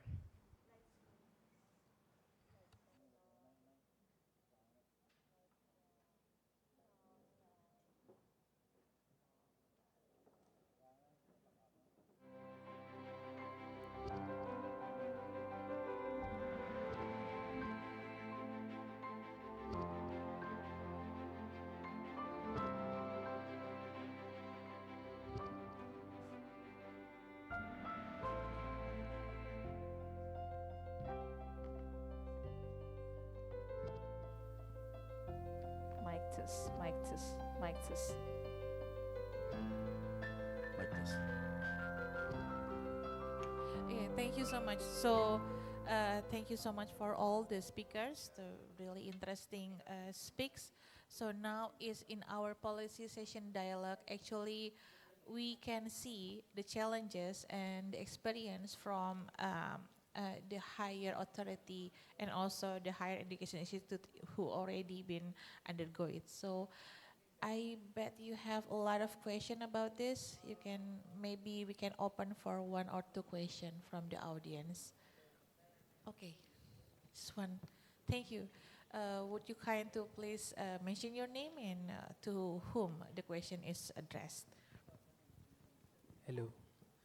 Good afternoon. I am Reginald Garcia. I am representing Rex Education. So for context, Rex Education is actually one of the biggest learning resource provider here in the Philippines. And my question is actually addressed to our leaders here in the Philippines. So my question is, as a learning resource provider, how can we assist the institutions here in the Philippines to reach the objective of this project, particularly the internationalization? That's it. Thank you. As a higher education institution, we work closely with learning resource providers. It can be in the form of online materials as well as hard copies of books and other resources. Well, we all know that all these learning resources and materials that we can get from our partners, this will be utilized by our stakeholders or our students and learners. In fact, the university has its own budget, no, to provide for learning resources and materials to its students. And we, as a public institution, we open our doors to any partner who would like to partner with us. So I think this is a perfect venue for groups like you to discuss with the higher education institutions on how we can collaborate and work together. Thank you. Thank you so much. Maybe we can also ask the comment from Brother Kenneth online, also mentioning about the internalization post-pandemic. So what do you think about this question? One of the things that may be very important is that the on the ground is very fluid. We are always trying to figure out what's the best methodology of truly imparting knowledge both to the for teachers and for students. The impetus is really for teachers because again, we don't have yet best practices based on research on the kind of modalities that we are now doing. What really is effective, what is really helping teachers teach better, and what research is backing that up. We don't have that kind of forum to help those teachers understand their craft is changing as well. And this again, we have to figure out how to scale it in such a way that even people who are don't feel that they are competent can by stages feel some competency and comfort with this new technology. So that's basically it. No? One is research of best practices, and then application and training for teachers, and using a very probably a more relaxed and more programmed year by year competency building. Thank you, Brother Kenneth. Efren, do you want to add something? Thank you.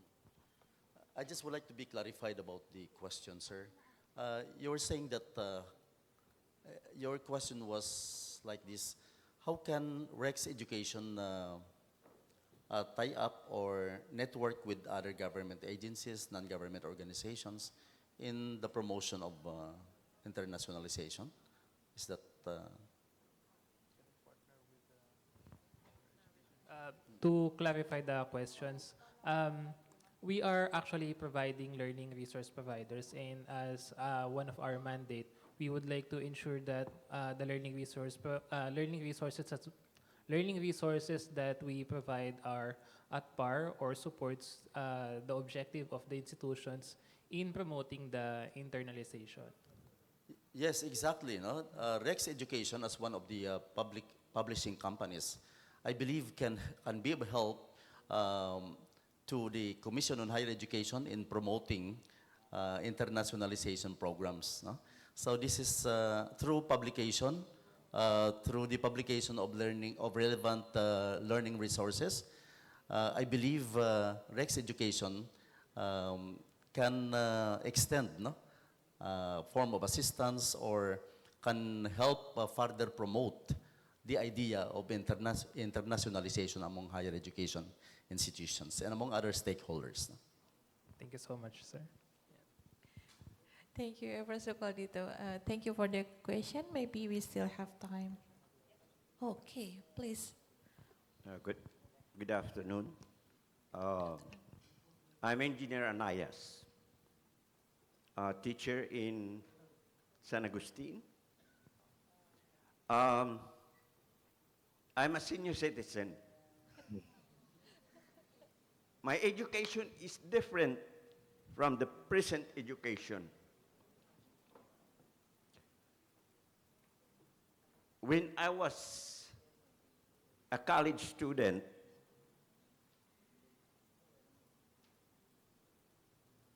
we have a set mind.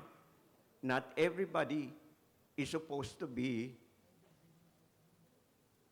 a college material student. Is that correct?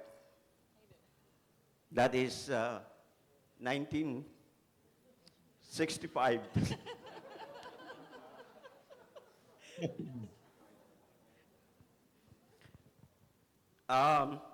We used to have vocational school where students could not go to college or university.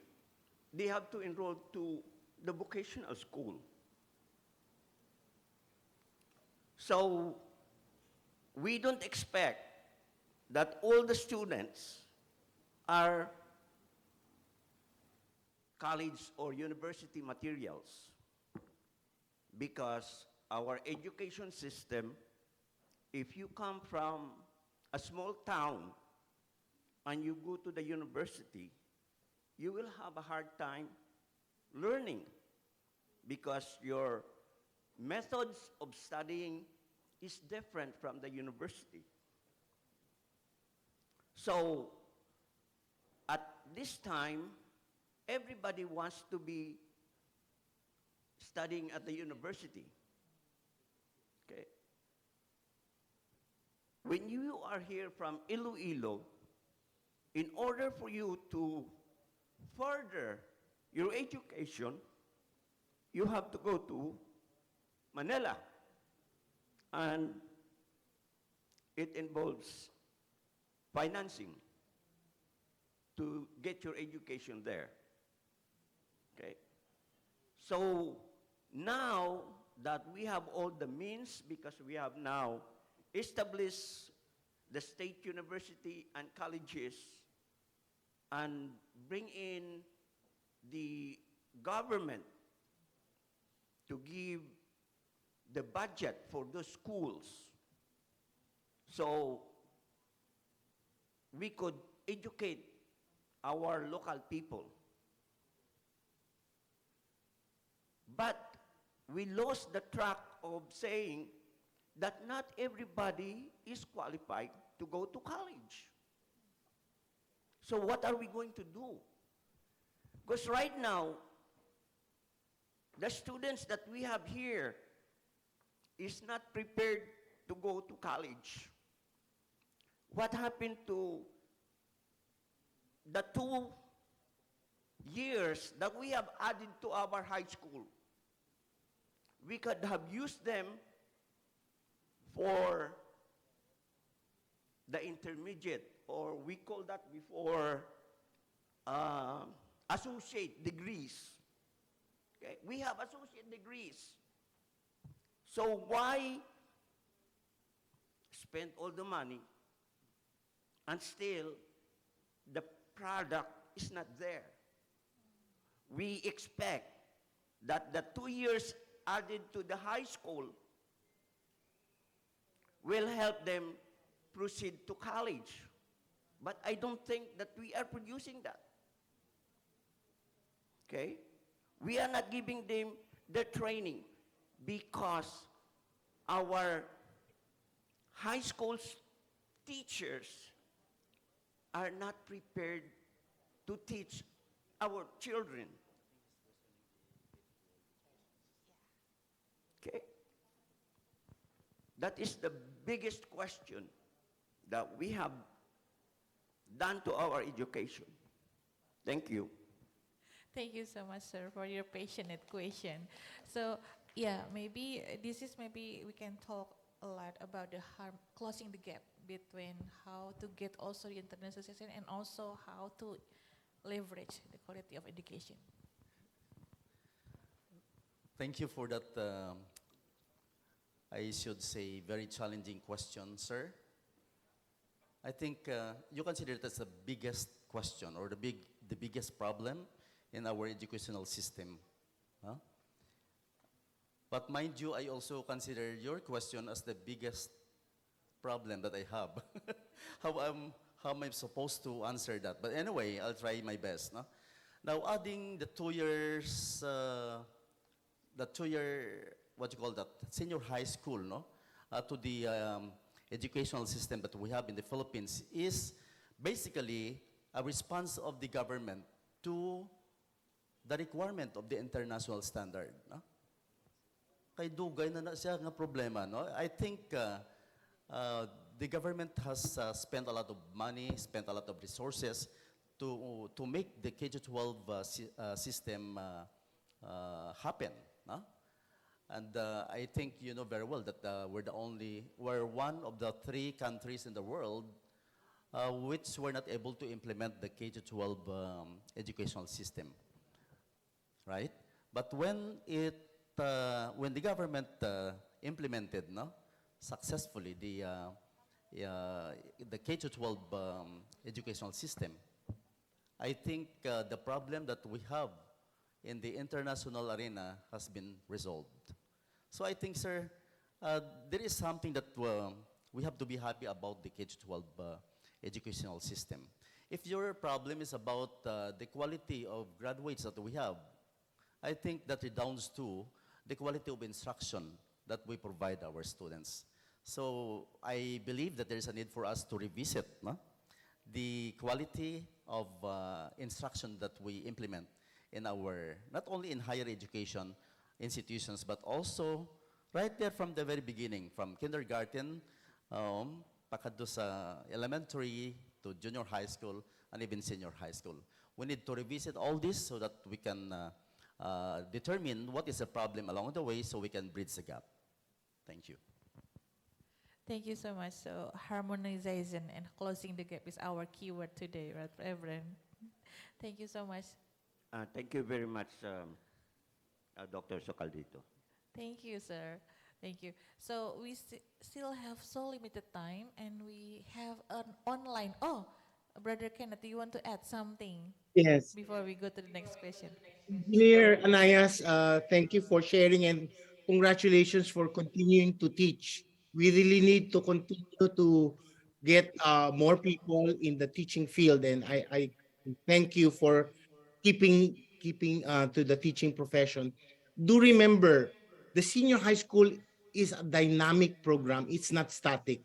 We really need to continue to review the system with the help of CHED and DepEd to understand that this program was an initial program that needs to be revisited, re-examined, so to make it better. And I think we have enough leeway to do that by really looking at how we are teaching and instructing the students. So I think that's very important. The quality of instruction, the quality of the facilities and learning facilities will spell really the output of senior high school program. Do also remember that what you see is a snapshot. You don't see the panoramic view. Uh, some time ago in the 1990s, I was in the University of St. LaSalle, and teachers were complaining about the poor performance of the freshmen who were entering the university. And what we did was we looked at their entrance scores, and somebody did the research on the same exam when they graduate, and they did improve. The question that I would like to ask you is, during their stay in your university, have they substantially improved themselves in the 3 to 4 years that they have stayed? And if they did not, then the university or higher education institution must ask themselves if they are doing a good job. But if they did improve, then you're doing a good job. Not maybe in all facets, but in certain facets that are important, like reading, comprehension, communication, understanding the world that they are living in. These are valuable skills as well. Have they matured in your university? Have they become more confident in your university? So please look at that also, not only the hard skills. Then you would have fulfilled in many ways the mission. So again, this is a dynamic program. Higher education and basic education must network to look at closely how it could really respond to make our curriculum and our instruction better. Hindi ho patapos tayo. Thank you, Brother Kenneth. So, can we move forward to the online question? Yes, Doctor, we have one question here from Ms. Sheila Safra. Good afternoon. May we ask Dr. Villaruz on how we can promote internationalization among state universities, colleges of medicine, given that resources are limited and the heavy academic load for the students? Thank you. I think this is going to be the last question. We're going to break at 2:30. The Commission on Higher Education actually is exploring the possibility of providing funds for the mobility of medical students outside the Philippines. Remember that in the policy standards and guidelines for the Doctor of Medicine program, we provide a clerkship program for all medical schools, which is a 12-month rotating internship, and we encourage schools to offer electives to their students. The very presence of that option, elective to our medical students, is a chance, not only for SOCs, but also for private higher education institutions offering medicine, to send their students abroad or to foreign universities or foreign medical centers where they can have a collaboration agreement and have their students rotate there. Again, the issue of economic constraints is in the background. But I think some medical students can really afford to have to take that internship program abroad. It is allowed by the Commission based on the standards and guidelines that we have established. Thank you. Yeah, thank you so much.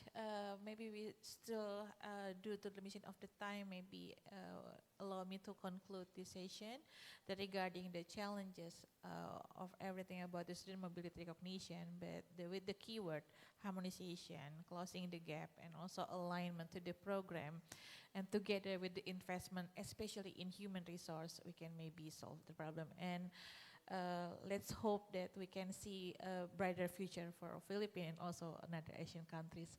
So with this, I will close the session. Thank you so much for all the speakers. Brother Kenneth, thank you so much. And Dr. Villaruz and Evren.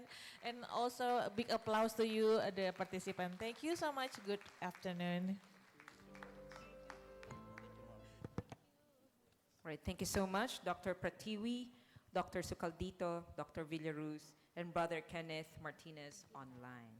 Okay, so truly from this discussion, a lot of issues were raised about student mobility connected to technological infrastructure, assessment, learning. To be globally competitive, we have to really ask these questions. After all, knowledge is currency. All right, so I think we're gonna go to the more awaited part of our conference this afternoon, which is the coffee break. So we're gonna give you 15 minutes from 2:30 to 2:45. Grab some coffee, some snacks, they're at the back. Okay, so we come back at 2:45 for another policy dialogue on student mobility. Thank you and enjoy your break.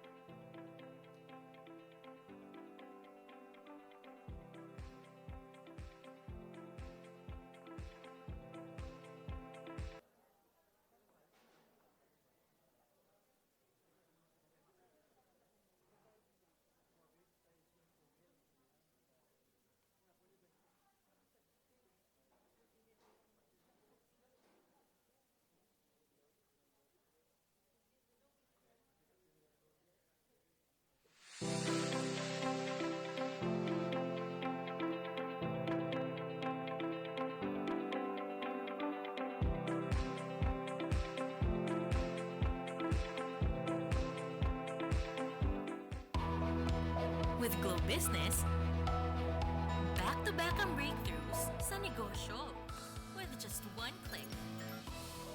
Atin ang tuloy-tuloy na success. Globe Business.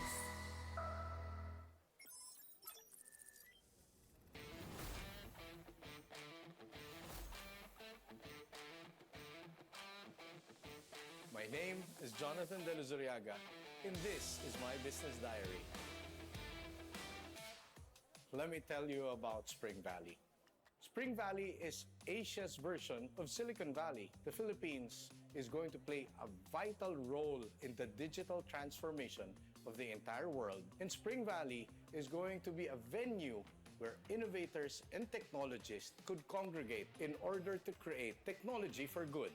We found our partner with Globe Business. And a vision as big as Spring Valley would need to have partners that are both reliable and compatible. Reliable in terms of providing the connections that would enable our business to succeed, and compatibility with our core value, which is one, love for this country, and second, a deep appreciation of technology and innovation. These are very exciting times for Spring Valley and for the Republic of the Philippines. We are now at the precipice of realizing the first Filipino-owned technology company that will have its own township. And we intend to help all the founders in the Philippines by empowering them and by providing them a venue where they could be the best version of themselves. And I intend to continue this journey together with Globe Business. Philippines, it's time for us to lead.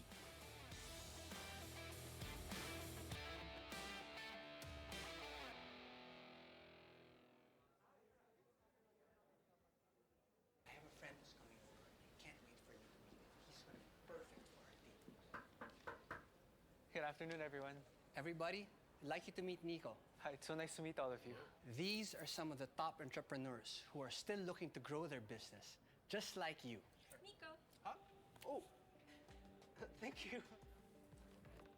Excited to be here too. So, what's Globe Business Upstart like? Well, you can certainly handle your business a lot easier when you go digital. Thanks to MSME masterclasses, employee training, and product trials, you will surely serve a much bigger audience. Is that, oh wow, is that for me? It's for you. It's matcha. Being a member is also a rewarding experience. You'll become a top-notch leader in no time. Even if I'm still starting out? Oh, definitely. From value-added services and perks, you'll have the best assistance that your business deserves. Here, Nico. Thank you so much. Wow. You can also make new connections at exclusive networking events and consult with experts who have a flair for business.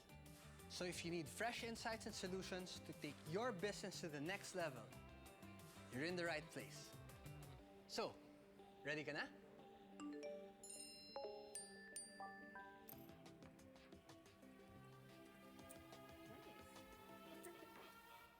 Okay, tuloy tayo.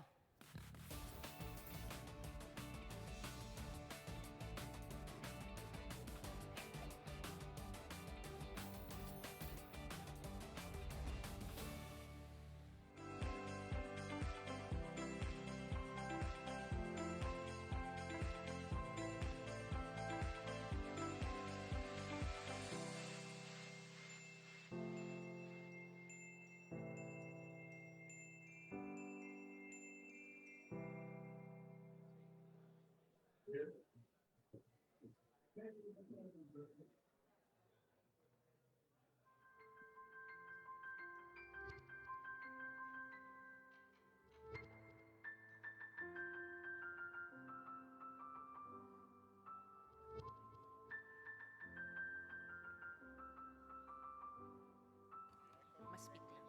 Hello, hello. Later or soon. Okay. All right. I think they're just setting up the snacks right now. But we have here on the screen the feedback survey for day 1. So to help us improve future events, we kindly request that you take a few moments to fill out our feedback survey.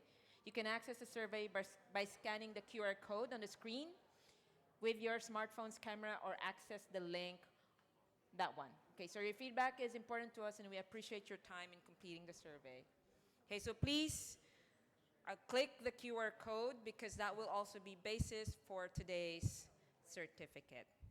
And it's also basis for attendance. Okay, and while we're on the subject, if you have photos for the CALOHEA, please post them online on Twitter, on Facebook, on Instagram with the hashtag USA underscore CALOHEA 2023.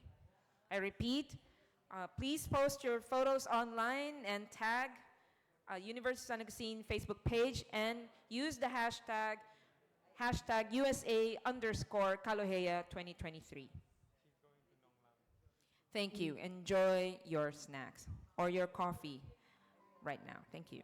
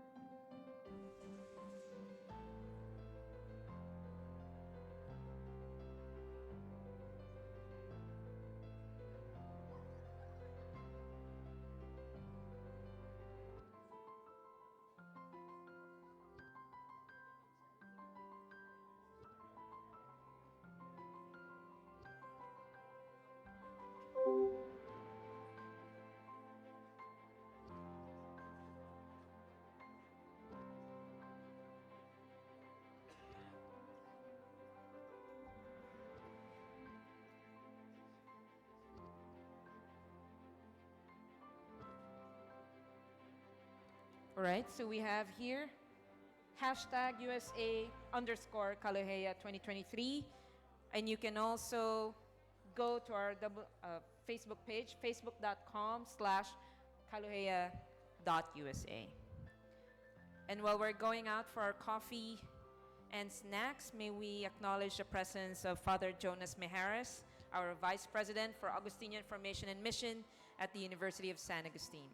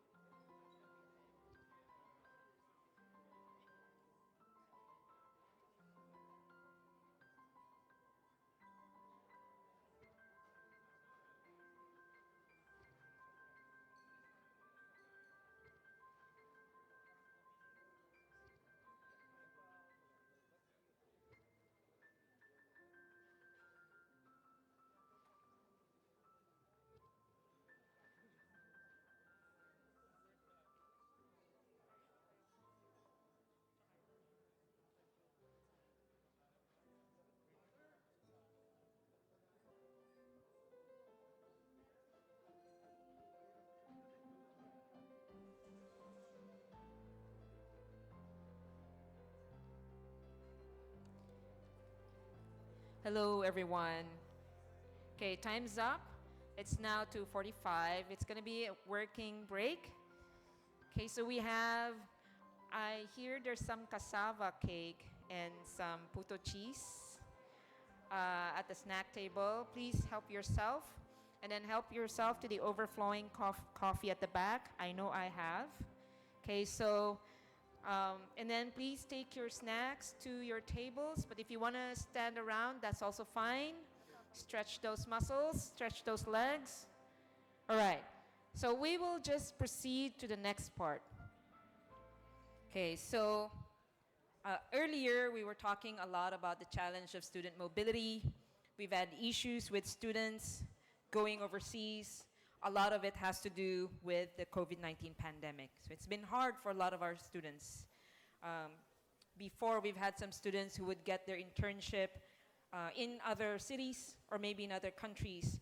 That's been an issue when the pandemic hit. But now, as we emerge from the pandemic, let's discuss more about the challenges of student mobility, degree recognition, internationalization, the prospect and challenges from the views this time of students and employers. The chair for this one, for this policy dialogue, is Associate Professor Dr. Hazri bin Jamil of the University Science Malaysia, Malaysia. So we have him here. So he will chair later the policy dialogue. But before we go to that, we're gonna go and listen to Engineer Manuel Arguelles. Is he here right now? Oh, all right, engineer, hello. Okay, so our next speaker is a civil engineer, structural engineer by profession, who graduated with a degree in civil engineering from the University of San Agustin. He has worked as an assistant project manager for the Honiron Philippines Incorporated as a contractor. He's a faculty teaching civil engineering subjects at the University of San Agustin. He's a chief civil engineer, administrative manager at the AI Awami Planners and Consultants in Saudi Arabia, a staff assistant to the chief for projects and development at the SEAF DEC, government agency of the Department of Agriculture. He is the chief technical assistant to assistant director for administration at the Jabatan Kerja Raya, Public Works Department of Brunei Darussalam, and project manager for Quaja Lane Development Authority, Federal Assisted Project for Marshall Islands. He has also had consultancy projects here in Iloilo City as structural consultant and project management consultant for various firms. He is a registered civil engineer, an accredited specialist in structural engineering, and is presently engaged in structural engineering and construction project management consultancy services. Ladies and gentlemen, please welcome Engineer Manuel A. Arguelles. Engineer?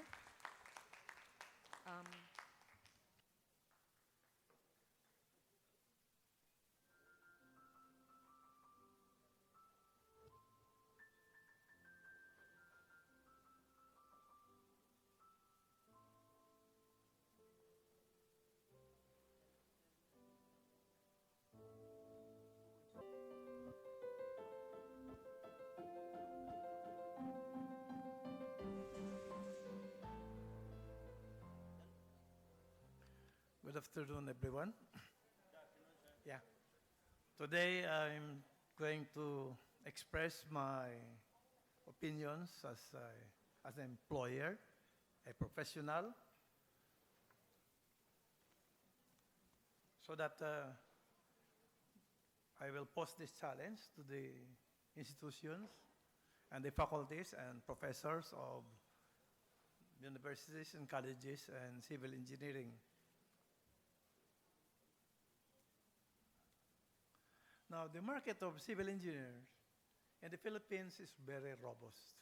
Projects are plentiful and we need more civil engineers. Not to mention the demand from other countries whose infrastructures needs retrofitting and replacement besides their progressive development. Now, we have plenty of local opportunities from government agencies, which are the public works, transportation, water, settlements and housing, agriculture infrastructures and irrigations, education, social welfare, municipal, city, provincial government units. Now for the private consultants, I'm going to speed up this because I have a lot of things to elaborate later. We have design services for engineering structures, land development, and civil works, and project management. For construction contractors, we have, of course, general and specialty contractors.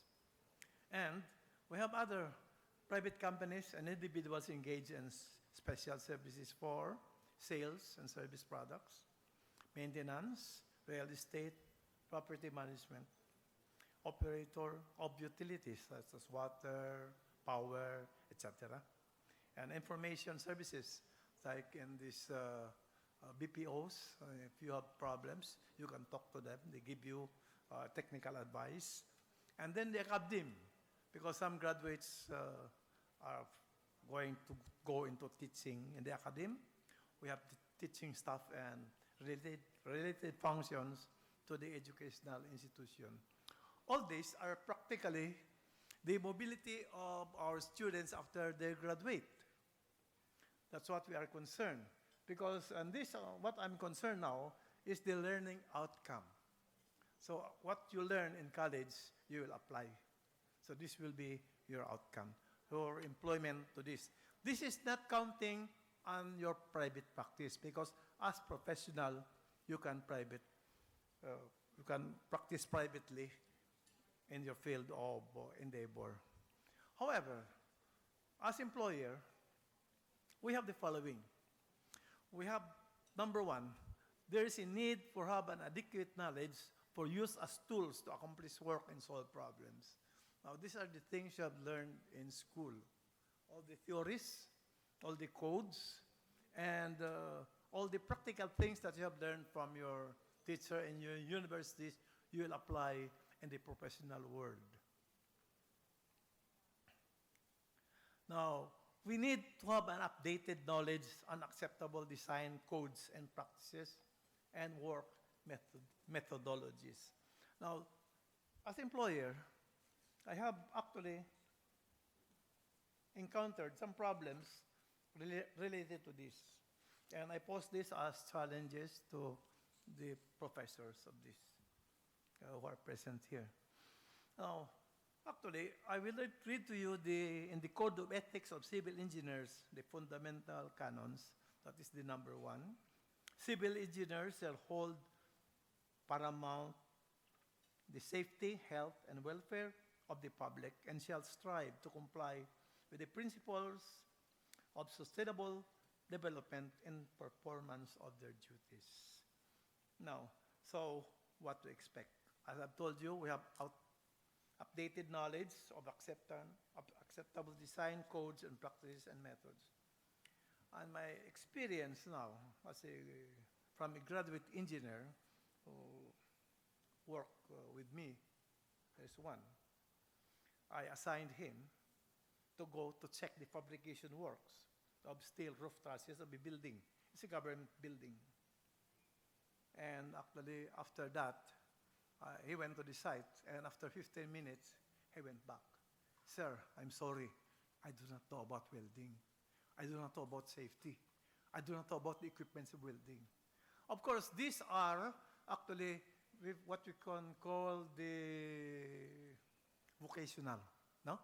However, as an engineer, how can you correct an error of a work you do not know? That's one thing. There must be. Now also, one of my experience where I was the owner's consultant, and the contractor of the adjacent structure drove sheet piles to protect his excavation of 6 to 7 meters below the ground. See? For a condominium project basement. It's located here in the city. There was a problem of soil mechanics.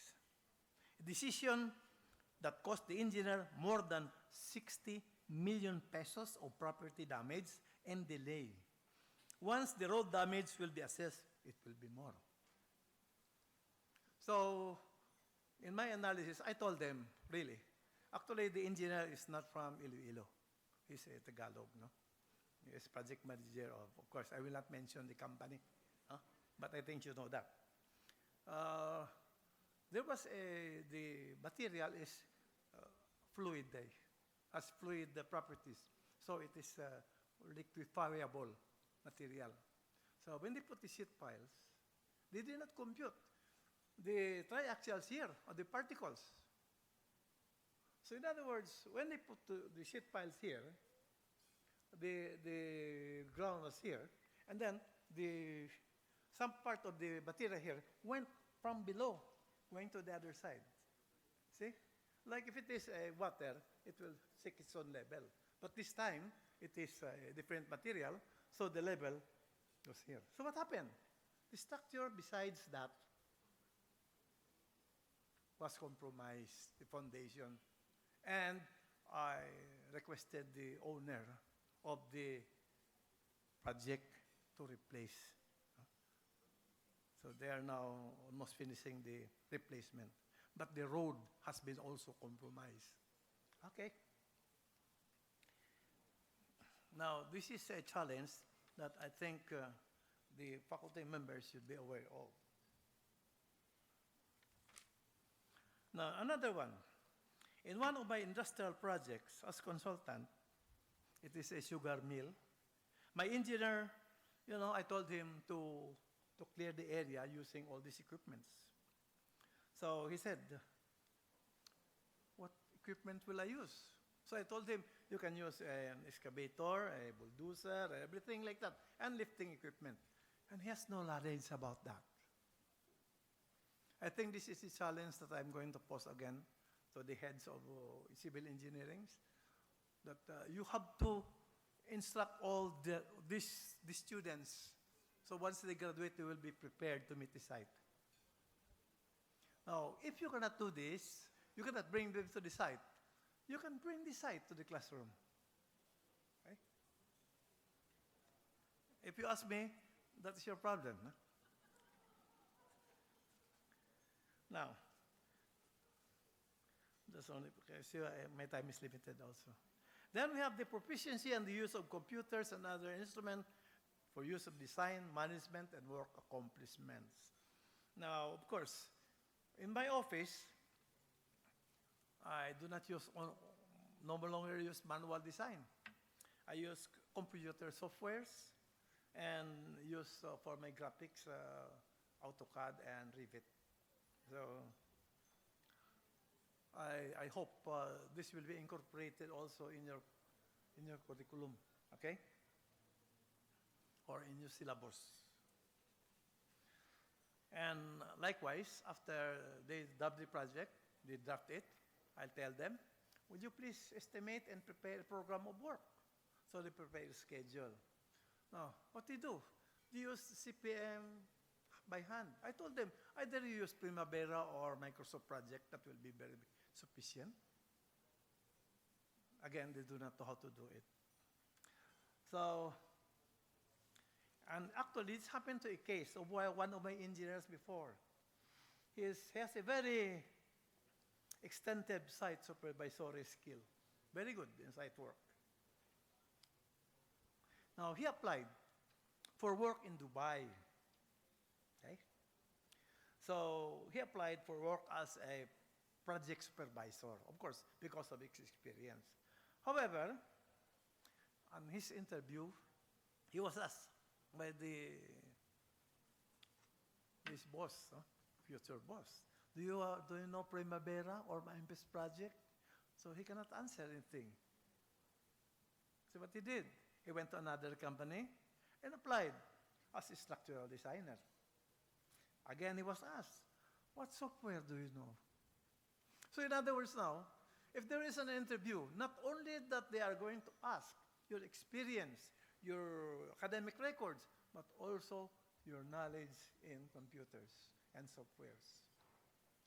Because these are tools to solve problems and to deliver results.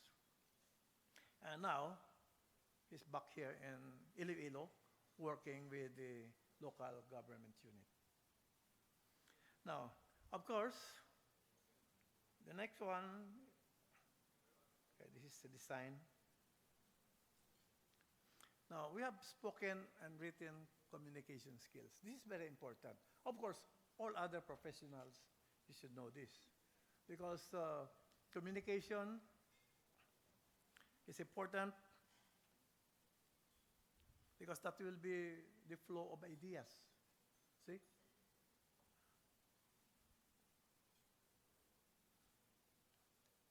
What to comply, and how to express your ideas, and how to transmit information.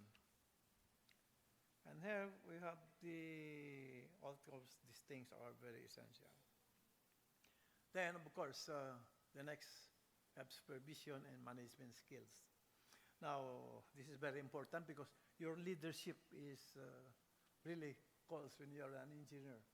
Huh?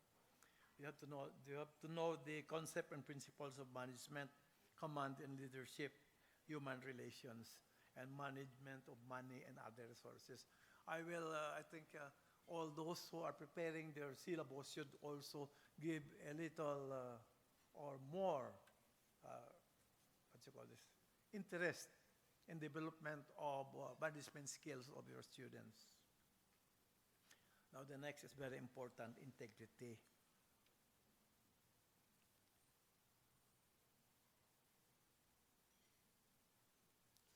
Now, in integrity, we have honesty, loyalty, and the ability to follow and obey employers' rules and regulations. This is very basic and essential. However, you see, in engineering, especially in construction services, work shortcuts are often done, especially when work is concealed. You know how what are the work that are concealed? They are under the ground, no? Now, from 1986 to 1990, I worked with the Public Works Department of a foreign government at the KJR of Brunei. And one time we were confronted by my boss, the authorities. And when because one of our compatriot engineers, I was really ashamed about that, connived with the contractor and sunk only 50% of the piles required. See? Practically, this is not 50%, it is 30% only. Because when they drive the pile, there should be connection and three connection pile to be driven. But they drive only one. And then he went out of the country and got lost. Now, this morning, I heard from the news over radio that the contractor of a project here drove only 28 meters of the cast-in-place pile, they call it here the board pile, instead of 55 meters. I think you know where it is. The engineer, really, of course, of the contractor or the government, is very loyal and obedient to his employer. Okay. Now, this is my challenge to all the civil engineering schools and professors, that we may have to work in order that these problems will not happen anymore. Okay. Thank you for giving me this time to talk.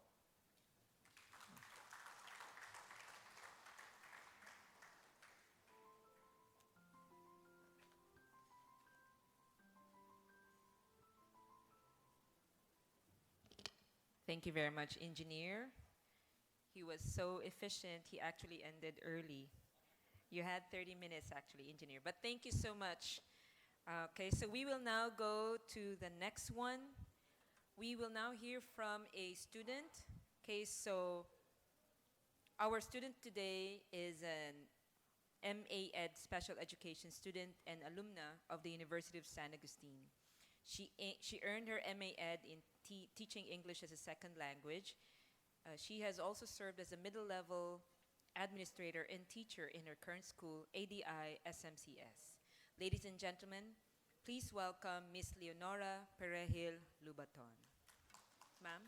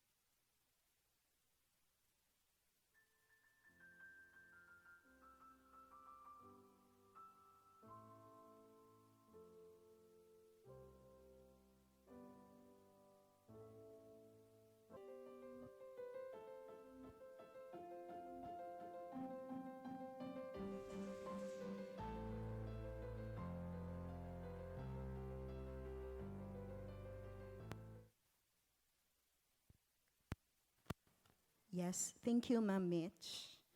Good afternoon, everyone. Siya uhaw. Yes, I am now employed in a Chinese-Filipino school, so I really would like to express my good afternoon, my greetings to you. Yes, so while they are preparing my slides, so let me just thank, no? This is a great opportunity for me to talk in front of my mentors before, no? Ma'am Rosalie, Father Jonas. Yes. So thank you very much. And of course, Dr. Delsa and Dr. Nenelin. Thank you.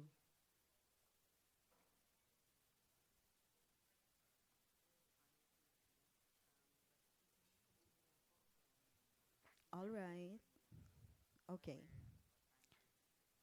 Yes. So my task this afternoon is to share to you my experiences on the opportunities and challenges that I encountered together with my classmates in the Student Mobility Program of the University of San Agustin. Supposedly including the process, its impact on degree recognition, and also internationalization. No, but I think they were already given to us by Dr. Villaruz and also Dr. Sucaldito. So I will focus on my experiences and opinions on student mobility. So the COVID-19 pandemic has ignited virtual forms of student mobility across the world. So the COVID-19 did not stop us from learning, from meeting and sharing people.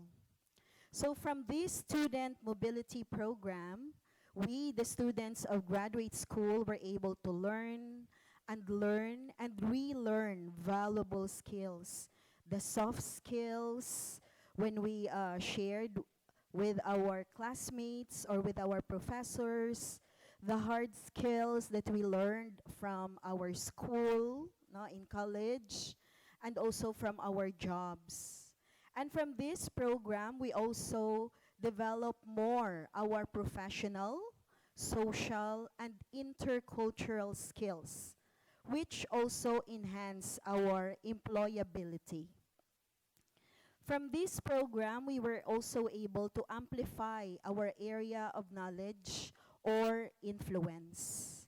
And from these, we're able to share to the community our learnings. Wherever we are working, we're able to share to them our learnings from the program. So now let me begin with the opportunities. No, so as a graduate school student, these are the opportunities I have glimpsed so far. First, it offered to us students academic and international experience at the comfort and safety of our homes. So yes, that's right. No, that was last May 7 to June 11, 2022. That's last year, where we had our 6 Saturdays of classes via Zoom. So we experienced the inbound students virtual mobility program. That was a collaborative project between the University of San Agustin, the CLASE, the College of Liberal Arts, Sciences, and Education, and also the Ratchasuda College, Mahidol University in Thailand. So thanks to the hard work of our professor in special education, Sir Frank. And of course, the support of Dr. Delsa and Dr. Nenelin. And yes, that was for free. So thanks again to Father Jonas and Father Comendador. Just imagine learning in the comfort of our homes for free. Next opportunity is share current and relevant practices in the field. So in this virtual student mobility activity, we, the MAED SPED students, had a wonderful time learning on the topics of sustainable development, involvement, and social inclusion in the education system of Thailand. Now, so we had the sharing also with us here in the Philippines. Then the last opportunity is we're able to utilize authentic materials for the community. Now, so from the virtual mobility program, we're able to pick out the materials that we can also use in our context. And yes, we learned more from the assistive tools that are needed, no, as a special student, special education student of MAED. Now, what are the challenges? So wherever we go, there are always challenges. But let us not forget that challenges should be taken also as opportunities. First challenge, access for students with disabilities. Yes, of course, because it's virtual. So those who are blind has a difficulty, no, in a virtual mobility program. But with the aid of automatic speech recognition technology, they were helped to learn still from that webinar or from that program. And also our friends who are deaf, now had difficulty of hearing, they can also make use of the frequency modulated device where the teacher wears a microphone and the sound transmits directly to a transmitter, which is attached to the hearing aid or cochlear implant. Now, so you see, even if it's a challenge for those with disabilities, there is still something to do about it. The next challenge is the global time zones. In our class, we have a classmate who is now in Doha. So our class is here is 5 hours ahead. So you just imagine if our class will start at 7:30. So that means my classmate has to wake up at 2:30 in the morning. The same thing with my classmate in the US, which is 12 hours ahead. No, our country is 12 hours ahead of Washington, D.C. No, so again, my classmate would have to sacrifice a little time to be able to attend our classes. But yes, we thrive. We will already be getting our compre this month of July, thanks to virtual mobility program. Next challenge is digital divide. According to UNESCO IESALC, it describes digital divide as disparities in access to technology and the internet. Okay, so that is digital divide. Good news or bad news? In the year 2015, our country had a speed of 3.7 Mbps. All right. But last 2020, according to the survey by the Global Index, Speed Test Global Index, our country is now ranked 5th, the fastest internet in Southeast Asia with a 78.69 Mbps. No, so I hope the digital divide will slowly disappear or vanish because of what our telco companies also are doing. We just have to be ready to pay our bills. Next is quality issues. Yes, some countries still have legislation in place which sometimes prevents the official recognition of qualifications gained by distance learning. So they have questions about virtual mobility program or distance learning. But as a student, I believe, no, with the course design, with the framework set, with the ICT or information and communications technology, no, the infrastructure, and once we, the students, are willing and doing our part to be digital, to be literate digitally, we can. We can with virtual mobility program. So what do you think?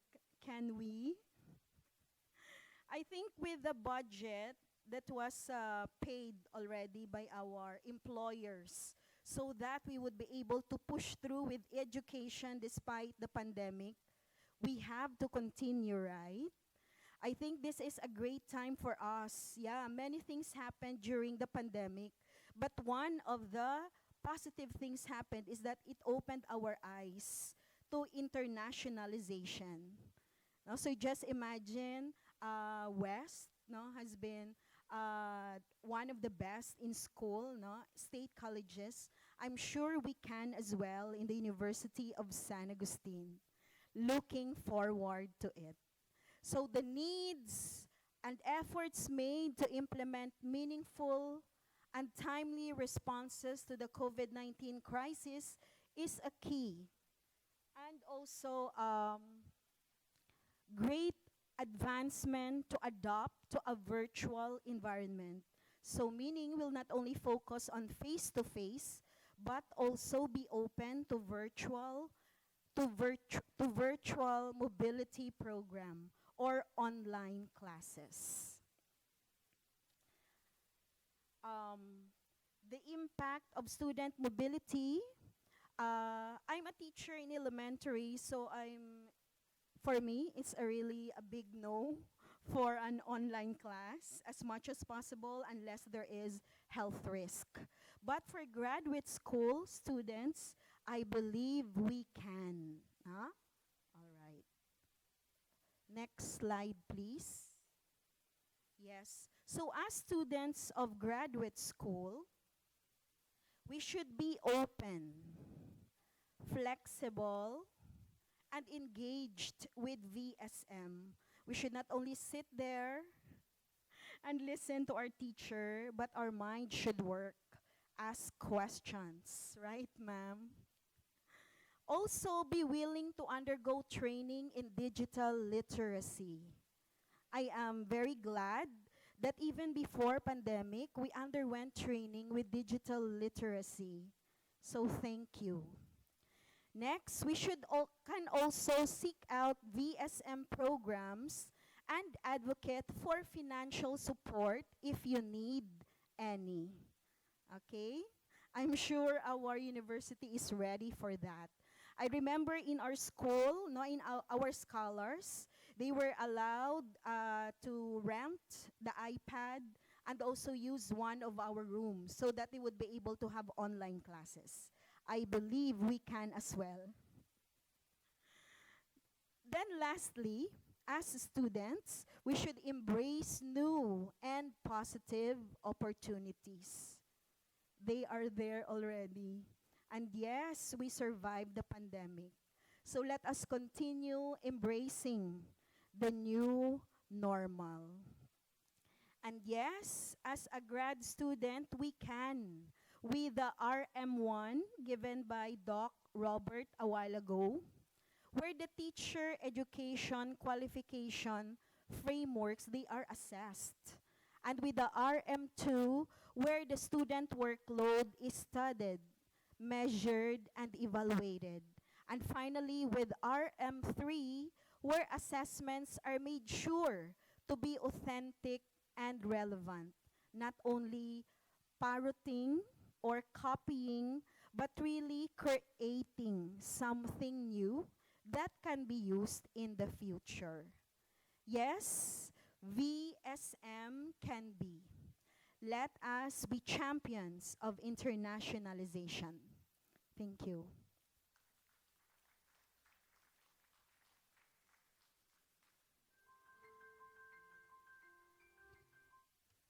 Right, Mike. Right, thank you so much, Ma'am Leonora. So at this point, we will now open the floor for discussion in the Q&A session. May we call on Associate Professor Dr. Hazri bin Jamil of the University Science Malaysia. He will be chairing the moderation here. May we also call on Engineer Arguelles, Engineer Manuel Arguelles, our employer and alumna from Civil Engineering, and Ma'am Leonora Perejil Lubaton. So do we have questions from the audience? Our participants from Zoom and our viewers from Facebook may post their questions on Zoom or on the comments section of Facebook as well.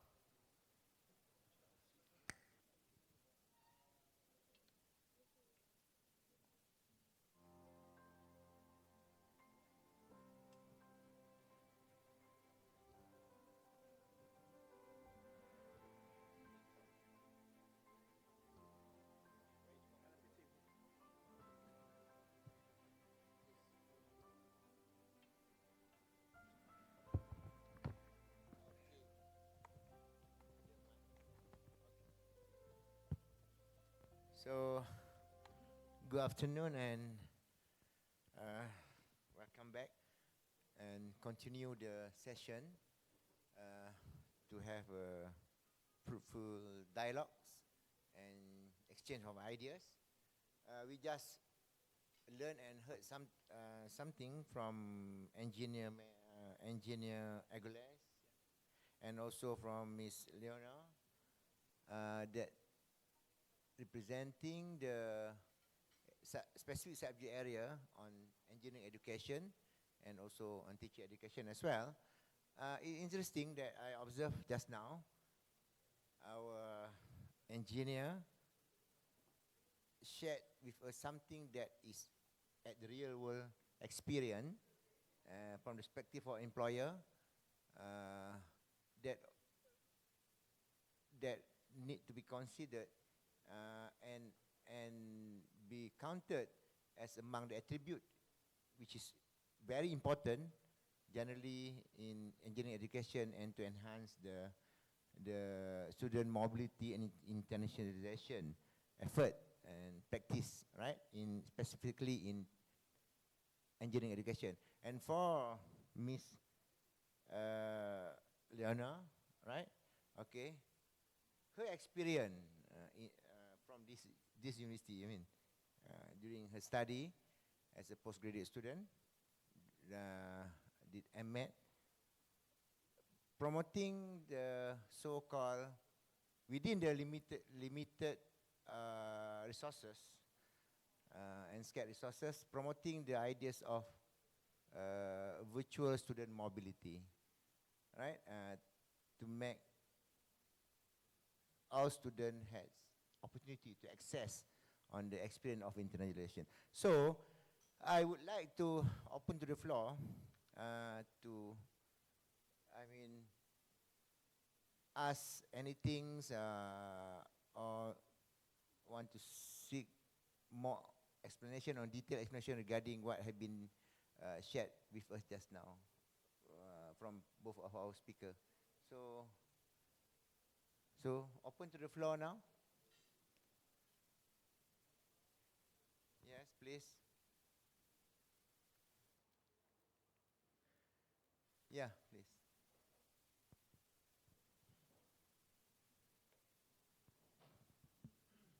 Hello, hello. Yeah, this is again Dina from Cambodia, Swearing University. Yeah, I have one related to Leonora. It's about the disability students because recently I'm teaching one subject, but one of my student is blind, and I find it's very challenging teaching them because we teach a lot more student and we don't have the equipment or material to support and help him learn, but he himself has the sled and something. So I wanted to know while you was a student, how was your teacher? Have you heard about him complain and what technique that he used to help the student learn and encourage him to learn? Yeah, thank you. Thank you, sir, for that question. As a MAED SPED grad student, it's great, first of all, that the student is schooling. That's something positive. No? So the student did not only stay in their house and then learn on his or her own, but went out and study with you. Since she's blind, so that means she should have used Braille. And she could also make use of your recordings, sir, of your class, so that she can review that after your class. And it would also be great if the classmates are very supportive. And I believe you are. That's why you are asking this question. That's it, sir. Okay, good sharing. So, stay open. We have ample time. We have 30 minutes for this session, Q&A. So, open to you as well, anything. Is there any question from the virtual? No, nothing so far. Okay. Anyone from the engineering education? Yeah, please. Good afternoon, everyone. This question is addressed to Engineer Arguelles. By the way, I am Engineer John Michael B. Casibang, civil engineer by profession, and then the currently program head of the civil engineering department. So I just want to ask if you are now offering the different tracks in your program, like transportation engineering, water resources engineering, structural engineering, and I just want to ask this one because of what you've discussed before regarding your expertise. That is why I just want to ask if you are amenable with these different tracks in the higher year course of the civil engineering program. Thank you. Yes, of course. Actually, I'm a structural engineer and I'm also specialize in project management. But when it comes to other fields of practice, I would recommend that the university should also offer. However, it depends upon the resources that they have. Now, the biggest resource is supposed to be the faculty. I hope they can provide all the universities here the material or the personnel who can teach all the subjects. Well, if not, they can send scholars. So it will take time. I hope the university will cooperate in that. Okay. Okay, thank you. Any more question? So maybe before that, I have one question. I will just based on my experience. I'm not the engineer. I'm from different discipline. But I have one of my son. He's an engineer, right? Working at a consultant. Okay, we are discussed about the recognition mechanism, right? In terms of the academics frameworks, right? To recognize the academic program related to training and produce the engineer, right? At the higher education institution. What about the the professional association or professional body recognition in terms of effort for the internationalization. Because some countries using the different board of professional bodies that refers maybe to, using the UK standard, using the American standard and European. Can you share with? Yeah, actually we have our organization here. We have the Philippine Institute of Civil Engineers. Now I understand because I worked before in the Brunei government, and they are using the British standard. So it's quite different, but I think it's not so difficult because we can adjust. No? There are only some parameters to be corrected. Now, on the other hand, the Organization of Civil Engineers has also regional organization. But if you become a member, you can practice to any of the ASEAN countries. And that is called the ASEAN Engineer. So you can practice there without any board examination or any government licensure examination.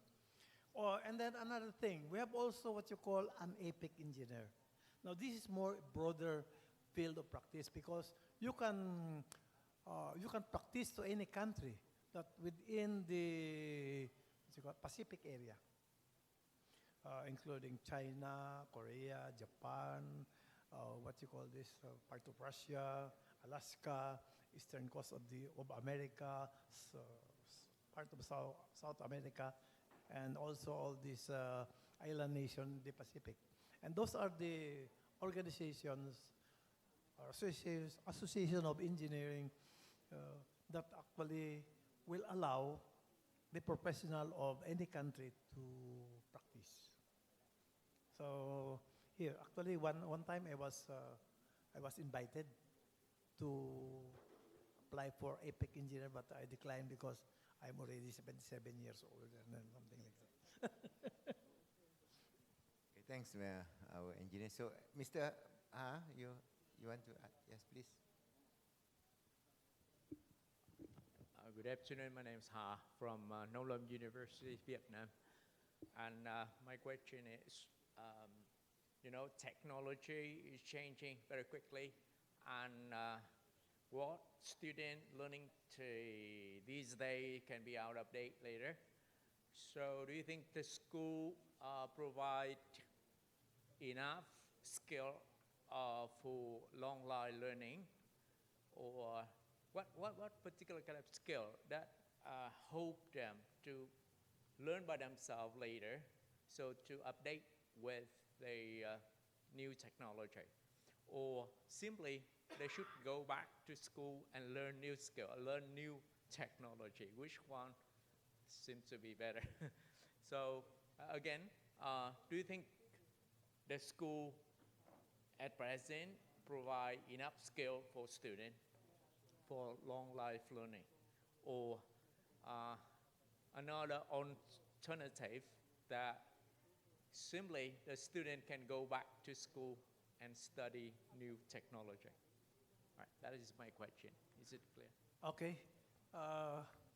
Well, let's put it at this time, at this decade. The students should learn actually all the newest and most modern technology and principles or codes that will be applied. Okay. However, he cannot just go back to school anymore, but he has to learn. For example, myself, my example, I graduated in 1968. That's long time ago, and there was no calculator yet. We used slide rule, okay, and everything. And sometimes in addition, we use abacus. Okay. Now we have the age of computers. You have to know the softwares. There are no newer technology. So it is now for me, or any engineer for that matter, to continue on studying, because learning is supposed to be a continuous process. He has to update and upgrade himself. Otherwise, he will be left in limbo at the dark. So that is my suggestion. However, the teachers and the schools should always give a motivating, what you call this,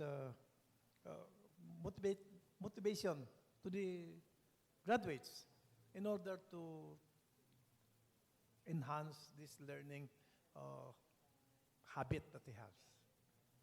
That's the most important thing. So I hope I answer your question. Yeah, thank you very much Yeah. for your response. Yeah. We would considering that. Thank you. Yeah, well, in Vietnam, I think one time I have actually, engaged in one of the companies, the PEB, steel. It's based in Vietnam. So in my project, I use PEB steel. Really? Vietnamese. And also one in Cebu, Fresnay. Yeah, because it's friends. And the representatives here are engineers from Vietnam. I met them.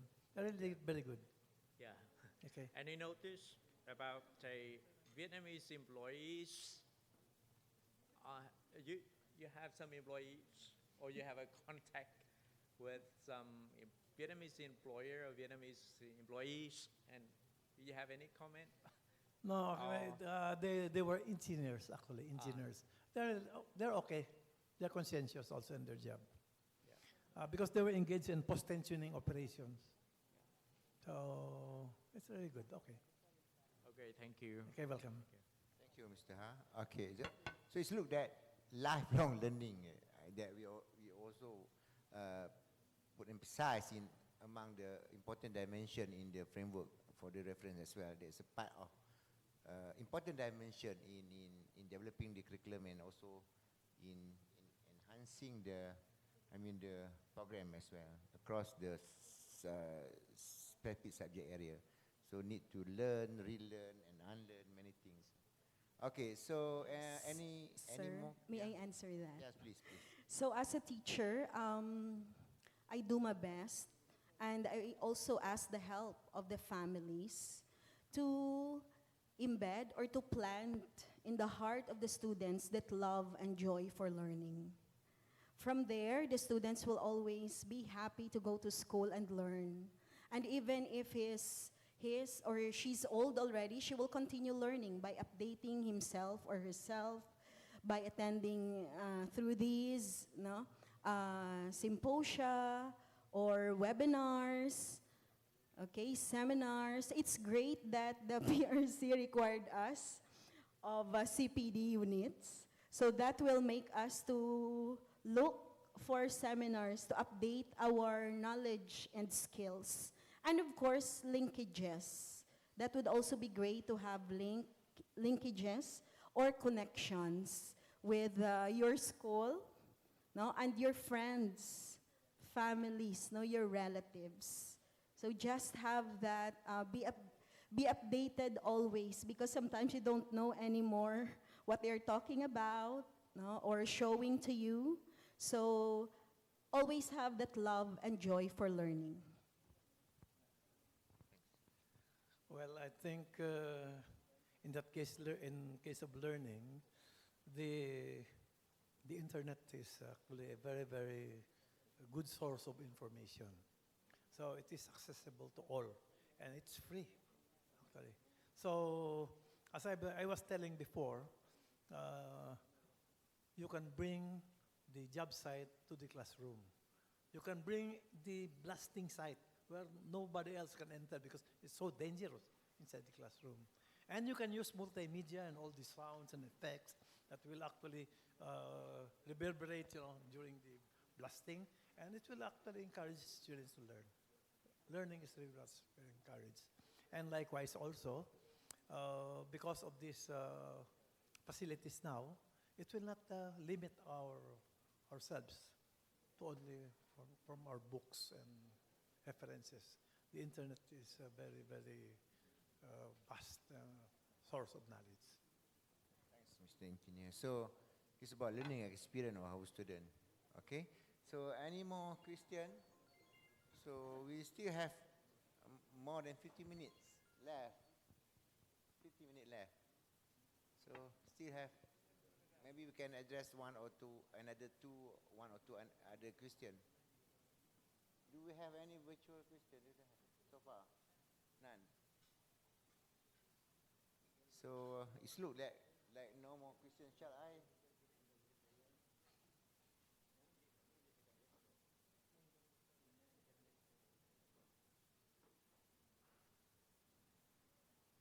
Mike. All right. I think there's one question for engineer. The question is, what does Engineer Arguelles think about 3D printers and all of these new technology that Western countries have? How do we cope, or how do students, how do higher education institutions offering engineering in countries like the Philippines cope with those kinds of technologies being offered in other countries? 3D printing and etc. Yeah, actually, it needs facilities and software. If you do not have a 3D printer, which is very expensive, you know, right now 3D printing is very, very, the application is very, very wide. I have heard that they have building a small house by 3D printer already, using concrete and everything. So it needs actually software and robotics actually. Well, one time I was just toying with, because I was teaching here in this university, I was toying with my co-faculty members that we are going to make a sort of a business.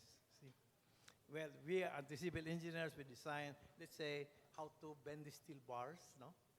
Bend the steel bars, and then the mechanical will design the equipment, and then the computer engineers and the electronics one, they are going to design the softwares and everything. And then, you know what you're gonna do? Just put one bar there, and then what will come out already is the finished product. It's very nice. But I told myself, I think this is bad, because we are going to deny livelihood of people. So very bad. So better not do it. So it's really possible. Okay, so I think it's good sharing based on the real experience and also from other perspective from the employer and also from the practitioner as well. And then we thanks all the ideas, experience, knowledge sharing that we should is useful and fruitful discussion that also can contribute to the idea of enhancing the internationalization and the quality of our graduates in these both areas. So with that, let's give a big applause to both of our panels for this policy dialogue session. Thank you so much for listening. Right, thank you so much to Dr. Associate Professor Dr. Hazri bin Jamil of the University Saints Malaysia, and Engineer Manuel Arguelles and Ms. Lenora Perahil Lubaton. Once again, a round of applause for our speakers and our chair. Right, so it has been a very interesting, thought-provoking day. We've discussed the CALOHEA project, the recognition mechanisms, challenges that students face right now from the perspective of institutions and of students and employers. At the end of the day, what we're talking about here is how we make Southeast Asian countries globally competitive. And this begins with a meaningful discourse between and among the relevant and various stakeholders. So may we remind our participants online and on-site of the evaluation form. Okay, so we have the QR code, which will be flashed on screen. As I mentioned earlier, this is going to be basis for the attendance and for the certificates, which will be given at the end of each day. All right? This was flashed earlier. Okay, so while that is being flashed, okay, there you go. So please take some time to scan the QR code or to get the link there on Google. Okay, so your feedback would be very important in letting us know whether we should not just have coffee or we should have more tea and things like that. Okay. All right. Okay, so I hope that's okay. Okay, so once again, we would also like to thank our sponsors. As while you're scanning the QR code, we would like to thank our sponsors, End-to-End Solutions, Rex Bookstore, Stellar Automation and Technology, Bellevue Booksellers, Forefront Book Co., CNE Adaptive Learning Solutions, CNE Publishing Incorporated, POT Page One Trading, Globe, Eastern Communications, and CD Book International. Their exhibit is at room 602.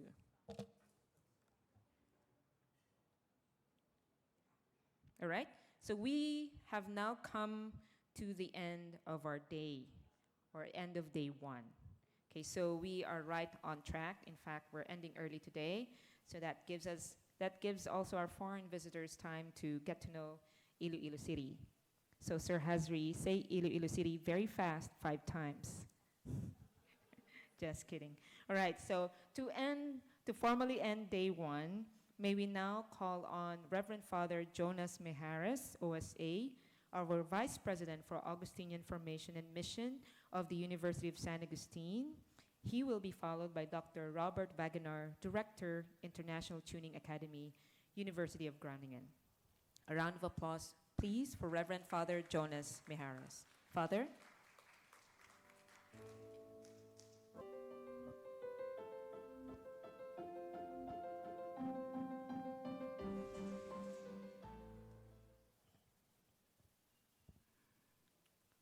Good afternoon, everyone.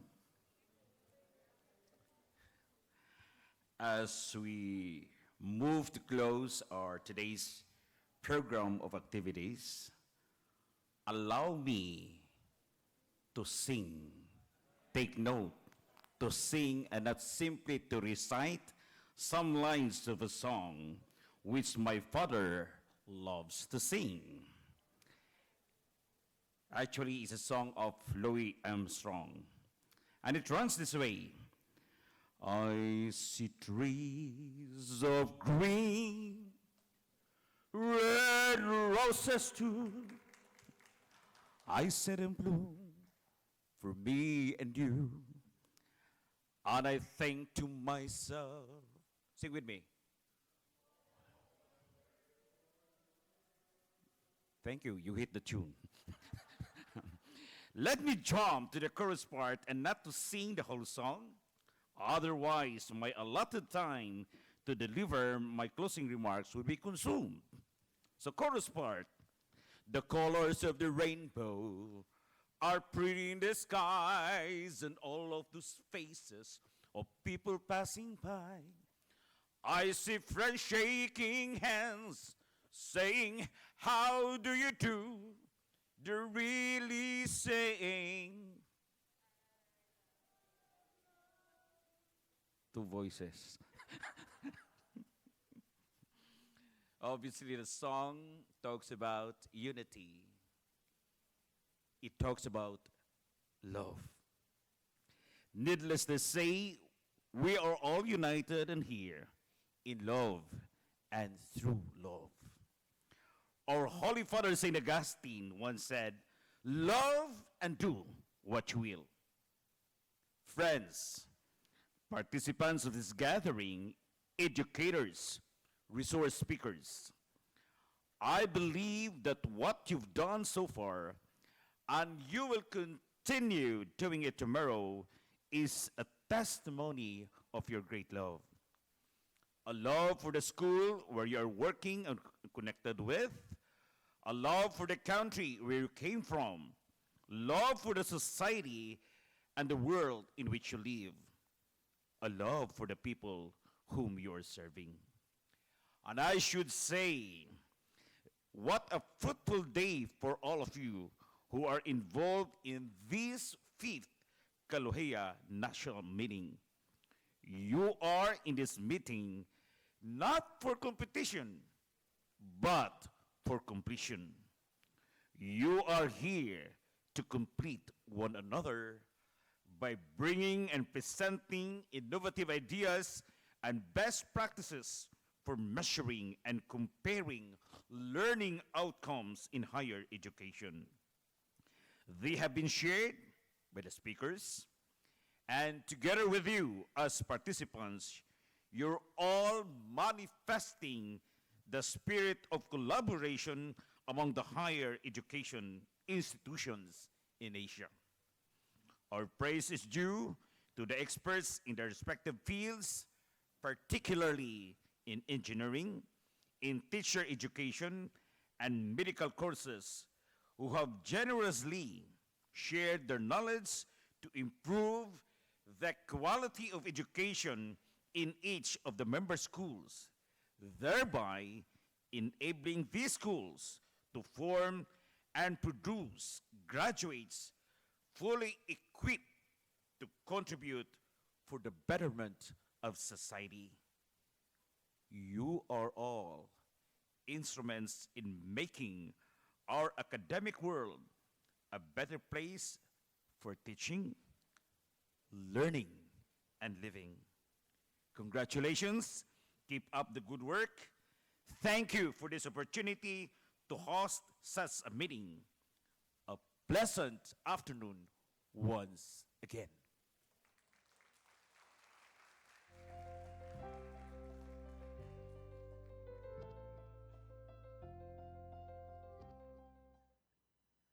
Dear colleagues, you are at the end of 2 long working days.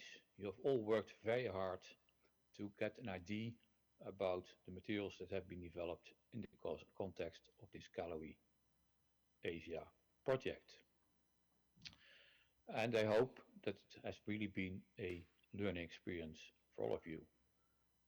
Being in a group with colleagues, discussing indeed higher education for the future from the perspective of recognition mechanisms, according to the 3 lines which we have developed. We think that the way forward is indeed the way we have outlined. To make indeed higher education degrees more relevant towards the future, to make learning more effective and more relevant for the learners, and as a result, to make our graduates successful. So the 3 recognition mechanisms you have discussed, which have been discussed during these 3 days, we think, are the foundation of excellent higher education. Curricula, of course, the curriculum is quite relevant for the learning, and we think it should be student-centered, and probably you agree with us, which means that the focus should be on the learner, on what the learner should learn in a program, and by using the time available of a student as effectively as possible. And that's why also student workload has been a highlight in this project, and still is. And for finally, to be sure that what is learned is achieved by using the right formats of authentic assessment. So you have been offered examples of good practice. Maybe you develop more examples which can be used by others in the near future.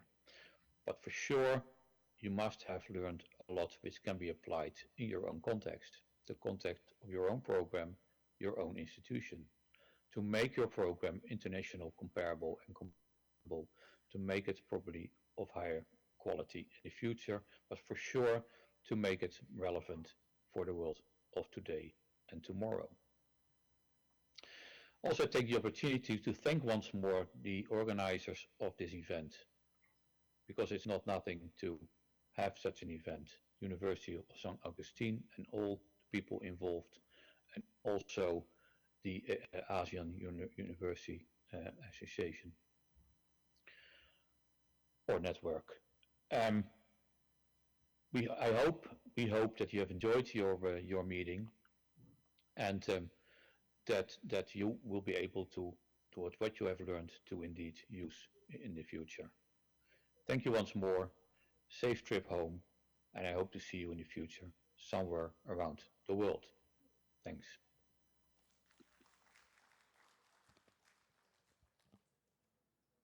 Right. Thank you very much, Dr. Robert Groninger. And with that, we end day one of our workshop. Tomorrow, we're going to have a workshop and roundtable meeting to provide details on each CALOHEA recognition mechanism and its implementation, and to gather feedback from workshop participants. For today, we thank the host university, University of San Agustin, through its president, Reverend Father Frederick C. Comendador, OSA, Father Jonas Mejares, Vice President for Augustinian Formation and Mission, University of San Agustin, our Vice President for Academic Affairs, Dr. Regina Eileen May Vergara, our deans, okay, led by our College of Liberal Arts, Sciences and Education Dean, Dr. Nenelin de la Fuente, Dr. Jose Perez from the College of Pharmacy and Medical Technology, our speakers, okay, who came all the way here from other countries, and also our local speakers. Thank you to Mr. Korn Ratanogosum as well, okay, our first officer and chief strategy officer of the AUN Secretariat. Our participants, definitely, without which this would not have also been successful. Okay, so we look forward to your input tomorrow. And once again, thank you so much. You have a good rest of the day. Thank you.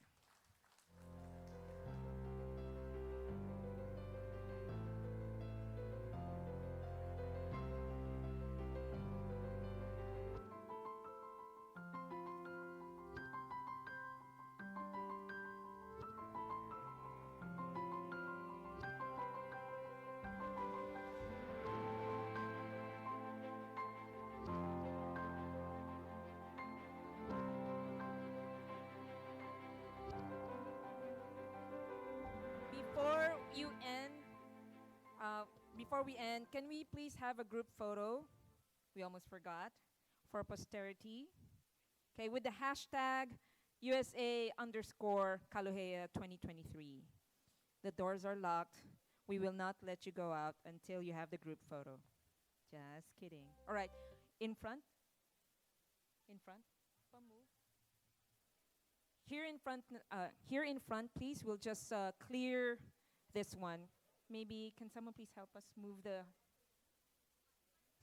podium lang, please, and then the tables and chairs. Thank you.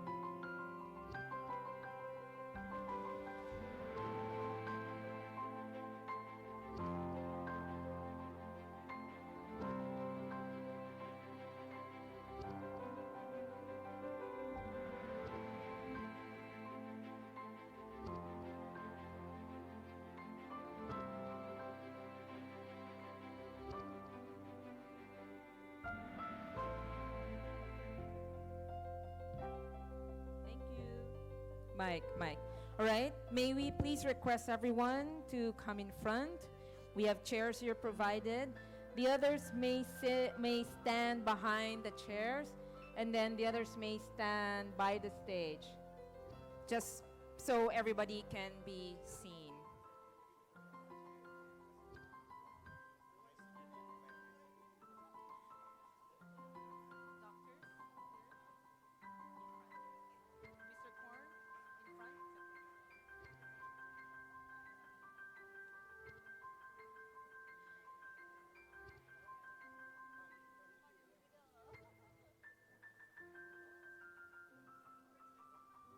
All right. Can we please here in front, please? our participants, our speakers, our organizers. We'll try to make everybody fit. Okay, the others may stand on the stage, the others behind the chairs. Maybe we can take our masks off briefly so everyone can be seen. Thank you. Right. Okay, so we have some spare chairs here on the side. Doc Vergara.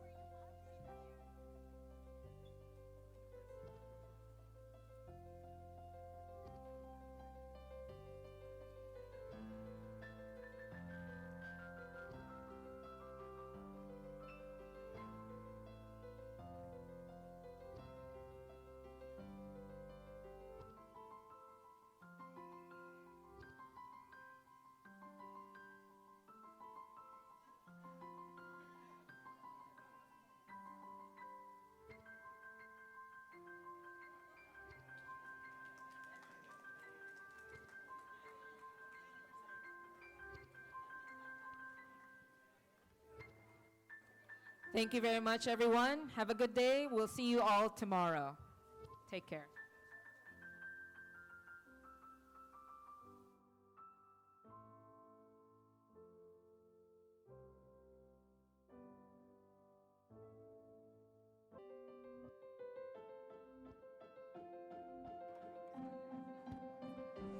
For the ASEAN representatives, we provide a transport back to the hotel by 4:30.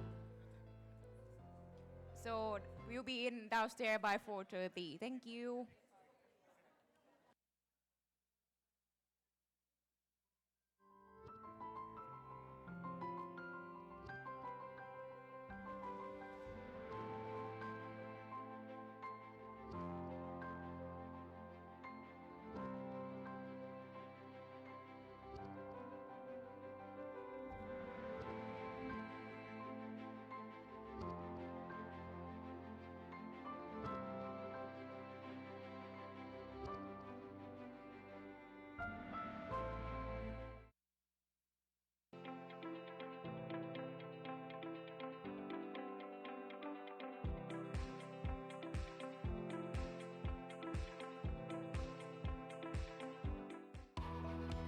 With Globe Business, back-to-back ang breakthroughs sa negosyo with just one click.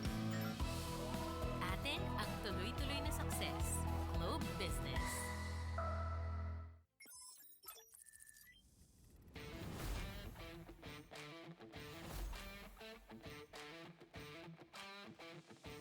My name is Jonathan De Luzuriaga, and this is my business diary. Let me tell you about Spring Valley.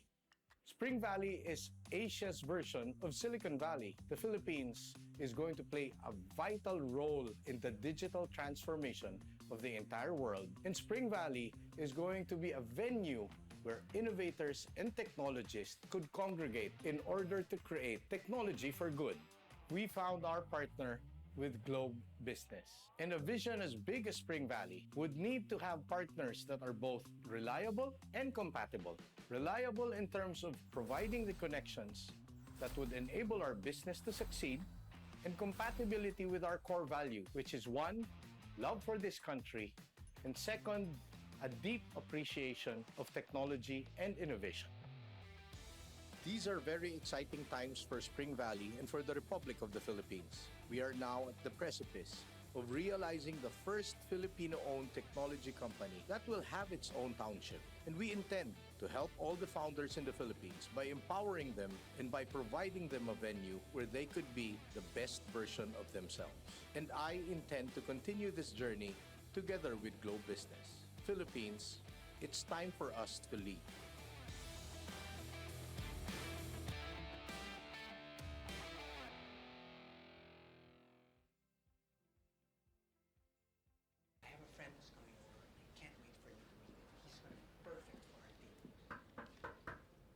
afternoon, everyone. Everybody, I'd like you to meet Nico. Hi, it's so nice to meet all of you. These are some of the top entrepreneurs who are still looking to grow their business, just like you. Nico. Oh, thank you. Excited to be here too. So, what's Globe Business Upstart like? Well, you can certainly handle your business a lot easier when you go digital. Thanks to MSME masterclasses, employee training, and product trials, you will surely serve a much bigger audience. Is that, oh wow, is that for me? It's for you. It's matcha. Being a member is also a rewarding experience. You'll become a top-notch leader in no time. Even if I'm still starting out? Oh, definitely. From value-added services and perks, you'll have the best assistance that your business deserves. Here, Nico. Thank you so much. Wow. You can also make new connections at exclusive networking events and consult with experts who have a flair for business. So if you need fresh insights and solutions to take your business to the next level, you're in the right place. So, ready ka na?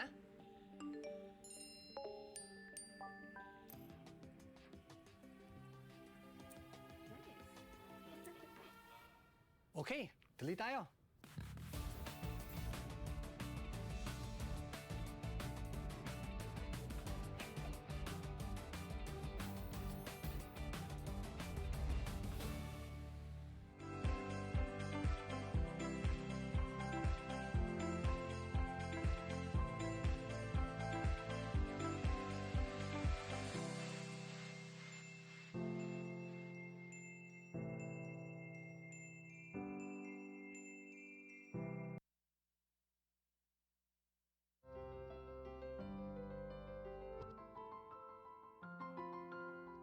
Recording stop.